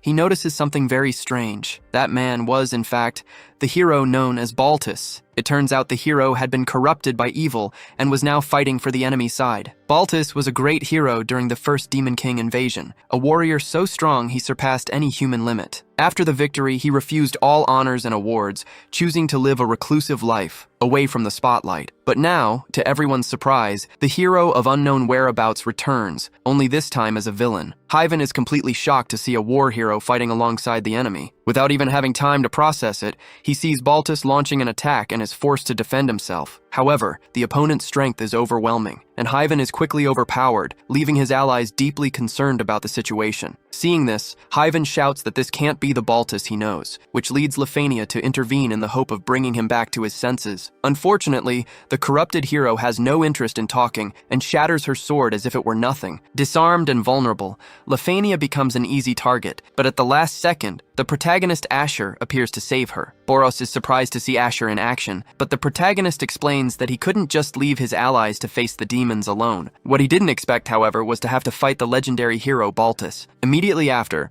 Asher is brutally struck and thrown a great distance, realizing instantly that his opponent is extremely strong and that any mistake in this fight could cost him his life. The situation was even more dangerous because it involved dark magic, and Asher knew that this kind of power corrupts anyone's mind. Seeing there was no other way, he decides to use his sword, Fenrir, to try and purify Baltus. The blade pierces the hero and begins to drain all the evil energy from his body. The plan works, and Baltus regains his consciousness, but he collapses unconscious immediately after. Lefania asks what Asher just did, but he replies that he will explain everything later, as the priority now is to take care of Baltus. A short time later, the hero himself regains consciousness, completely confused about what happened. Hyven then explains that he was bewitched by demons and ended up attacking his own allies. Baltus says that his last memory is of training in the forest when a stranger approached him, and after that, everything went blank. Upon hearing the account, the protagonist concludes that only Bapula would have the power to control such a strong warrior. Meanwhile, Baltus gets up furious and shouts at the demons that they made a terrible mistake by involving him in this. He declares that he will now crush them all and,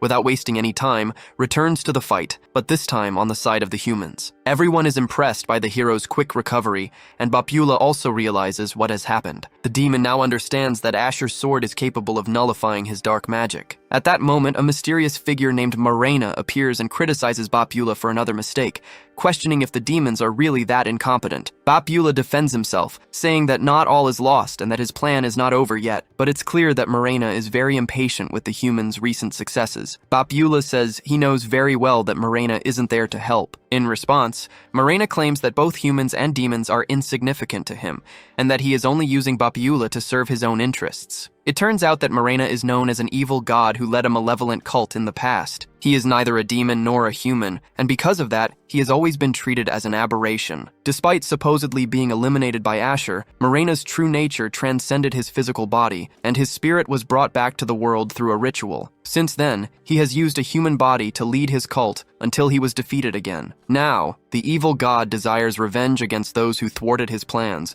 and so he decided to temporarily ally with Bapula, as they have common enemies. For his part, Bapula only agreed to this alliance because he is interested in the dimensional barrier that only Marena can cross. In truth, the two are just using each other. Each of them intends to discard their ally as soon as the humans are finally defeated. Back on the battlefield, Baltus celebrates the victory against the enemies. However, he notices an unfamiliar face among the allies and asks the protagonist who that guy is. Lefania says that Asher is a friend, but Asher himself interrupts and says he will introduce himself. A while later, Baltus still can't quite process that Asher is the reincarnation of the former captain of the guard. However, Boros brings up an important point. He says he knew the captain of the guard when he was just a child, as his father and the captain were friends. Furthermore, Asher knew about the Oath of Belaturia and recognized the demon disguised as Boros' father, so it's not so hard to believe that he really is the captain. The protagonist confirms everything, claiming that Lord Balbaka's words have always been kept in his heart. Hyven didn't know that Boros' father was under the demon's control,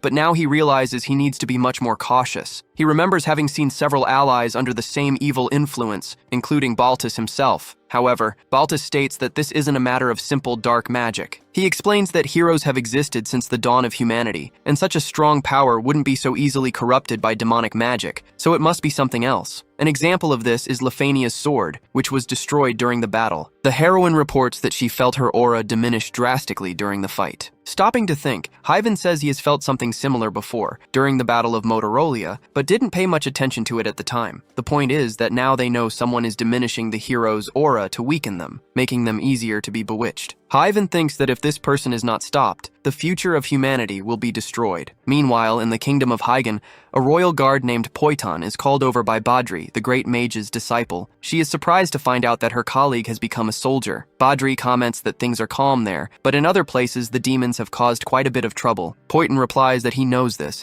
and states that he and the others are preparing for a possible invasion, keeping all soldiers on high alert. Badri tells her friend not to worry, as she will help if needed. Not only that, but her master will also fight alongside them. With two powerful mages supporting the army, no demon will be able to get through the gates of Hygen. Then someone approaches and Badri recognizes a familiar face. It's the historian Ruban. What she doesn't know is that this individual is a demon in disguise, just waiting for the right opportunity to strike. A while later, the three decide to go out for a drink. During the conversation, Badri asks where Ruben came from, and he replies that he was in the kingdom of Lavia. However, the historian soon reveals that he brings terrible news, as the kingdom of Rabia has simply fallen. Upon hearing this, Badri is completely shocked. Afterward, Badri leads the others to the place where her master supposedly hid a refuge, but they find absolutely nothing. Ruben then suggests that the master may have lied to keep his disciple safe. He continues, saying that during his journey with Asher, he overheard a conversation between the swordsman and Badri's master, in which the master allegedly stated that the kingdom of Rabia would be destroyed. According to Ruben, the master also said that all his power would be left in his disciple's care, and shortly after, both he and the kingdom disappeared. Badri is completely devastated to learn of her master's fate. Poiton, confused, asks how an entire kingdom could vanish without a trace, and Ruben explains that the place was sustained by its creator's magic, so when he died, his creation crumbled along with him. Furthermore, Ruben warns that Badri has inherited an extremely dangerous hero's power,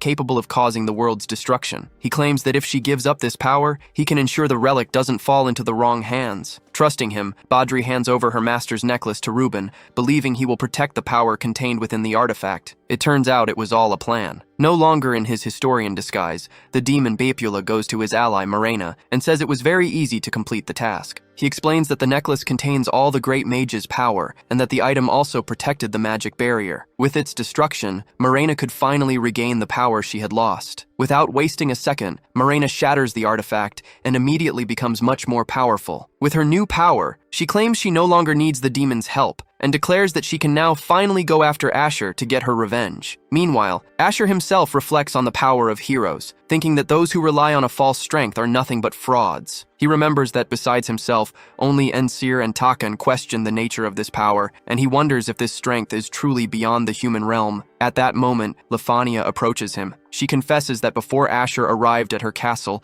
she was being consumed by a dark power. Because of this, Lefania now believes the theory that all heroes are dangerous. She says that if it weren't for Fenrir, she probably would have turned against humans, and her first victim would have been Chariot. Lefania continues, explaining that since Badrik and Reika also inherited the power of heroes, both are at risk of being corrupted. In light of this, she concludes that the best way to protect them is to find the source of the hero's power and find out what exactly is causing this corruption. In the middle of the conversation, a mysterious voice emerges, saying it is glad that Asher found Lefania. The protagonist recognizes the voice immediately and asks if it is really Ensir. Ensir confirms, saying it's been a while, and then instructs Asher to take the sword sealed within his gauntlet. As soon as Asher obeys, a gigantic being appears before him, leaving Lefania extremely surprised. But she is not the only one. The protagonist himself is shocked, as his familiar has not only reappeared, but has also taken on a much superior form. Right after, Ensir reveals that this is his true form. He explains this was only possible because Asher finally reached his peak power as a master swordsman, but before returning, he needed time to recover. Frightened, Lefania asks what kind of creature he is, and the protagonist clarifies that it's Ensir, the familiar spirit who accompanied him throughout his entire journey. Ensir then asks if Asher can gather all the heroes in one place,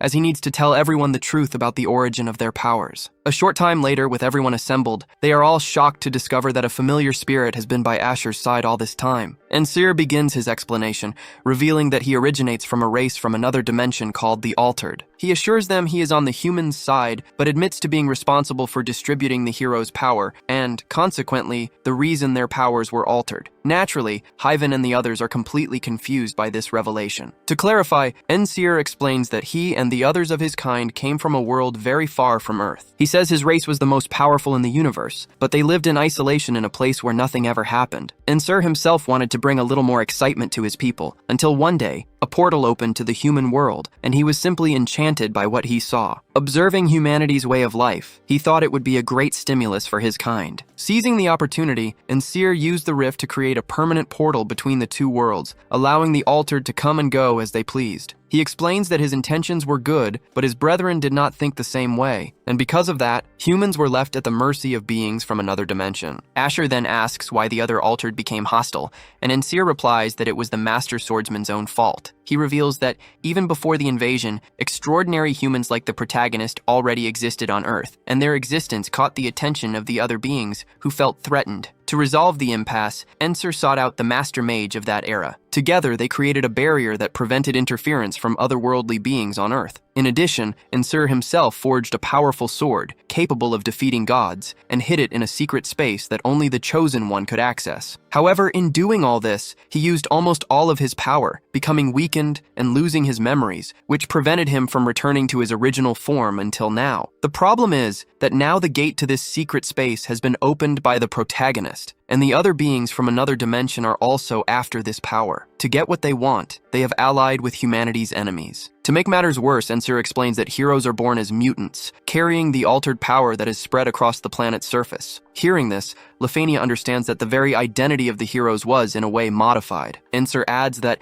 in the best-case scenario, their latent powers would awaken at some point, allowing them to drain the life force of the altered to achieve eternal life. In contrast, the Master Swordsman is essentially human, because even if he levels up, he still ages and dies like an ordinary person. In the end, the only one at the peak of the human realm is Asher himself. In the middle of the conversation, Baltus remembers being under the demon's mind control and asks how such powerful heroes could be controlled so easily by demonic magic. Ensir's answer is shocking. It wasn't the demons, but beings of his own kind who did it. Upon hearing this, the protagonist immediately thinks of Marena. Speaking of Marena, the scene shifts to him, gathered with others of his kind. He announces that Ensir's barrier is about to fall, and that soon, nothing will stop them from reaching the humans. With this declaration, Marena gathers all his allies, preparing to start an all-out war against humanity. A while later, Boros comes to the heroes with urgent news. He tells them that a giant, unidentified object has appeared in the sky over Belaturia, stating that it is not a monster or a demon. Hearing this, Ensir comments that everything is happening faster than expected, and announces he will have to deal with the situation alone, leaving the other heroes confused as he declares that the time of the end is near. Outside, Marena orders her alien ally to destroy everything. The giant creature then unleashes a powerful energy blast toward the palace, but Asher manages to intercept the blow before it hits. The protagonist states that he now finally understands the enemy's true nature. In response, Marena scoffs, saying that all humans are fools and that he will finish them off, starting with Asher's homeland. It is at this moment that Ensir appears, admitting he made a mistake by bringing his people to this world, a mistake he now intends to correct. Marena makes it clear that he doesn't want to fight Ensir, but rather the humans. He argues that, unlike his people, humans live in perfect conditions to thrive, and that some of them even possess the power to defeat an altered. Marena accuses the humans of having stolen this power from his species, and vows he will not let it stand. As beyond revenge, he wants to eliminate any future threat to his people. However, Ensir says that Marena has changed. He recalls that the villain used to feel no emotions or will to live, but now, inspired by humans, he has discovered the value of life. Ensir argues that, although they are not perfect, humans are magnificent beings, and that he can see the beauty in them. Therefore, he cannot allow humans and altereds to destroy each other. To avoid the conflict, Ensir proposes a peaceful solution, opening a portal to their home planet and offering everyone the chance to return to a life without death and wars. Marena refuses the offer, accusing Ensir of having lived too long with humans and growing attached to them, calling him a traitor. However, Marena's own allies disagree with him. They see Ensir's proposal as an opportunity to start over and decide to accept the offer to go home. Before leaving, Ensir turns to Asher and says he will sever the connection with the mortal realm, but assures him that he will never forget the time they spent together. With a farewell, he leaves through the portal, taking all the altereds with him. The next day, the protagonist notices something shocking. All the heroes' power vanished along with Ensir and the others. Lefania comments that they are now just like any ordinary human, since their special aura is gone. Asher, however, replies that they don't need powers to be special, and that they can still help protect people. Soon after, they find Hyven, who tells them he was practicing his swordsmanship and that Baltus left earlier to resume his old life. Asher then tells Hyven that, although they no longer have powers, they are still skilled swordsmen and invites him to practice a little. At this, the captain feels more encouraged and accepts the invitation, joining the protagonist for a friendly duel. Meanwhile, in the demon realm, Bapula complains that Marina left without saying goodbye and without eliminating Asher. One of his allies asks if Marina intends to handle this alone, and Bapula confirms, but says he will need some time to regroup. Until then, he hopes their allied hero will remain loyal to the Demon King. Meanwhile, deep in the underground of the Empire's palace, a strange creature spotted Arena and asked what she was doing there. Arena replied that it had been a while since her last visit and that she needed to speak with Garen, the master of the underground. The mage welcomed her for tea, and during their conversation, she congratulated him on his great effort in stopping the last demonic invasion, wanting to thank him personally. She also commented that Master Crocus would be proud to see him in action, but Garen humbly thanked her, saying he was still far from reaching his master's level. Suddenly, the mage's assistant interrupted the conversation to deliver terrible news. The protective barrier had just been destroyed. Startled, Arena asked how that could have happened. Garen couldn't explain, but he quickly tried to fix the situation. However, his magic failed and caused a large explosion. Amidst the smoke, the demon Bapula emerged, saying that a pathetic barrier like that couldn't stop him. With a sarcastic smile, he asked if the humans were ready for the real invasion. Far away, in the kingdom of Belaturia, Lefania was preparing to return to the northern kingdom. She commented that she had left her castle alone for too long and wanted to give Chariot a well-deserved rest. Seeing this, Hyven asked if he would also be leaving. Asher replied that although he had a place to go, he felt his duty in that territory was not yet fulfilled. Lefania then offered for him to go north with her, but the conversation was interrupted when the mage's assistant suddenly appeared, asking for help. She said she had finally found Asher and needed him, as the underground barrier had been destroyed. Back in the Empire, Reika and the others arrived at the scene and found out about the broken barrier. They came face to face with Bapula, who was standing next to some fallen allies. The demon stated that he had no business with them and only wanted to find Asher. Without hesitation, Reika declared that she wouldn't let anyone get near her friend, and together with Chariot, she charged forward to attack. However, the two were easily stopped by the demon's power. Bapula commented that, apparently, Asher wasn't there, so he would satisfy his desire for revenge starting with his allies. However, before he could act, he noticed something approaching at high speed. Asher appeared amidst the confusion, striking the enemy from behind. The mage's assistant had brought the reinforcements through a portal. Hyven ran to Reika and warned her that this enemy was too powerful for them, as it was a high-class demon. Asher faced his adversary and said they would settle this situation once and for all. In turn, Bapula smiled, stating that he had waited a long time for this moment and that he would finally have his long-awaited battle against the master swordsman. Bapula taunted Asher, asking if he really believed that his swordsmanship alone could defeat a master of dark magic. Watching the scene, Hyven commented that although Asher was strong, his opponent was a very powerful demon, and the fight would not be easy. The protagonist himself knew this, but to make matters worse, he was suddenly dragged into the enemy's domain. Inside, Asher quickly recognized that evil energy, as he had been taken to similar domains every other time he faced demons. Bapula then boasted, saying he had total control over that space, and that there was no way for Asher to win or call for help. However, to the demon's surprise, a powerful aura began to emanate from Asher's body, causing the dark magic around him to simply dissipate. Asher declared that he would not allow anyone to touch his friends. At that moment, Fenrir, the sword he got from the mage,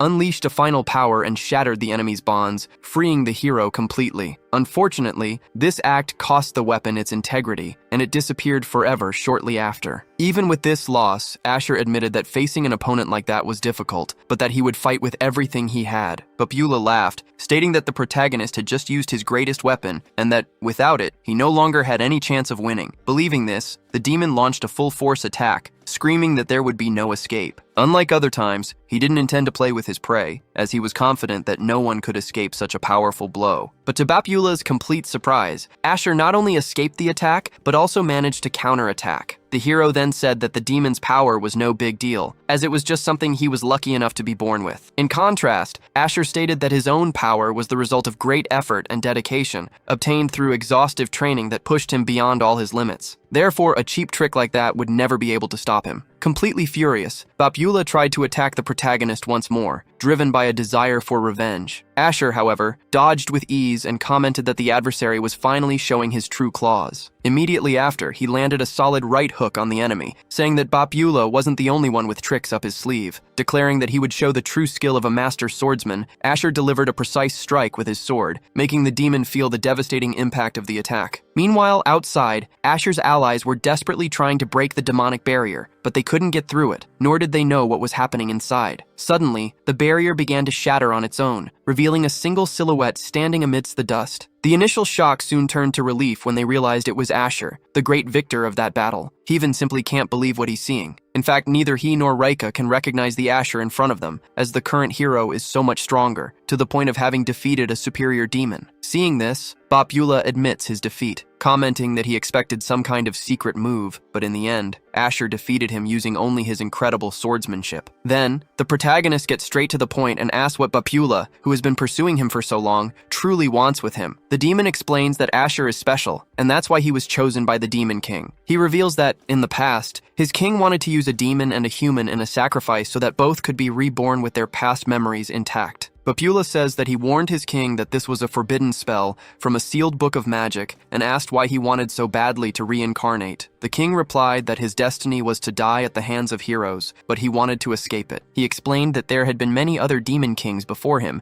because just as gods were born from human beliefs, the demon king was born from the fear humans feel of the unknown. In the same way, the hero was born from the belief that someone would one day defeat this king. Ultimately, both the demon king and the hero are creations of humanity, and their destinies follow a predetermined script. This story repeated itself endlessly. The demon king invades the world, heroes rise up to stop him, and in the end, the king always dies. Bapula says that, as the manager of the demon kingdom, he witnessed this story unfold countless times. He thought the current king would follow the same fate, but he had a different plan. The king told Bapula to watch closely, as he planned to be reborn intact while humanity would be destroyed by its own corrupted heroes. After that, he would emerge to rule the world, breaking the cycle and finally giving victory to the demons. Bapula understood the plan, but recalled that there were a few conditions. The king would need to die to reincarnate, and the human sacrificed in the spell would need to have above-average physical or mental power. That was when the king revealed he already had the perfect human in mind, the captain of the royal guard. He was an exceptional human who had earned the title of Swordmaster, but he had no unique talent or special power. Having become a master through training alone, he was perfect for the plan. Bapula continues, explaining that Asher's soul and the demon kings were used in the spell, and the king gambled everything on it. The problem was that, just before he died, the protagonist reached the state of a Swordmaster, a completely unexpected transformation. After reincarnating, he stopped the attack of the twisted heroes and saved the world, causing the demon king's plan to begin to crumble. Eventually, Asher obtained the full power of a Swordmaster, the very same power that had just defeated Bapula. The demon then points out the great irony of the situation. The demon king never expected that the very person responsible for making his plan succeed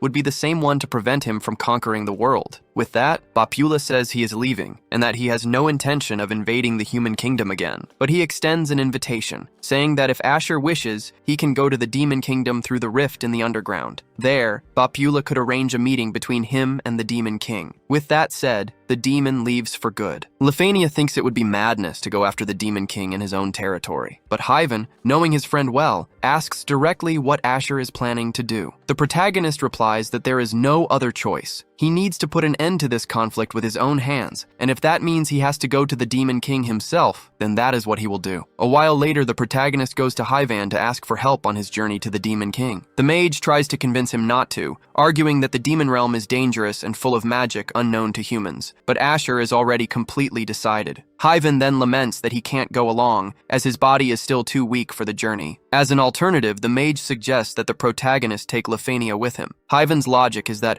having resisted dark magic for so long, she likely has a natural resistance to demonic powers. Meanwhile, he and the other mages would stay behind, protecting the kingdom from any new invasion attempts. Asher agrees that taking Lefania is a good strategy. At that moment, an ally of Garen, who is a demon, approaches and says she can be of great help to them. Asher is suspicious at first, stating that he doesn't trust demons very much, but she insists she can prove how useful she is. The demon then leads the two to an underground area, explaining that the ancient barrier was destroyed in Bapula's invasion, but that she knows another way to open a portal to the demon realm. Asher thanks her for the help, but sets a condition. She will have to accompany him to the Demon King. The demon doesn't like the idea at all, as she is terrified just thinking about meeting her former master. Upon entering the portal, the protagonist notices she didn't come and comments that he already expected it, concluding that Lefania's company is enough. Right after, someone approaches them. It was Bapula, who appears and says he was waiting for Asher. Acting as a guide, Bapula comments that he has already recovered his arm and asks how the protagonist feels about visiting the demon realm. Asher replies that he doesn't feel anything special, as the place doesn't seem much different from a human village. Lefania, in turn, questions why the Demon King wants to invade the human world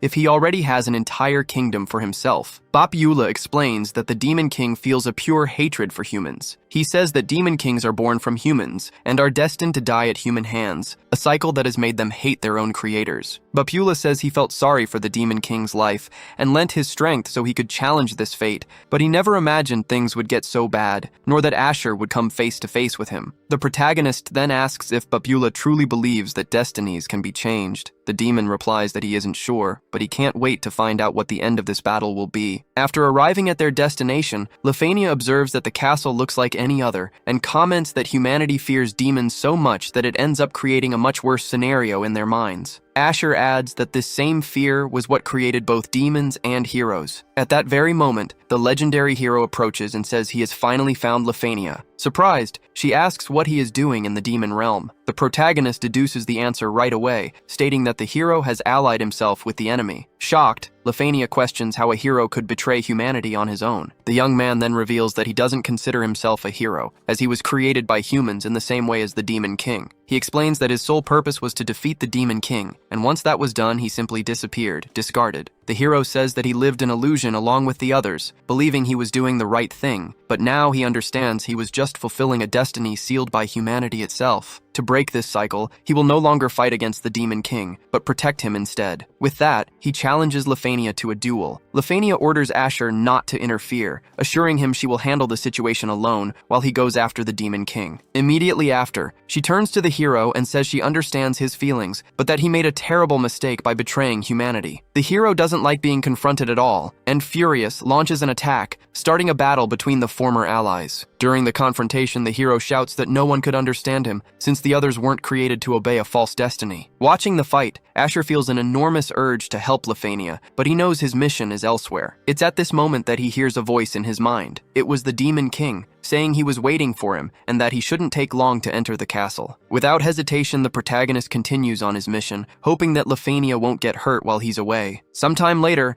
Asher finally reaches the Demon King's chambers and finds him sitting calmly at a table before a grand banquet. The villain comments that Asher must be hungry and invites him to join the meal, but the protagonist wants no part of it and immediately kicks the table with full force. Asher makes it clear that he didn't travel all this way to talk and that he wants to settle things once and for all. With a sarcastic smile, the Demon King replies that he should be a little more patient, revealing that by entering the castle, Asher fell right into his trap. The Demon King explains that the place is protected by a powerful barrier where no aura or magic can be used. Therefore, the fate of humanity would be decided in a simple sword duel. Meanwhile, outside, the other battle continued. Lefania was still trying to convince the hero to change his mind and return to their side, but the hero replies that words won't change anything and attacks with even greater intensity. He accuses Lefania and the others of being trapped by a false ideal, stating that no one needed to die, as the Demon King only wanted to live freely, just like him. Lefania, however, retorts that the hero has gone mad, and that without realizing it, he has become a slave to the enemy. With that, she decides she will no longer go easy on him. Back in the castle,